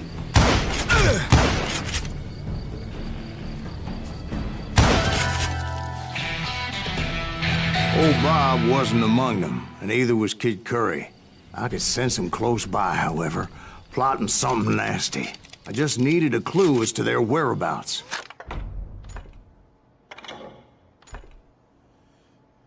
Mais concentração por tiro na cabeça. Ative um tiro na cabeça para aumentar a concentração mais para cada tiro em você e seus 4%. São do que eu normal.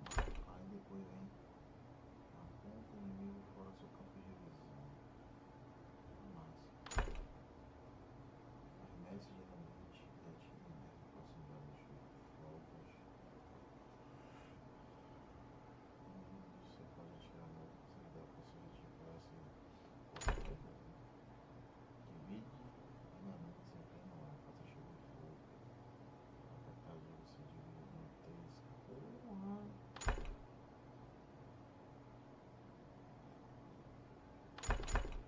Porra! Vou por baixo, essa aqui é ruim. Não vou por baixo.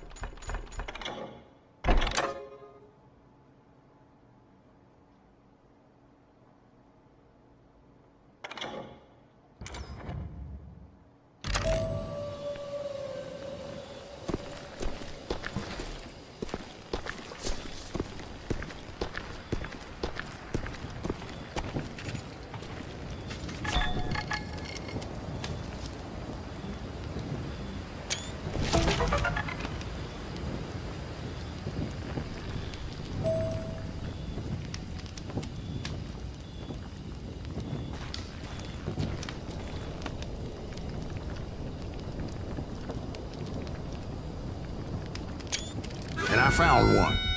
A map with their bold plan clearly marked. This time they were fixing to blow up a train trestle. Property of the Union Pacific.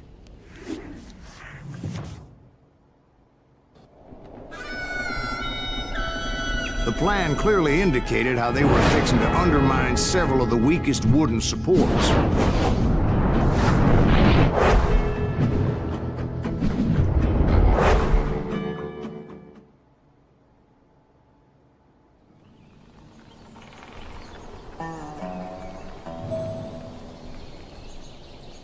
Kid Curry was considered the wildest of the wild bunch. It was said that he fathered 85 bastard children, though some say it was only 5.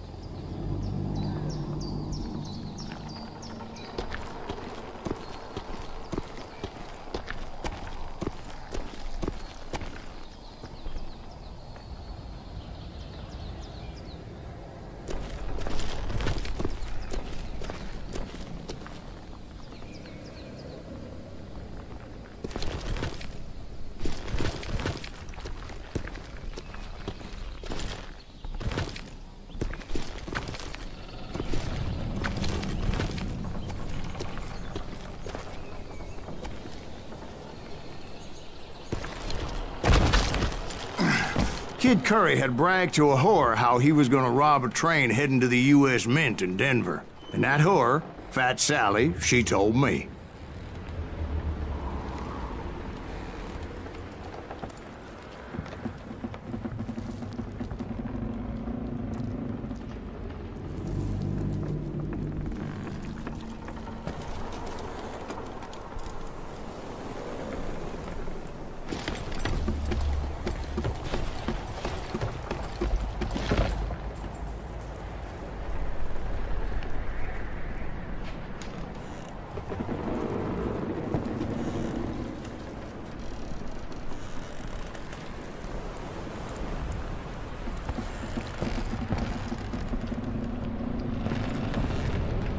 The bridge was rigged with dynamite, so I decided I'd best be careful confronting those bastards.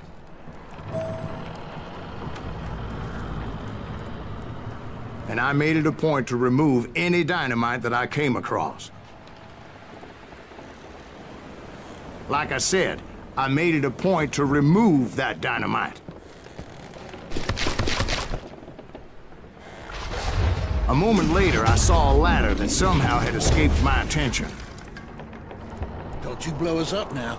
Don't worry, I know what I'm doing.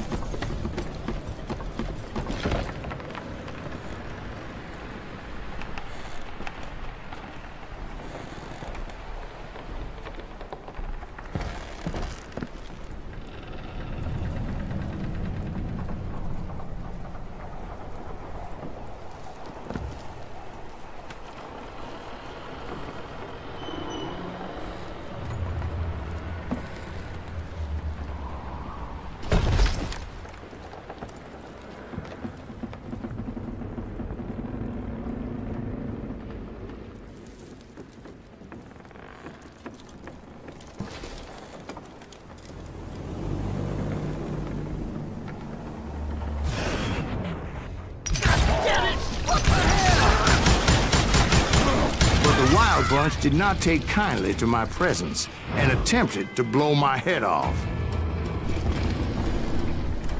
It appeared the kid had found a number of new recruits to bolster their ranks. Guess there's always desperate men willing to trade their lives for stolen treasure.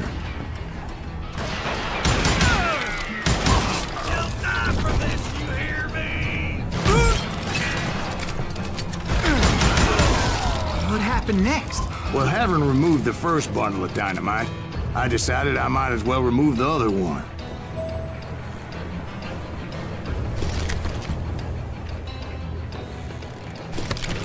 Once that was done, I figured I'd find my way from there.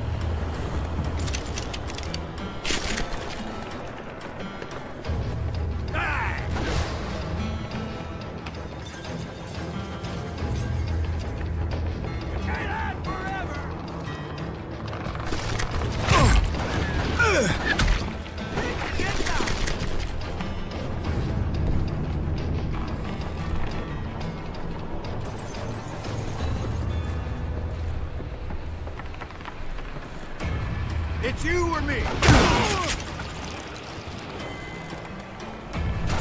I'm done with you.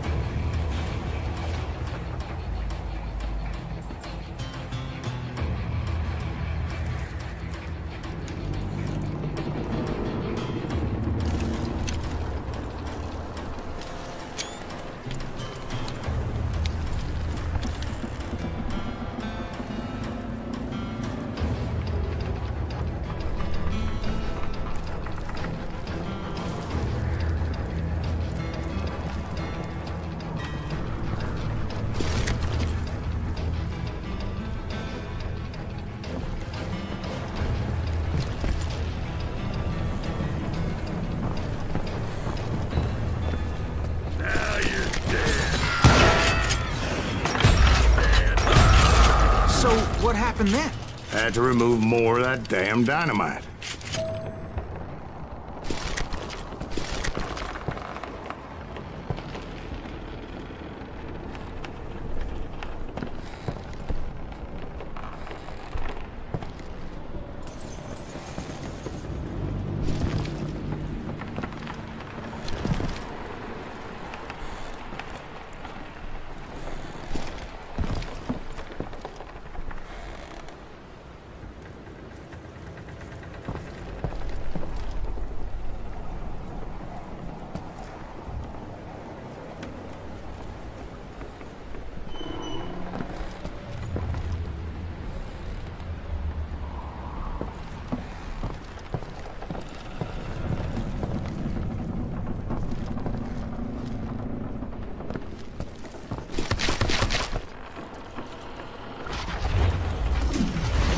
It must have been terrifying trying to make your way across.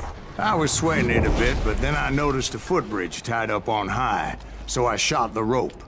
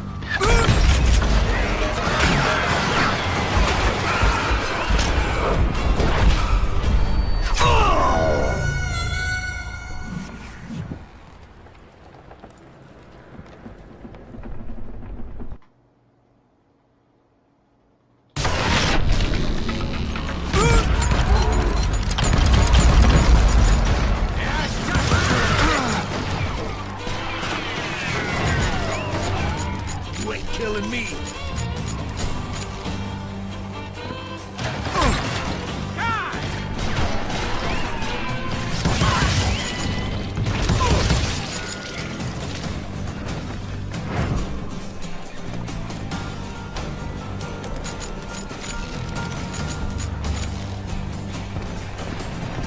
So that was all the dynamite? Funny you should mention that, darling. As actually there was a fourth charge impeding my progress.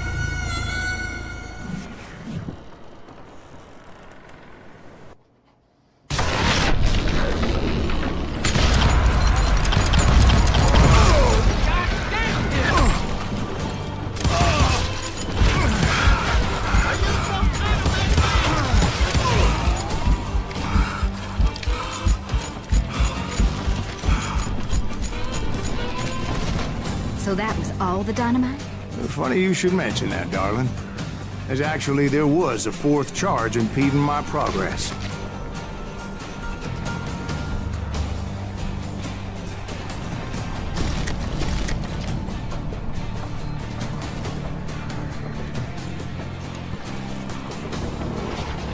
Once I removed it, my path was pretty clear.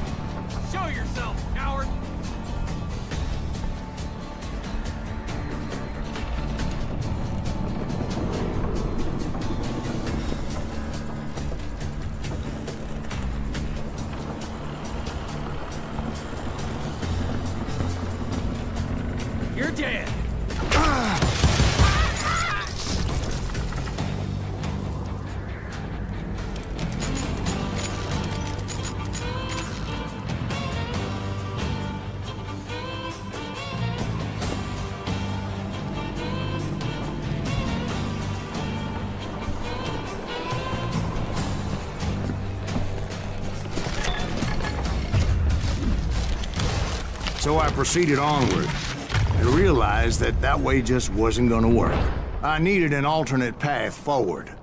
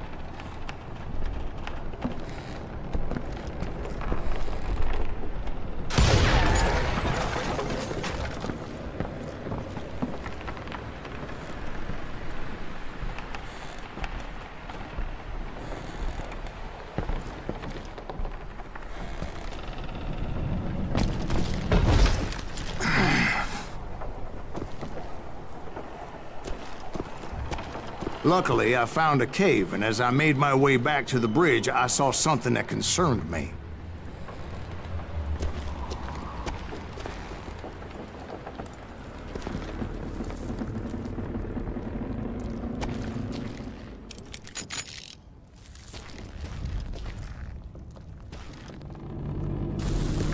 It was a long burning fuse, and it was moving fast as hell. I had to catch it.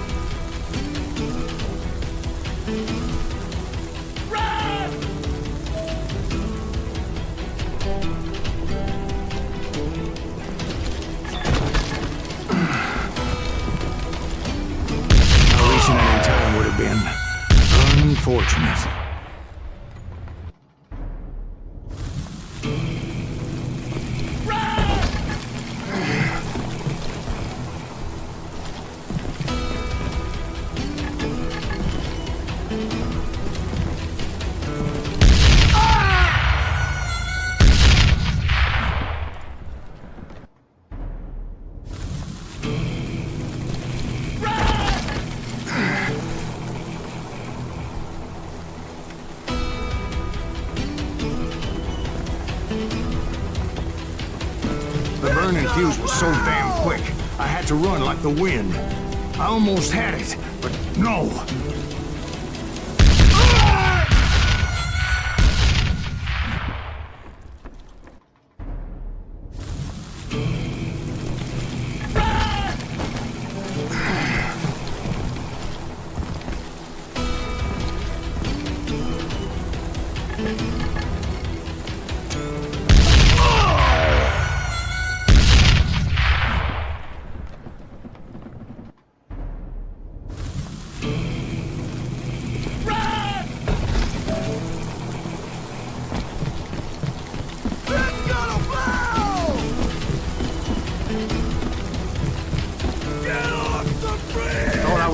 Coronary when I lost sight of those sparks. My heart was pounding like a sledgehammer.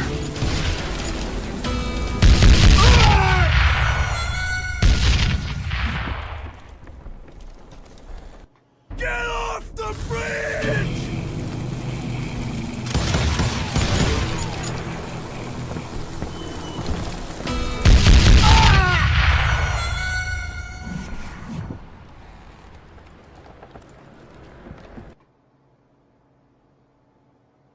Get off the bridge!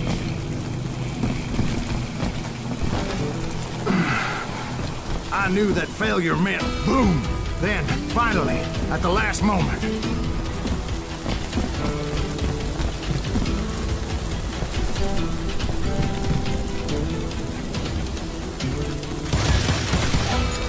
Whew. Of course, I was successful, or clearly I wouldn't be talking to you folks here today. Naturally, I removed the last dynamite charge.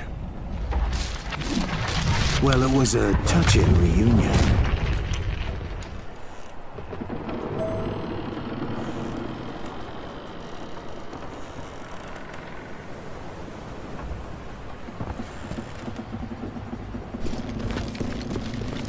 But by this time, I was thoroughly exhausted and dragging my ass as I was not a young man anymore.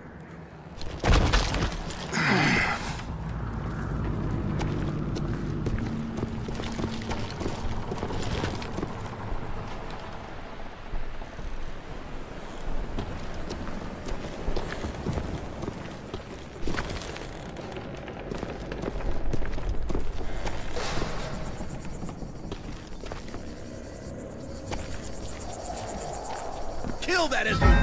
Make him bleed! Send him to perdition! Finally, I found those boys. Or more precisely, they found me. Hell is that? These places are sure you ask me! Nuttier than a damn fruitcake!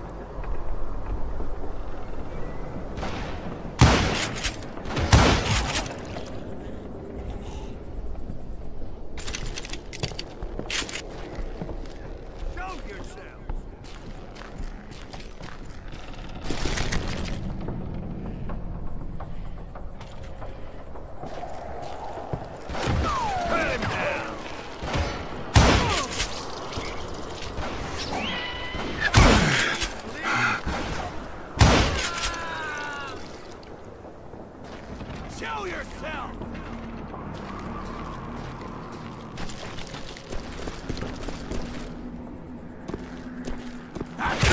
Just when I thought things couldn't get worse, Kid Curry opened up on me with a goddamn Gatling gun. It was hidden in this tunnel and pretty well shielded.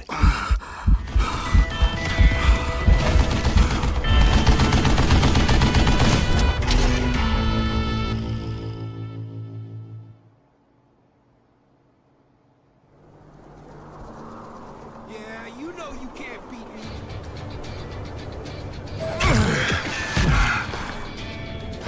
To do everything.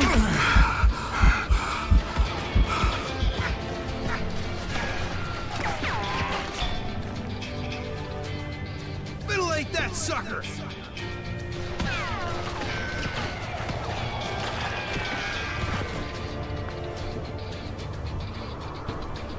Show 'em how to die.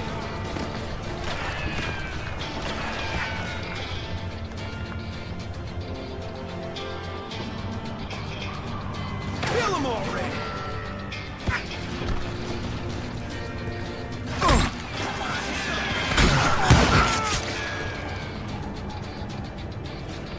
Can't believe you keep missing!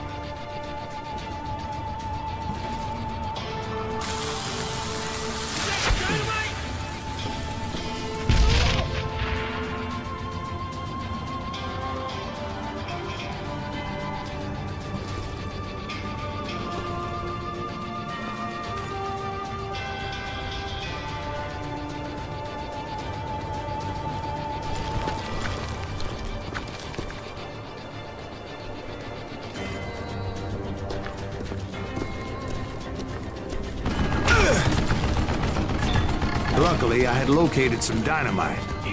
I still, however, had my work cut out for me.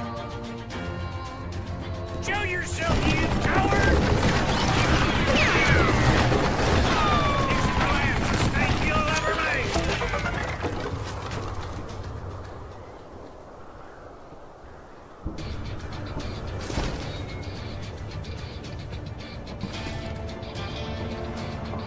Enough!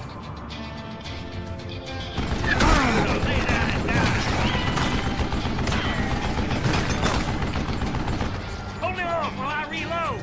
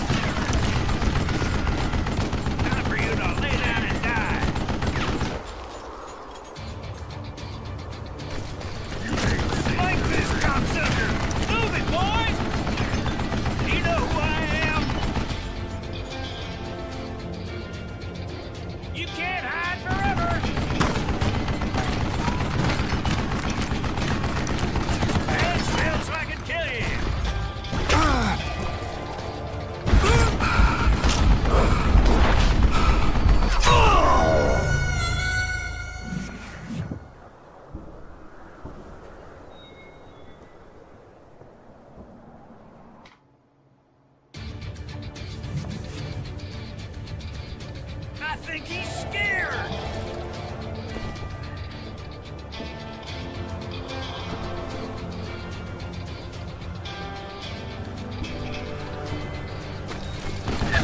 Smells like a cave! Stupid contraption! What are you, yellow? You can't beat me!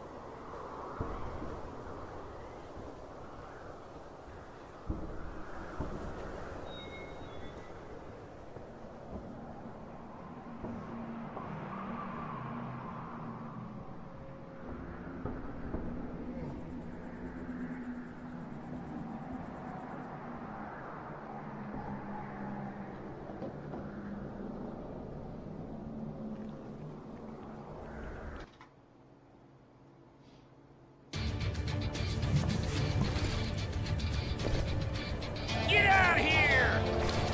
This is the last mistake you'll ever make!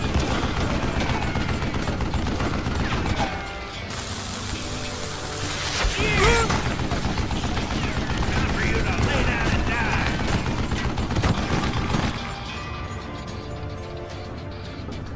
Show yourself, you coward! That smells like a teddy! I gotta reload! Damn it, I need some help here! You can't beat me! Take this sumbitch out!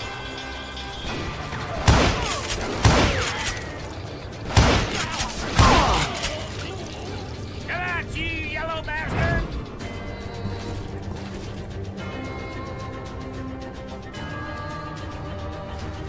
You know who I am!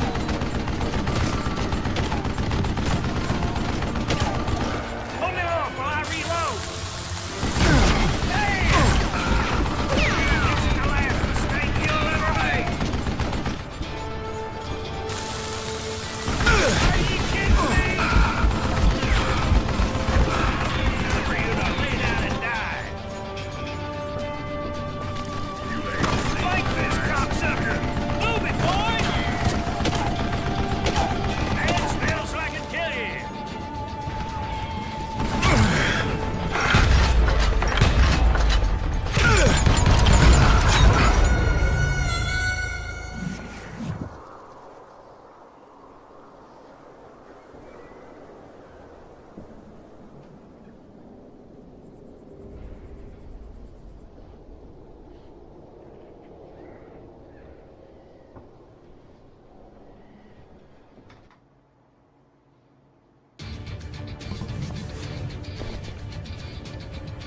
You can't hide forever! This is the last mistake you'll ever make! It's not fair! You know who I am? Yeah! Time for you to lay down and die! Damn it, I need some help here! Come on, boys! Take this sumbitch out! Stupid contraption! That smells like a teddy! Get out of here, you coward! You take this cocksucker! Move it, boys! Am I out of bullets already? I'm gonna cut you in two!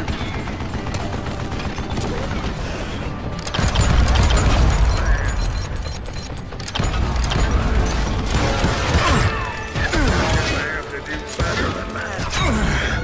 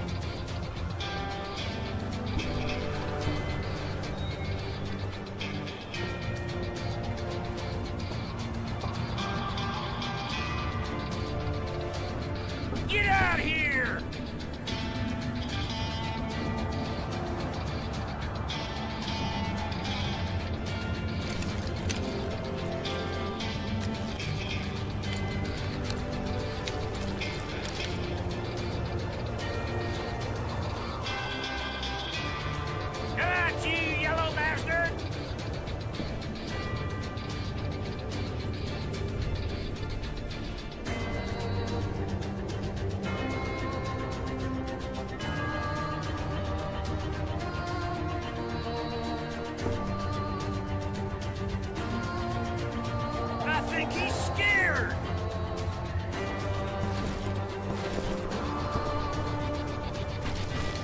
Sounds like a kill you. Come on, come on, come on. Are you kidding me?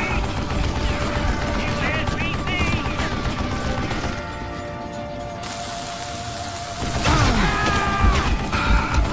Damn it, I need some help here. Come on, boys. Take this son of a bitch out. Lay down and die. He's done. What are you, yellow?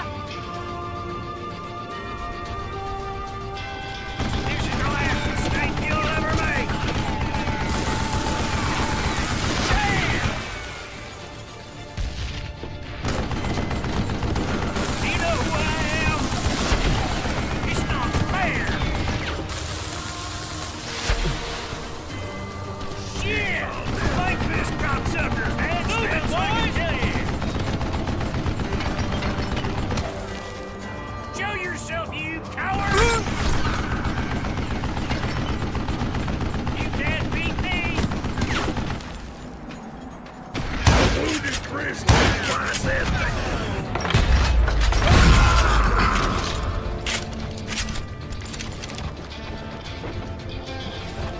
You can't hide forever! You're gonna lay down and die! Stupid contraption! Ah! I'll make you bleed! Me fat bastard! Give me a hand here, goddammit! Are you kidding me? Ah! Damn!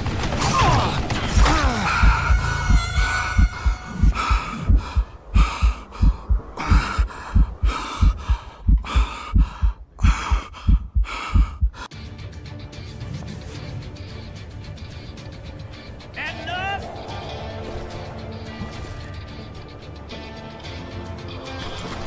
Can't beat me!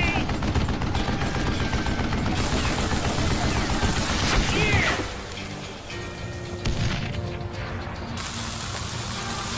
Ah! God damn it, I need some help here! Come on, boys! Take this son of a bitch out! Are you kidding me? Leave him to me! Guess you had enough, huh? Damn! It's like this cocksucker you'll ever make! Move it, boys!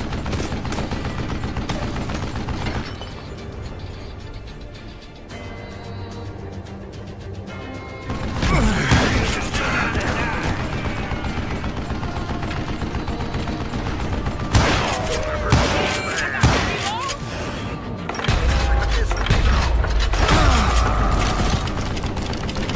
Stand still so I can kill you.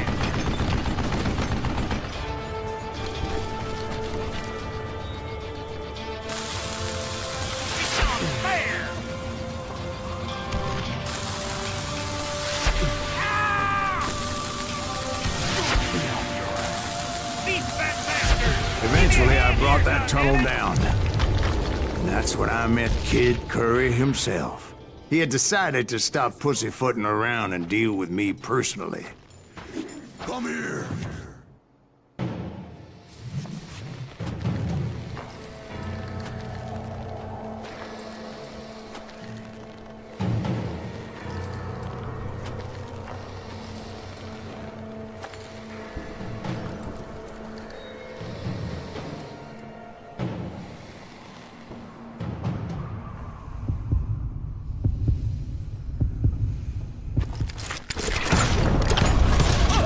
As fast as he was, I was just a bit faster. And as he lay wounded, I demanded to know the whereabouts of Roscoe Bob Bryant. He shouted at me. Is that what this is about? Bob went with Butch and Sundance to South America. You ain't never finding him.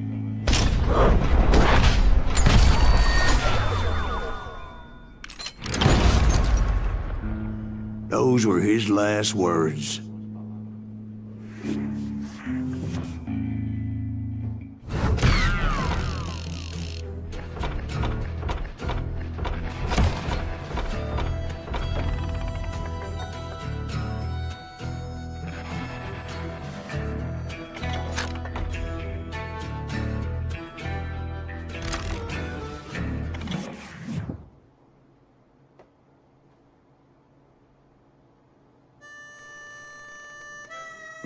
So, Bob Bryant got away? I knew I'd never find him in South America. What about the other killer? Yeah, you kinda glossed over that one.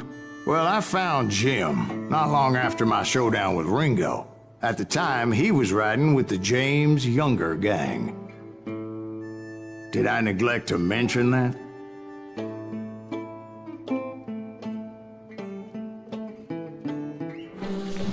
Jesse James? The greatest outlaw who ever lived?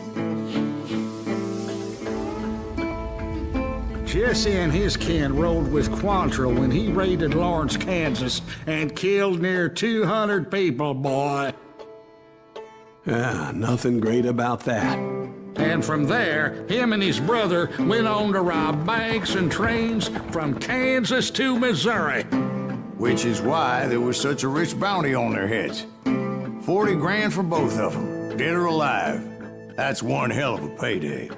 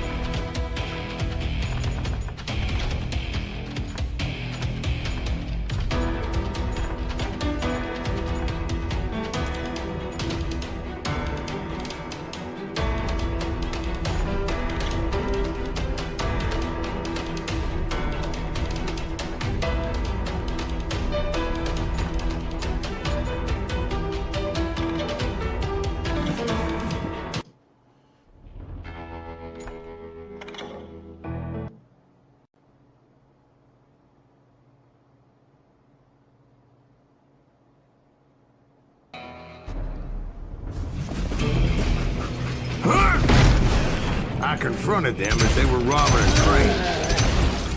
Bullets were flying at me from every which way. But I knew I'd have to fight my way forward if I was gonna find this Jim.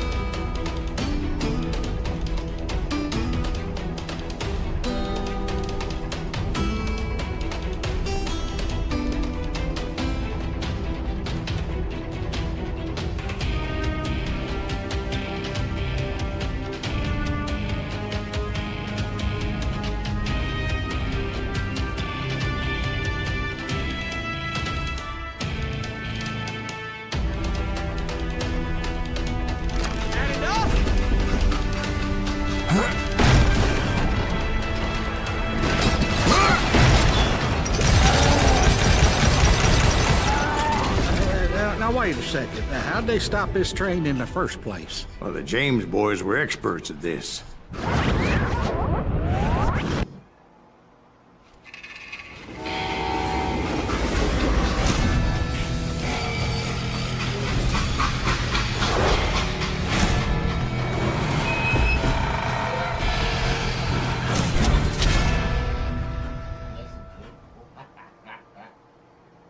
They hopped a freight train having heard there was a big payroll in the express safe.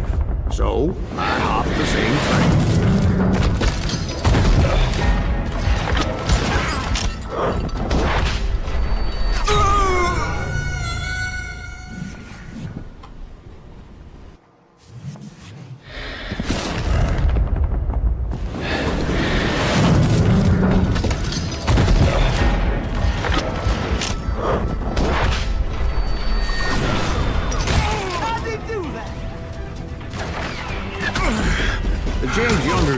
Decimated after that little fiasco they had in Northfield, Minnesota. So Jesse needed more men and took on the killer I was after, along with a host of others. I was hoping to find my man and put a bullet in his head.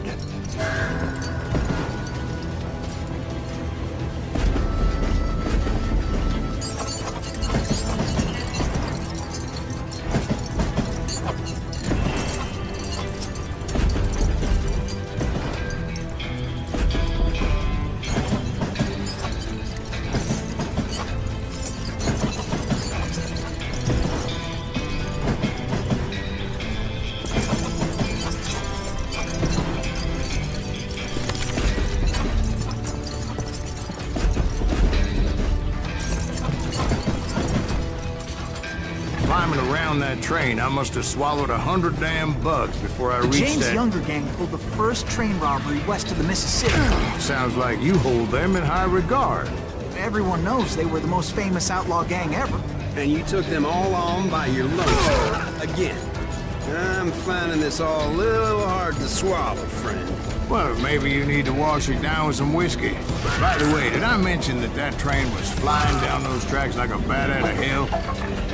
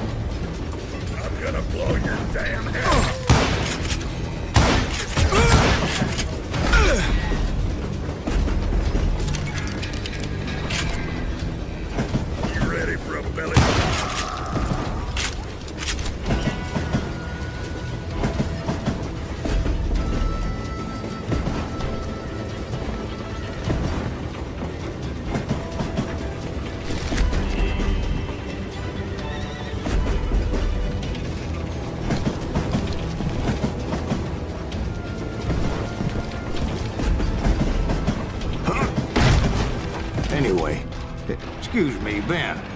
Where would I find the gentleman's facilities? Suddenly I have an urgent need to drain my one-eyed snake. Well, I've had more than a few drinks, and I've been sitting here for quite a spell. Right through there. Let me show you.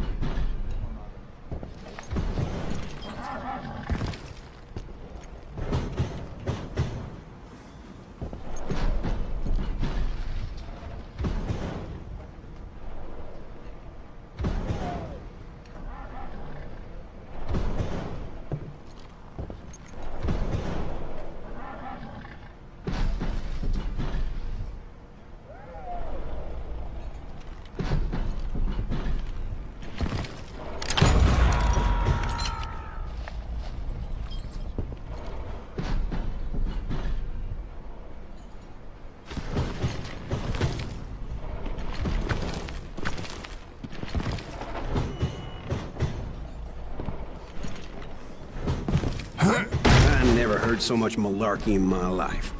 You think he's bullshitting us? You don't think he's Silas Greaves? I think he's just some old drunk looking for some free liquor.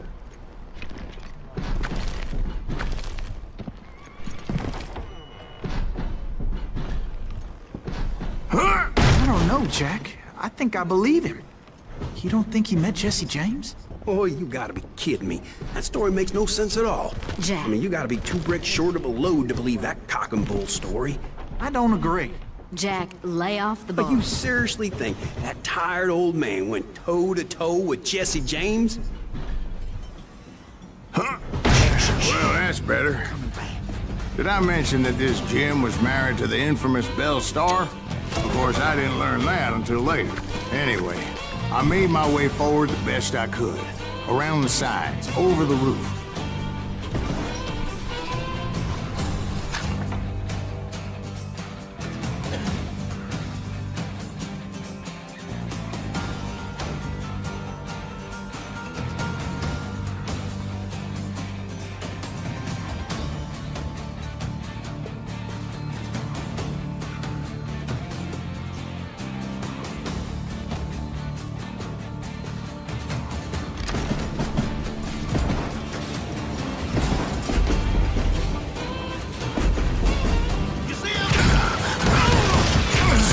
Some sumbitch saw me and shouted out, "It's a damn Pinkertons!" It's a damn Pinkertons! Now, I never worked for that limey cocksucker, but I guess they assumed I was one of his assassins. Those evil bastards firebombed Jesse's mother's house and killed his stepbrother. So it's no wonder each and every asshole on that train wanted me dead. Everybody's always mistaking you for somebody else, aren't they? Why is that, I wonder? Don't rightly know, Jack. I'm just telling you how I remember it. We're waiting. I bet you are.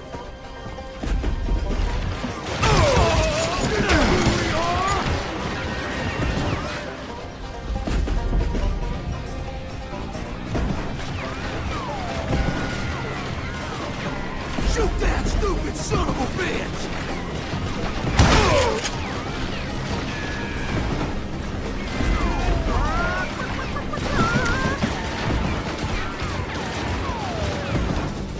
You don't want to mess with us!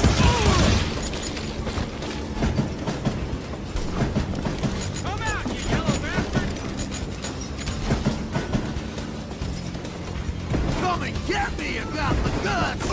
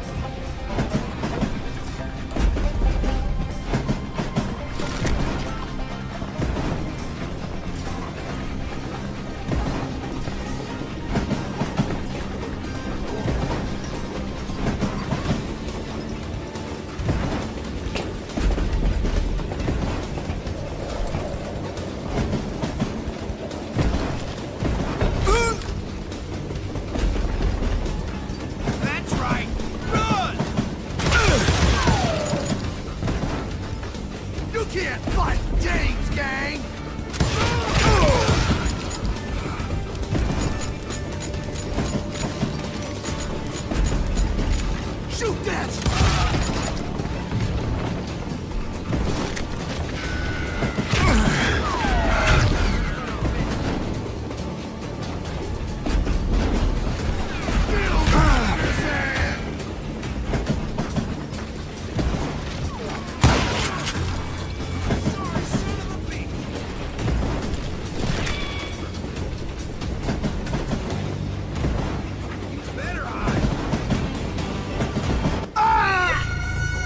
It was a rickety ride and quite precarious.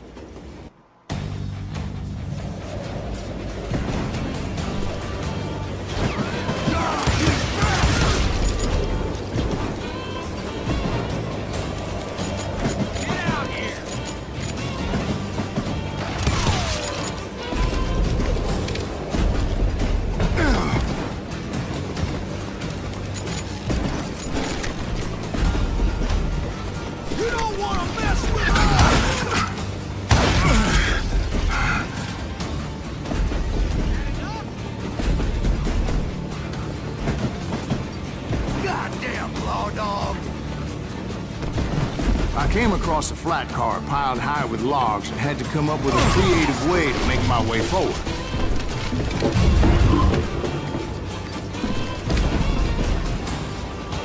I wondered if I was ever going to find the front of that train, or the bastard I was after. Right about then, I was attacked by some asshole on a Gatling gun.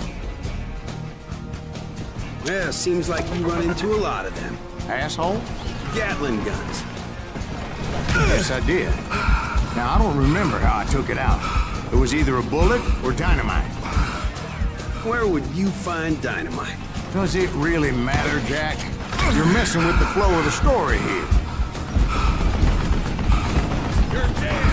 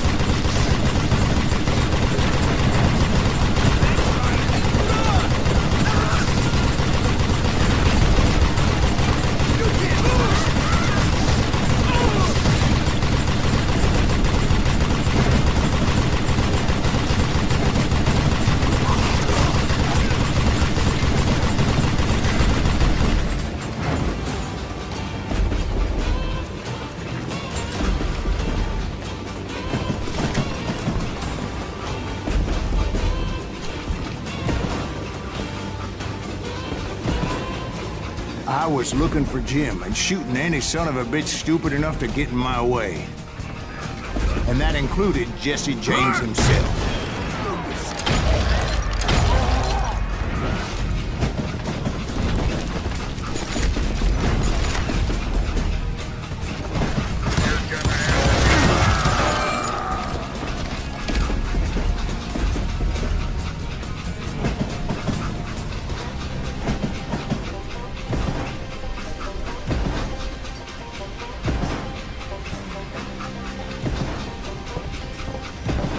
sure were a lot of men determined to die that day.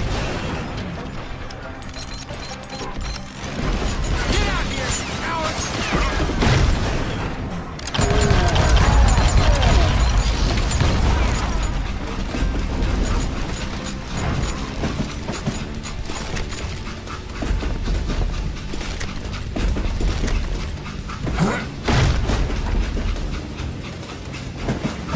It was then that Jesse detached the express car from the rest of the damn train.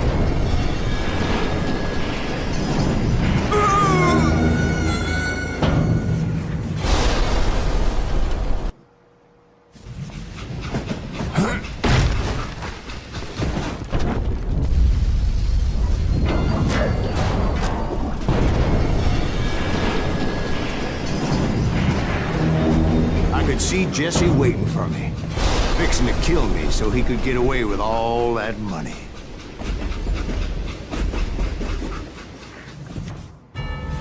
You had a showdown with Jesse James?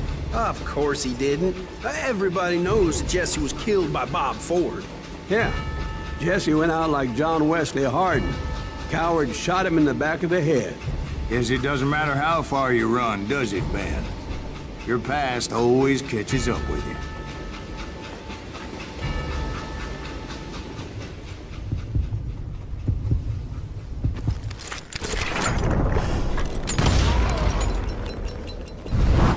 Yeah, I didn't kill Jesse James. Just wounded him bad enough to convince him to hang up his guns. What about that Jim fella?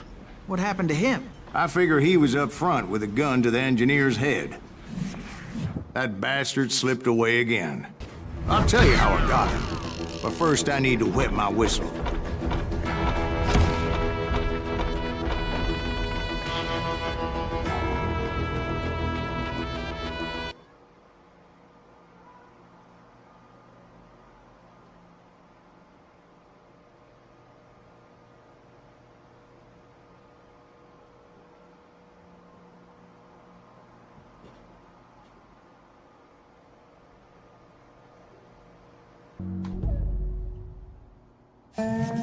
After my showdown with Jesse, I continued to track his brother, Frank, and that sumbitch Jim. I followed those bastards into the high mountains as they were going to ground. What mountains would that be? Somewhere in the Ozarks, I believe. The perfect place to hide out from the authorities.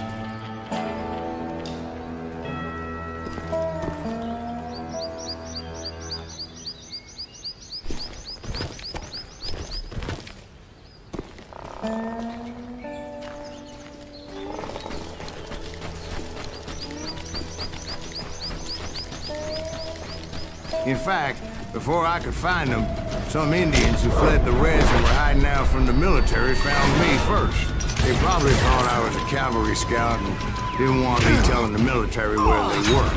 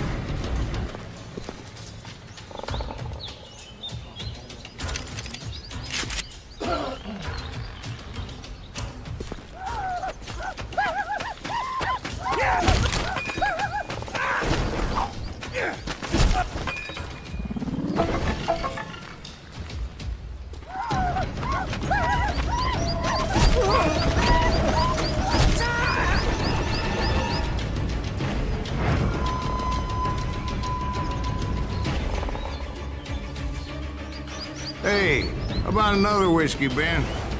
Nothing better to soothe the troubled soul.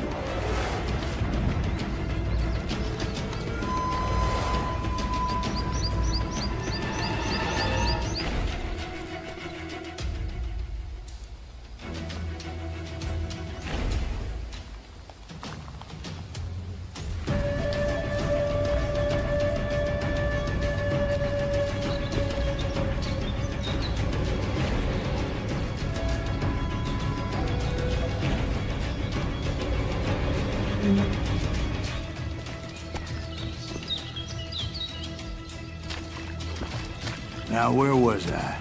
Indians, right. I had more than my share of run-ins with the Red Man. Like that time... Did I tell you about Grey Wolf? Yes, sir. You did. Ah, of course I did. In fact, I can still remember that old medicine man's words to me. Jesus Christ, we're back to that again. You carry great darkness in your heart. It will claim your soul.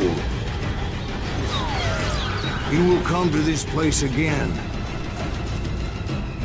and kill many more men.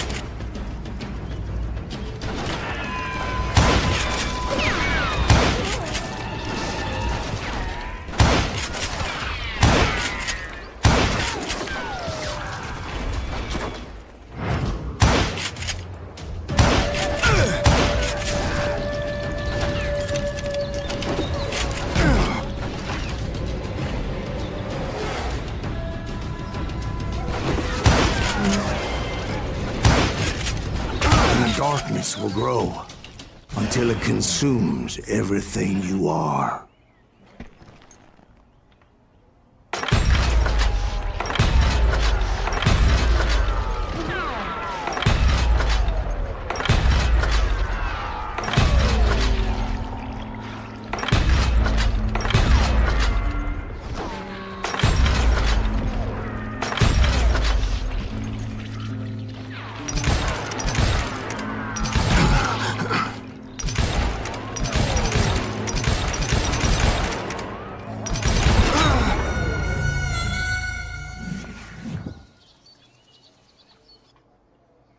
Like that time...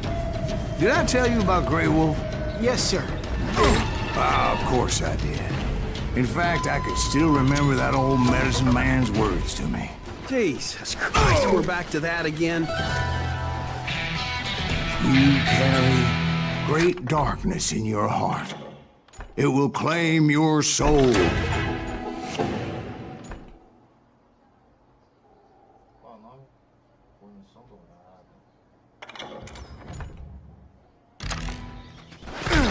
You will come to this place again and kill many more men.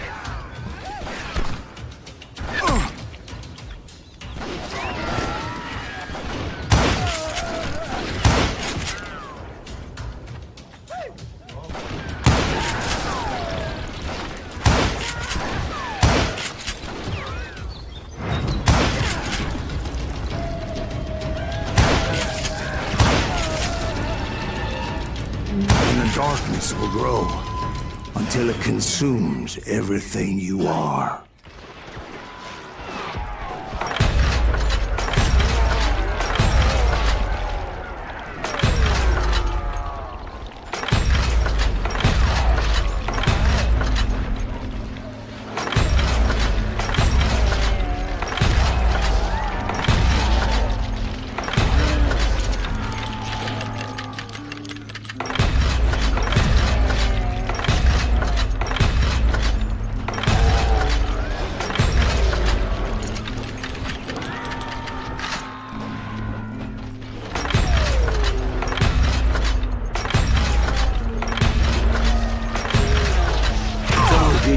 Find him. Who? The man you are after. Let me ask you something, Ben. You ever think about death? Mr. Greaves, are you all right? Oh, death. Oh, death.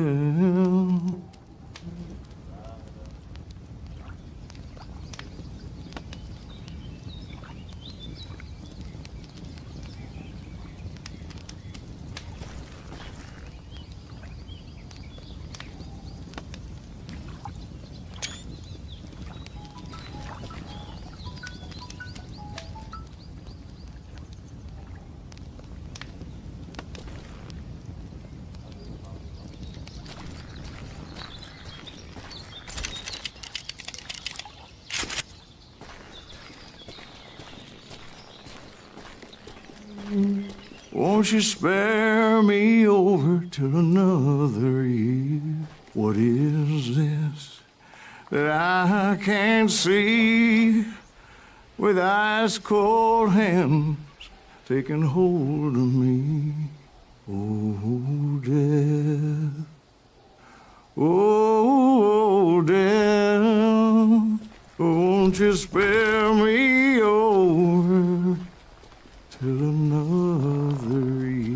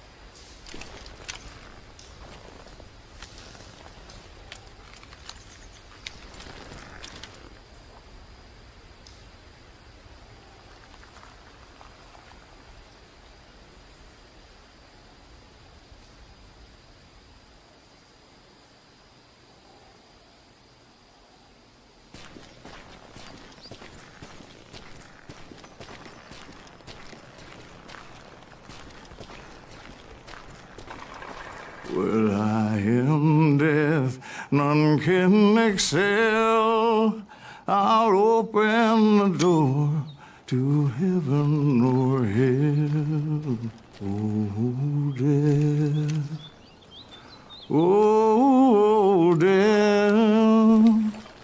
Won't you spare me over till another year?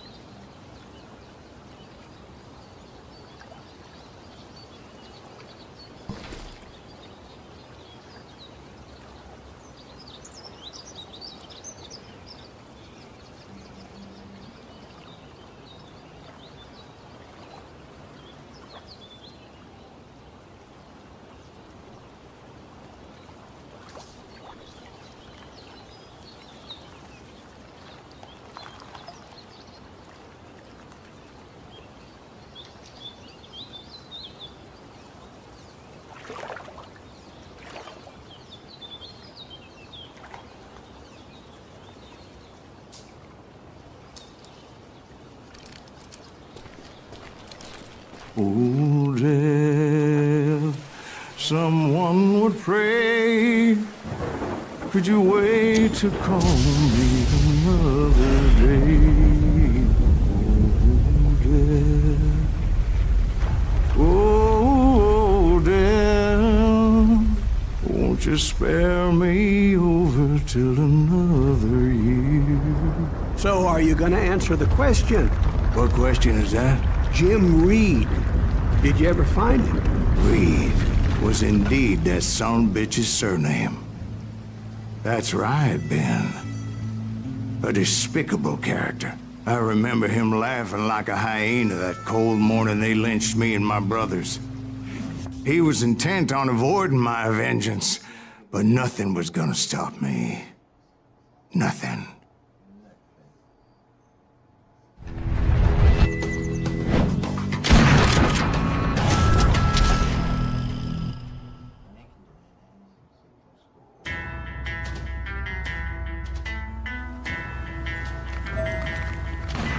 I finally did track those outlaws down.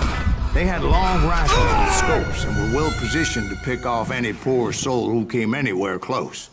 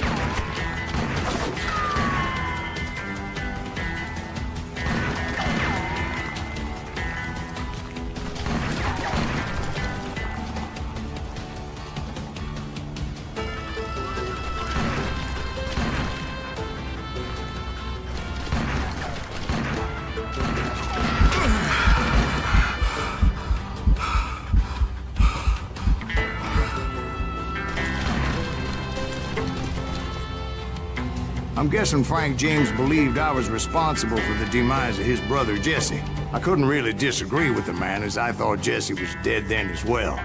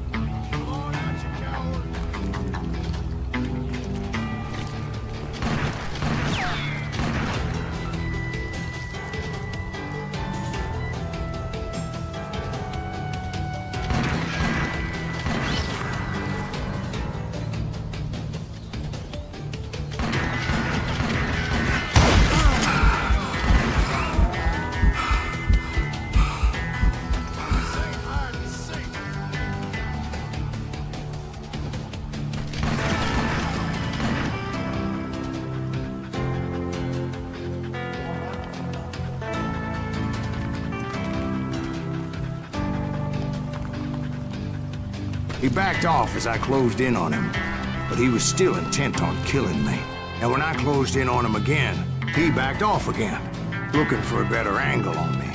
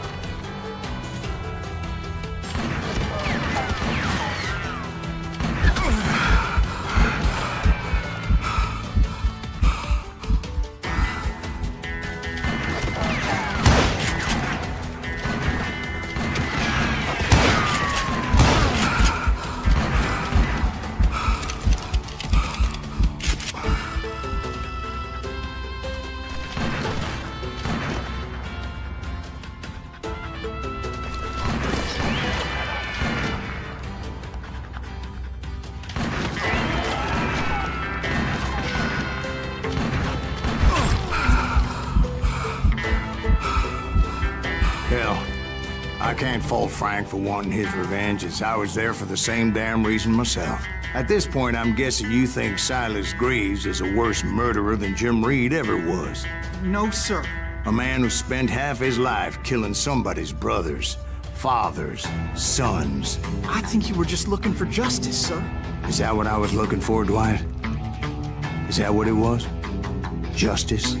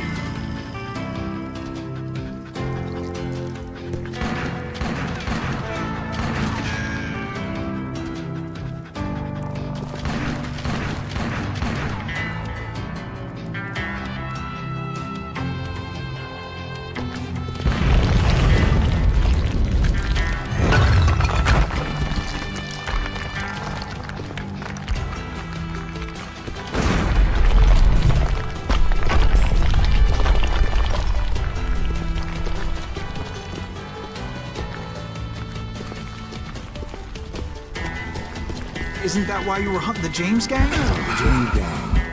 Right. I finally found Frank holed up in his mountain cabin. He was determined to have me dead.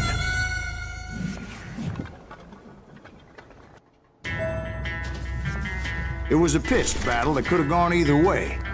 Luckily, I had some dynamite in my possession. Dynamite. On your person. A few sticks, just in case. It's always good to be prepared. Right. I'm just laying out the facts as I remember them, Jack.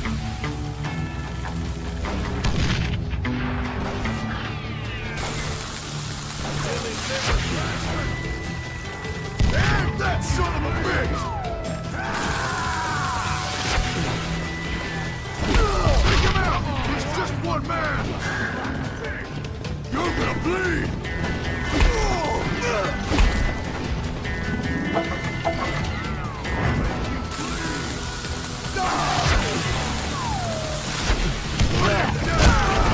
Want that bastard dead!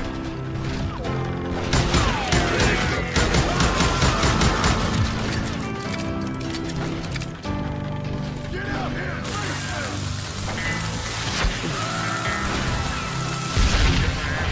Better than that.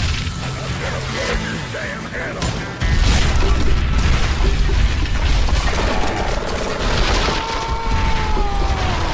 That old shack? Well, it went tumbling right off that cliff. With Frank James still in it? Yes, sir. But Frank James is still alive, living in Missouri, showing folks around the family farm for 25 cents a tour. I didn't say he died in the fall, now did I?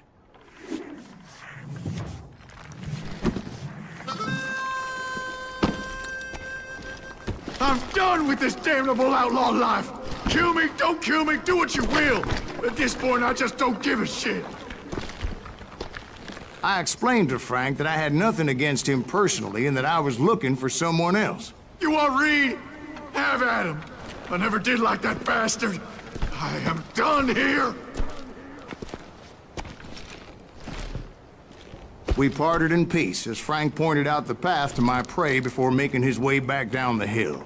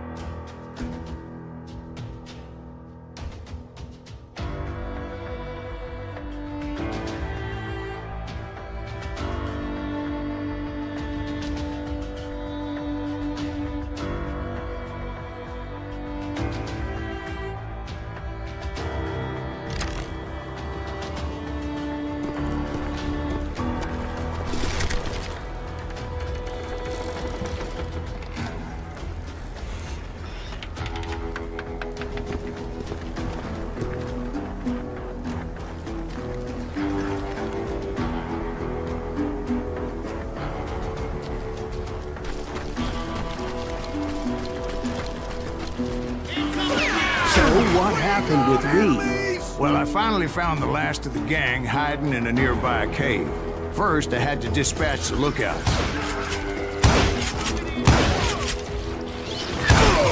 But I was determined not to let that murderer escape my revenge again.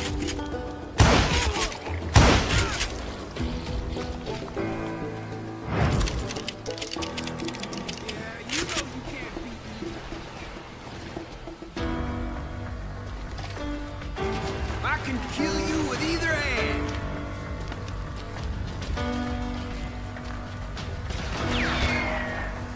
But rather than wander in willy-nilly, I decided it would be better to smoke that sumbitch out. "Hey, Reed!" I shouted. "No wonder you're so ornery. Can't be easy being married to Belle Starr. While you're off providing for the family, she's spreading her legs for every Tom, Dick, and Cole Younger. Not an attractive woman exactly, but very friendly. At least she was to me." Son of a bitch!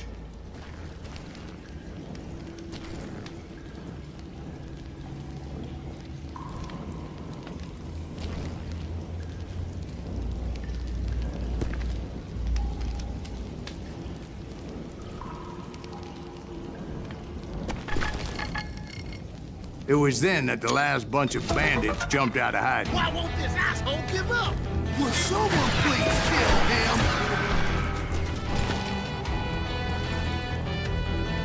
Why won't this asshole die?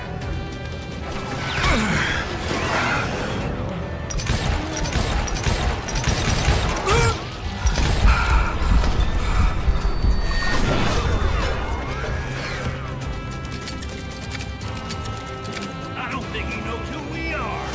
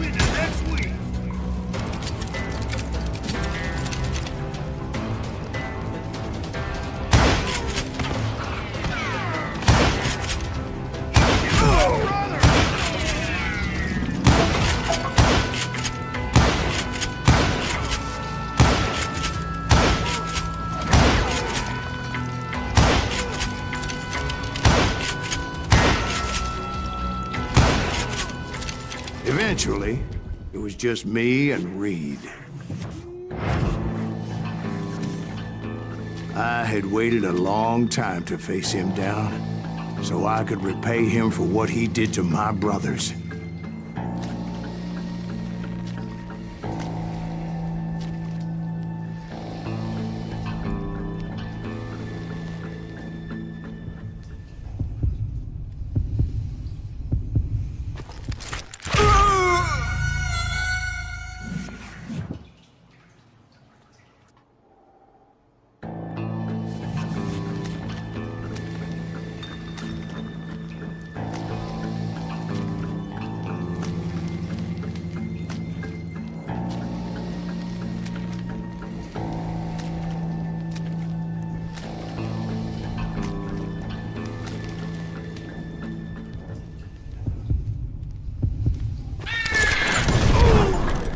And repay him I did.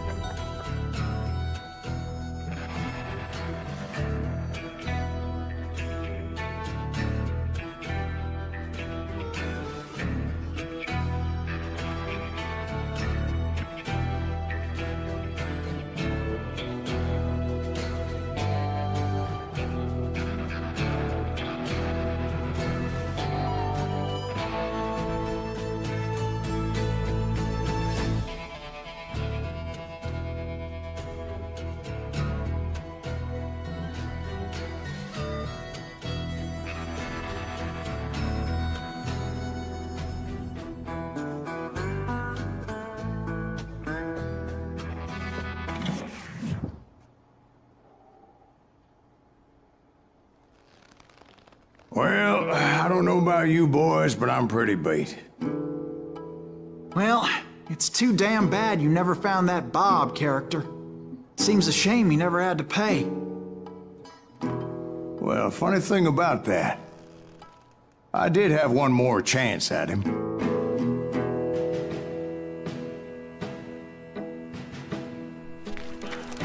Six months ago, I heard that Butch and Sundance were back in the States and had gathered up some of their old gang.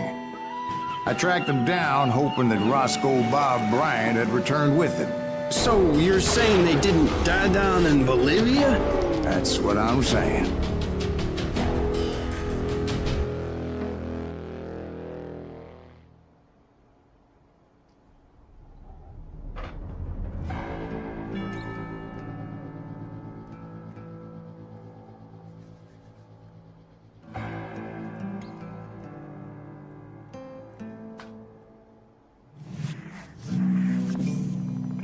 40 years I had waited to get my hands on the last of my brother's killers. Not even an army of demons could have stopped me now.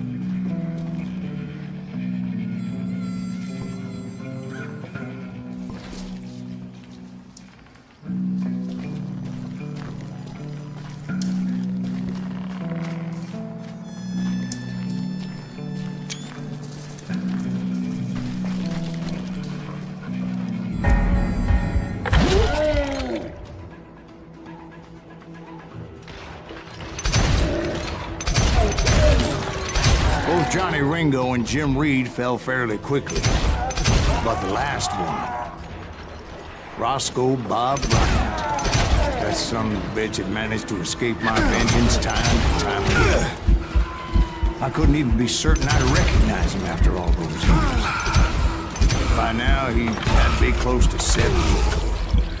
But for all you know, he could have been dead.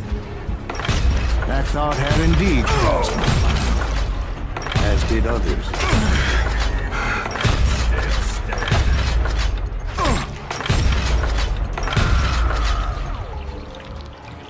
Now you're dead.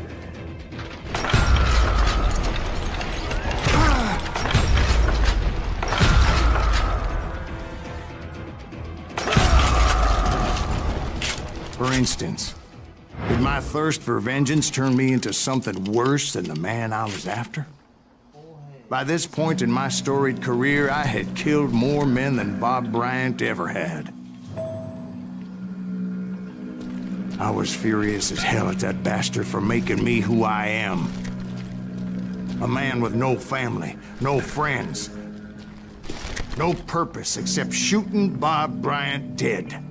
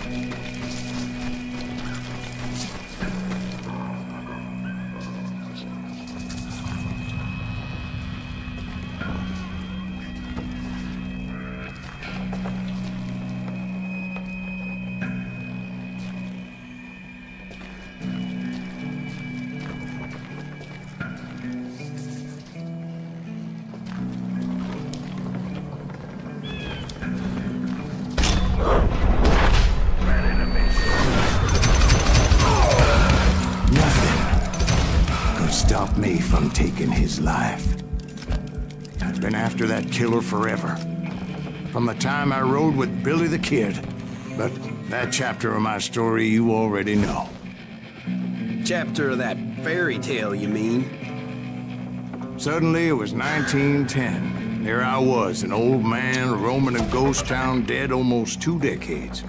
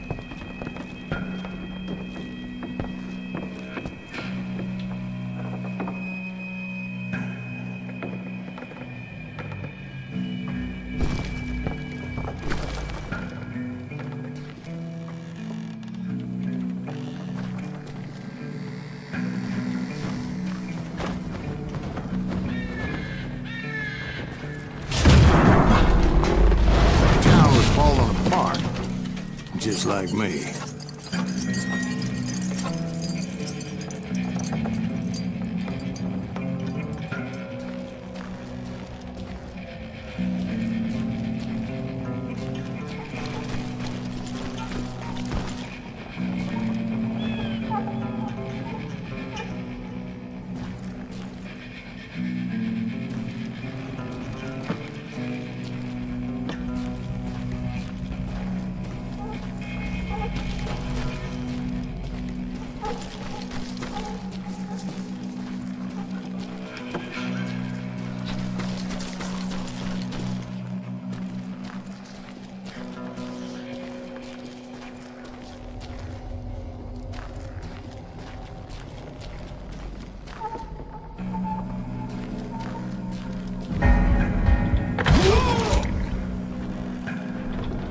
But I wasn't about to call it quits.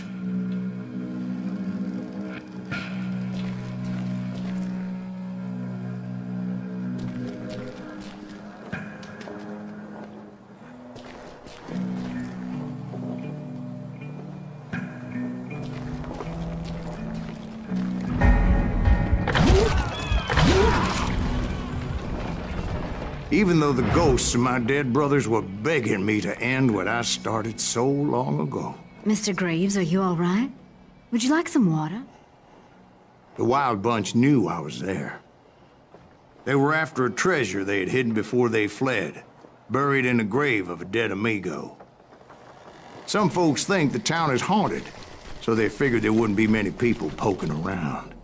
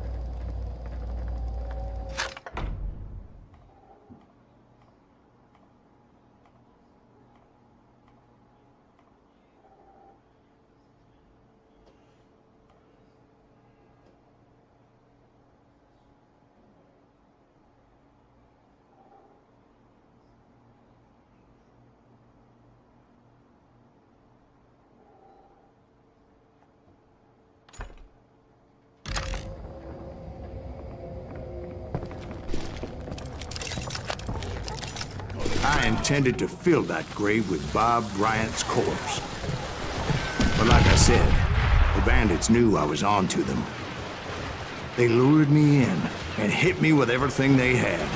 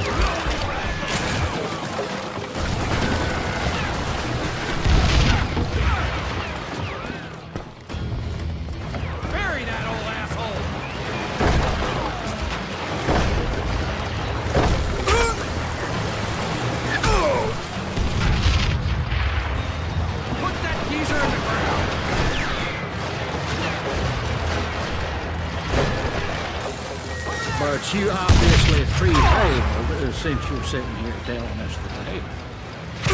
Actually, in that moment, I did not prevail. So I suppose we're talking to a ghost. Funny you should put it like that, Jack.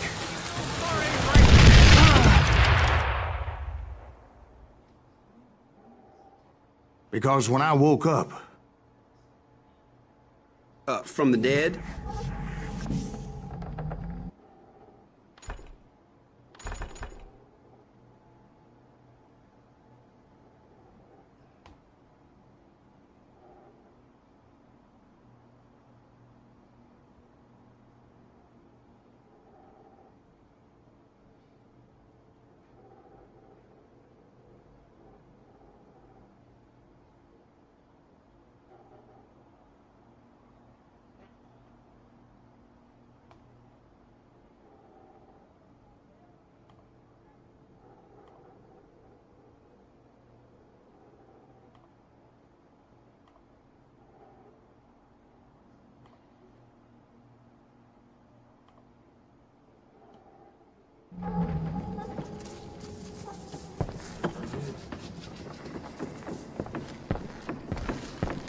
I could swear to God I saw Billy then.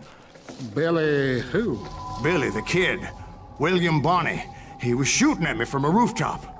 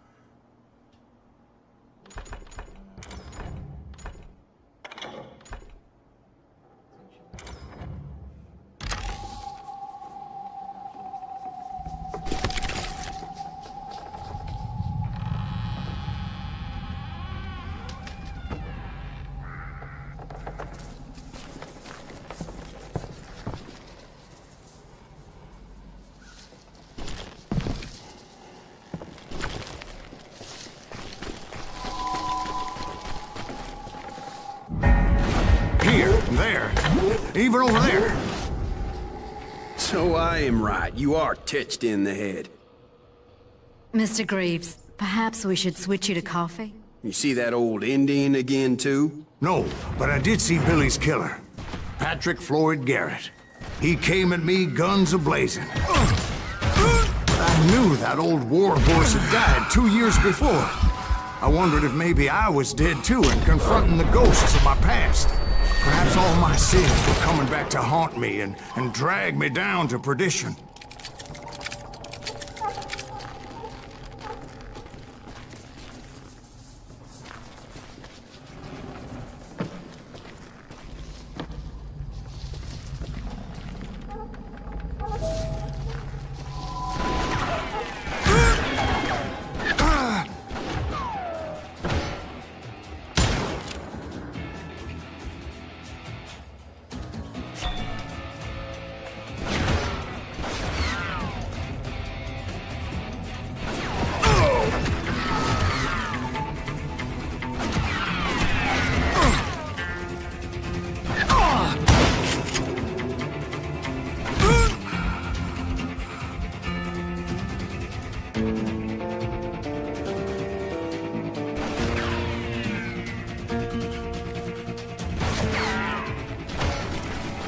I saw Henry Plummer throw dynamite at me.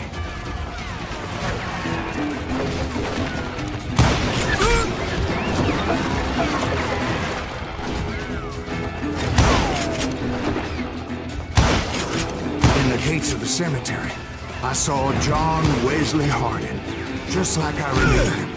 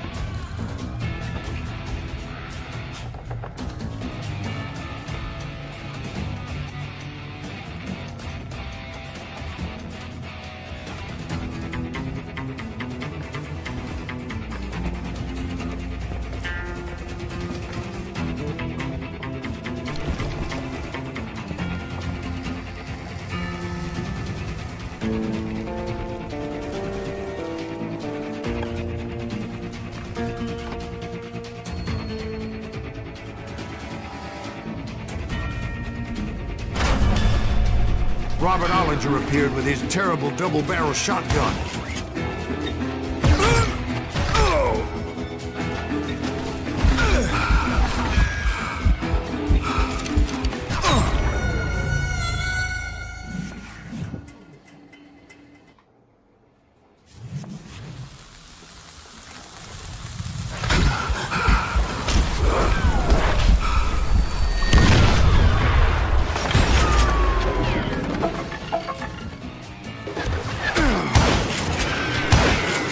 In the gates of the cemetery, I saw John Wesley Hardin, just like I remember him.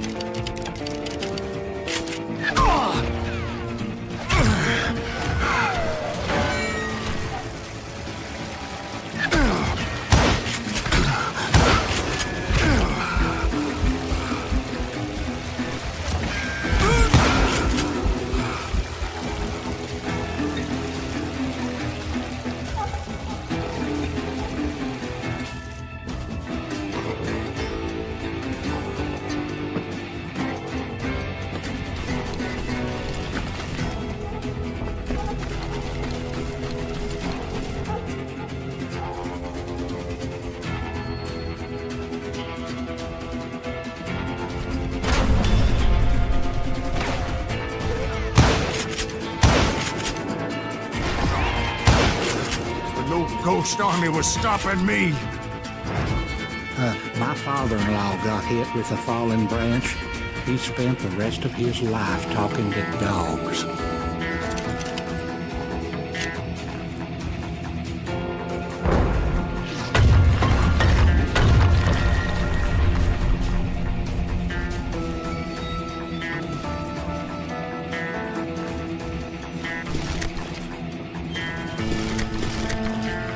Newman Hayes Clanton, William Brocious, John Peters Ringo, they all wanted me dead.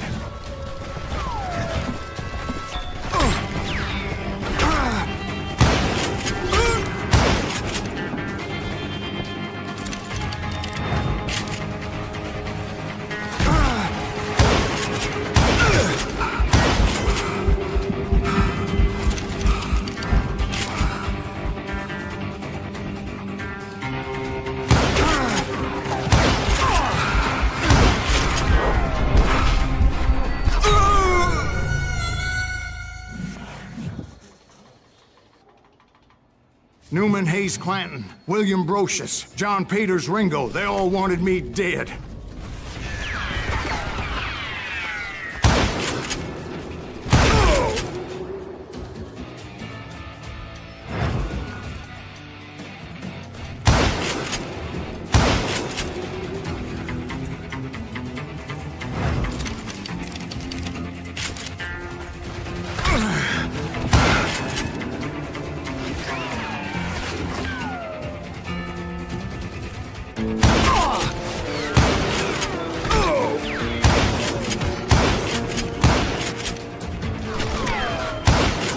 The Dalton brothers, Robert and Grattan, guardians of the Garden of the Dead.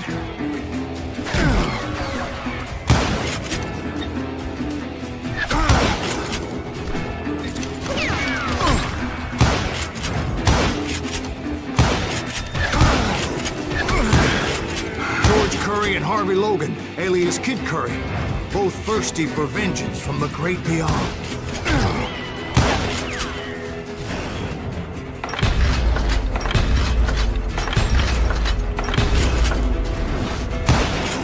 Jesse, Woodson, James, and Jim Reed.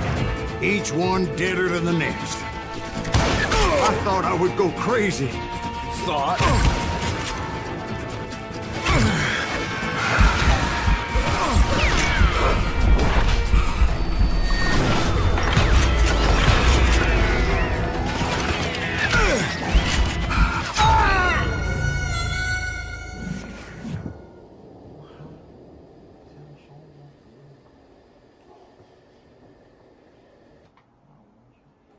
The Dalton brothers, Robert and Grattan, guardians of the Garden of the Dead.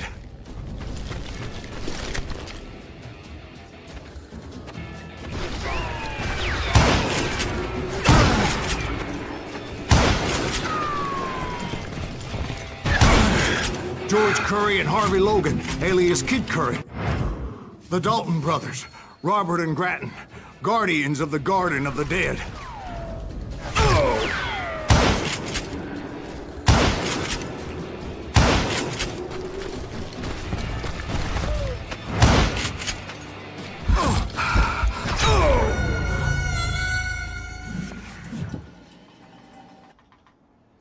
The Dalton brothers, Robert and Grattan, guardians of the Garden of the Dead.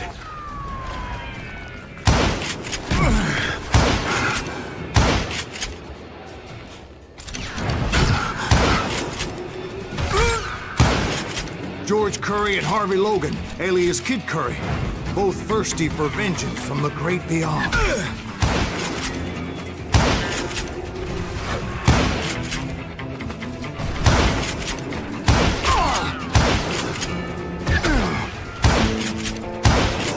Jesse, Woodson, James, and Jim Reed.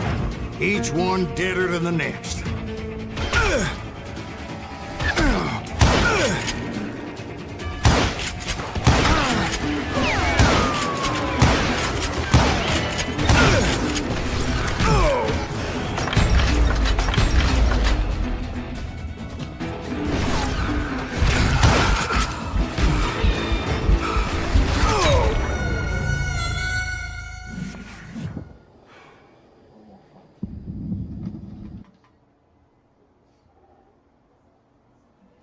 The Dalton brothers, Robert and Grattan, guardians of the Garden of the Dead.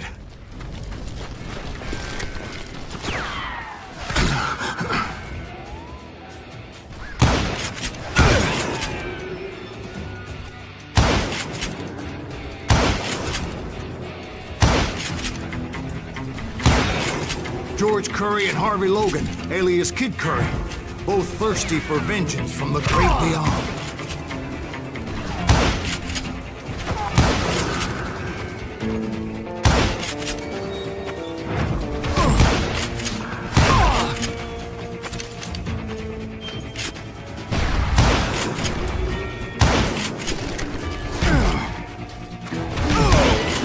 Jesse, Woodson, James, and Jim Reed. Each one deader than the next. I thought I would go crazy. Thought?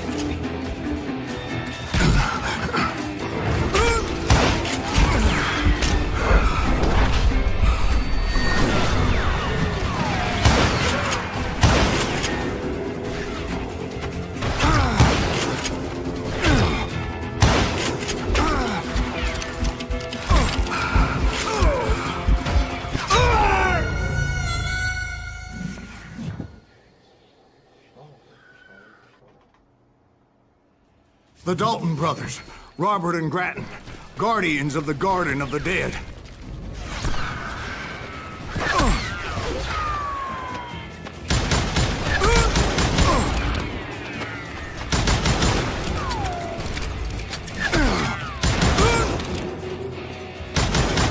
George Curry and Harvey Logan, alias Kid Curry, both thirsty for vengeance from the great beyond.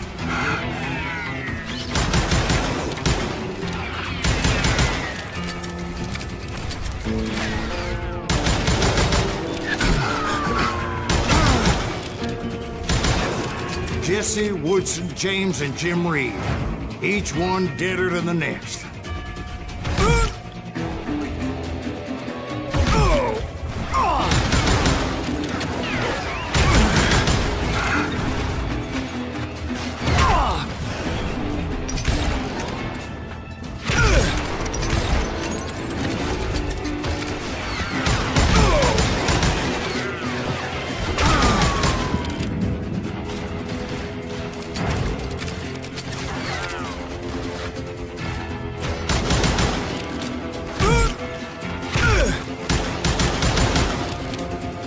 Finally, I saw Harry Alonzo Longabaugh. The Sundance Kid?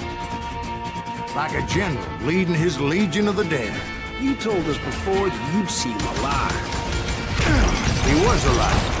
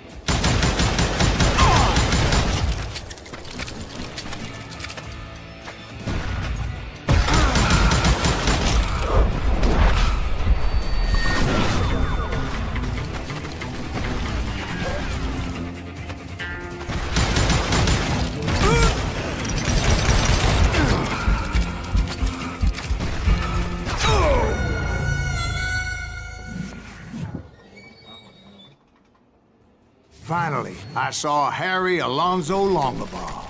The Sundance Kid? Like a general leading his legion of the dead. You told us before that you'd seen him alive. He was alive.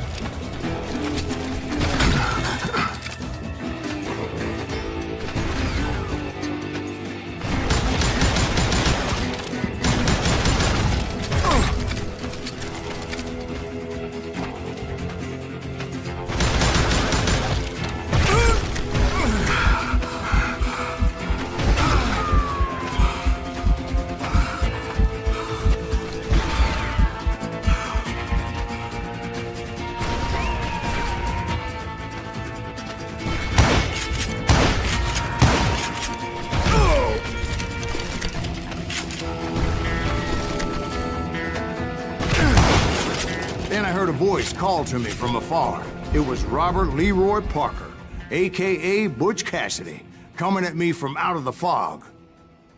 Thanks for taking care of that bastard.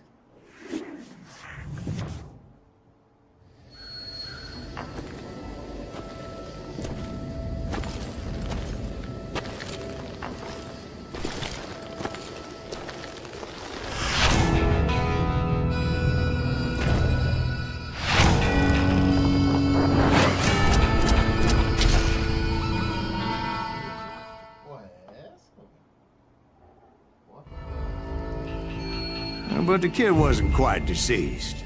Not yet. Takes more than one little bullet to kill the likes of me, partner. Those two looked like they hadn't seen each other for quite a while. Clearly, they were no longer amigos. Shit. I was hoping I wouldn't have to kill you. You won't have to, Butch. I'm killing you first. I asked him about Bob Bryant, but they were too busy with their own heated conversation. Let me get this shit straight. You want my money and the love of my life? You frittered it all away, Butch. Edda's mine. So is that damn money. I didn't want to shoot anybody until I had an answer to my question, but those boys didn't give me much of a choice.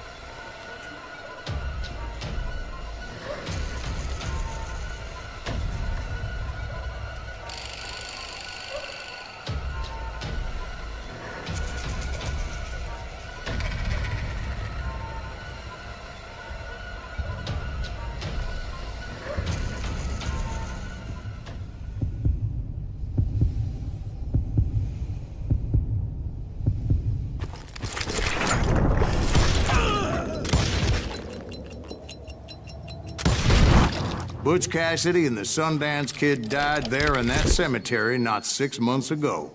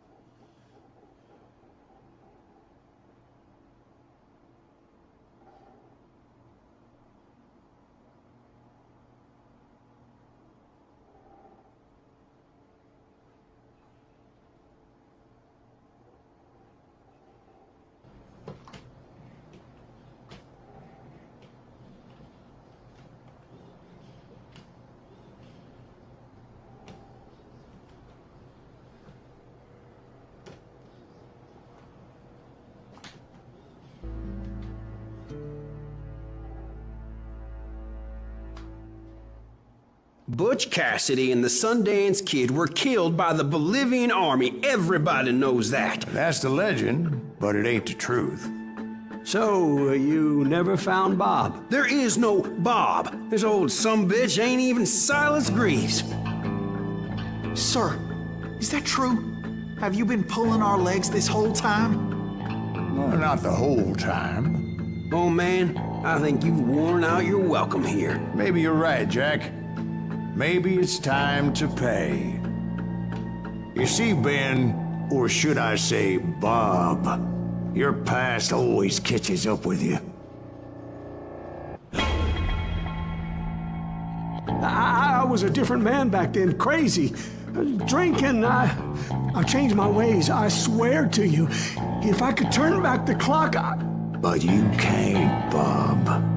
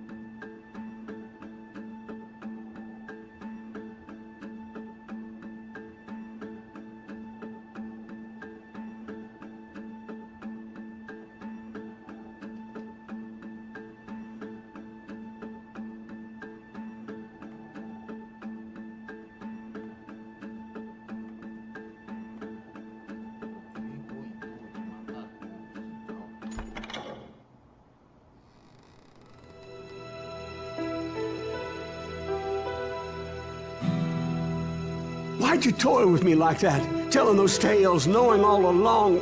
Why not just lay your cards on the table? Here. I won't have it said that I left you with nothing. That's how you want it? So be it. Holy shit! Right, Molly, move against that wall. Go!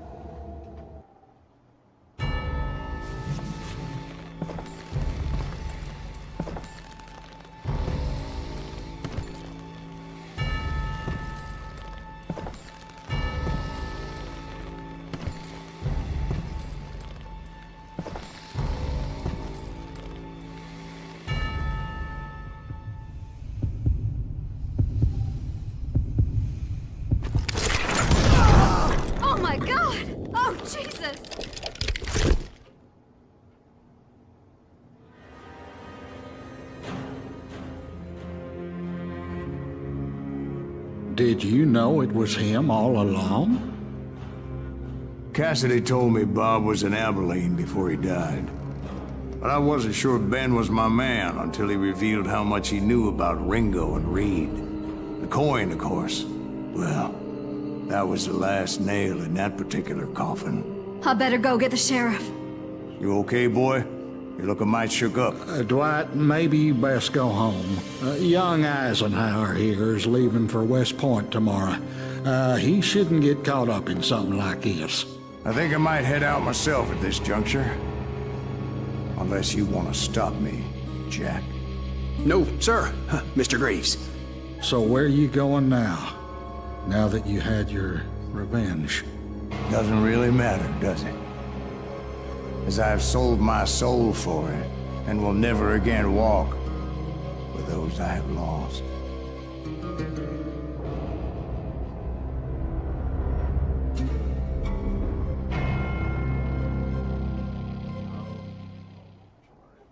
Ooh, dear. Oh, dear. Won't you spare me over till another year?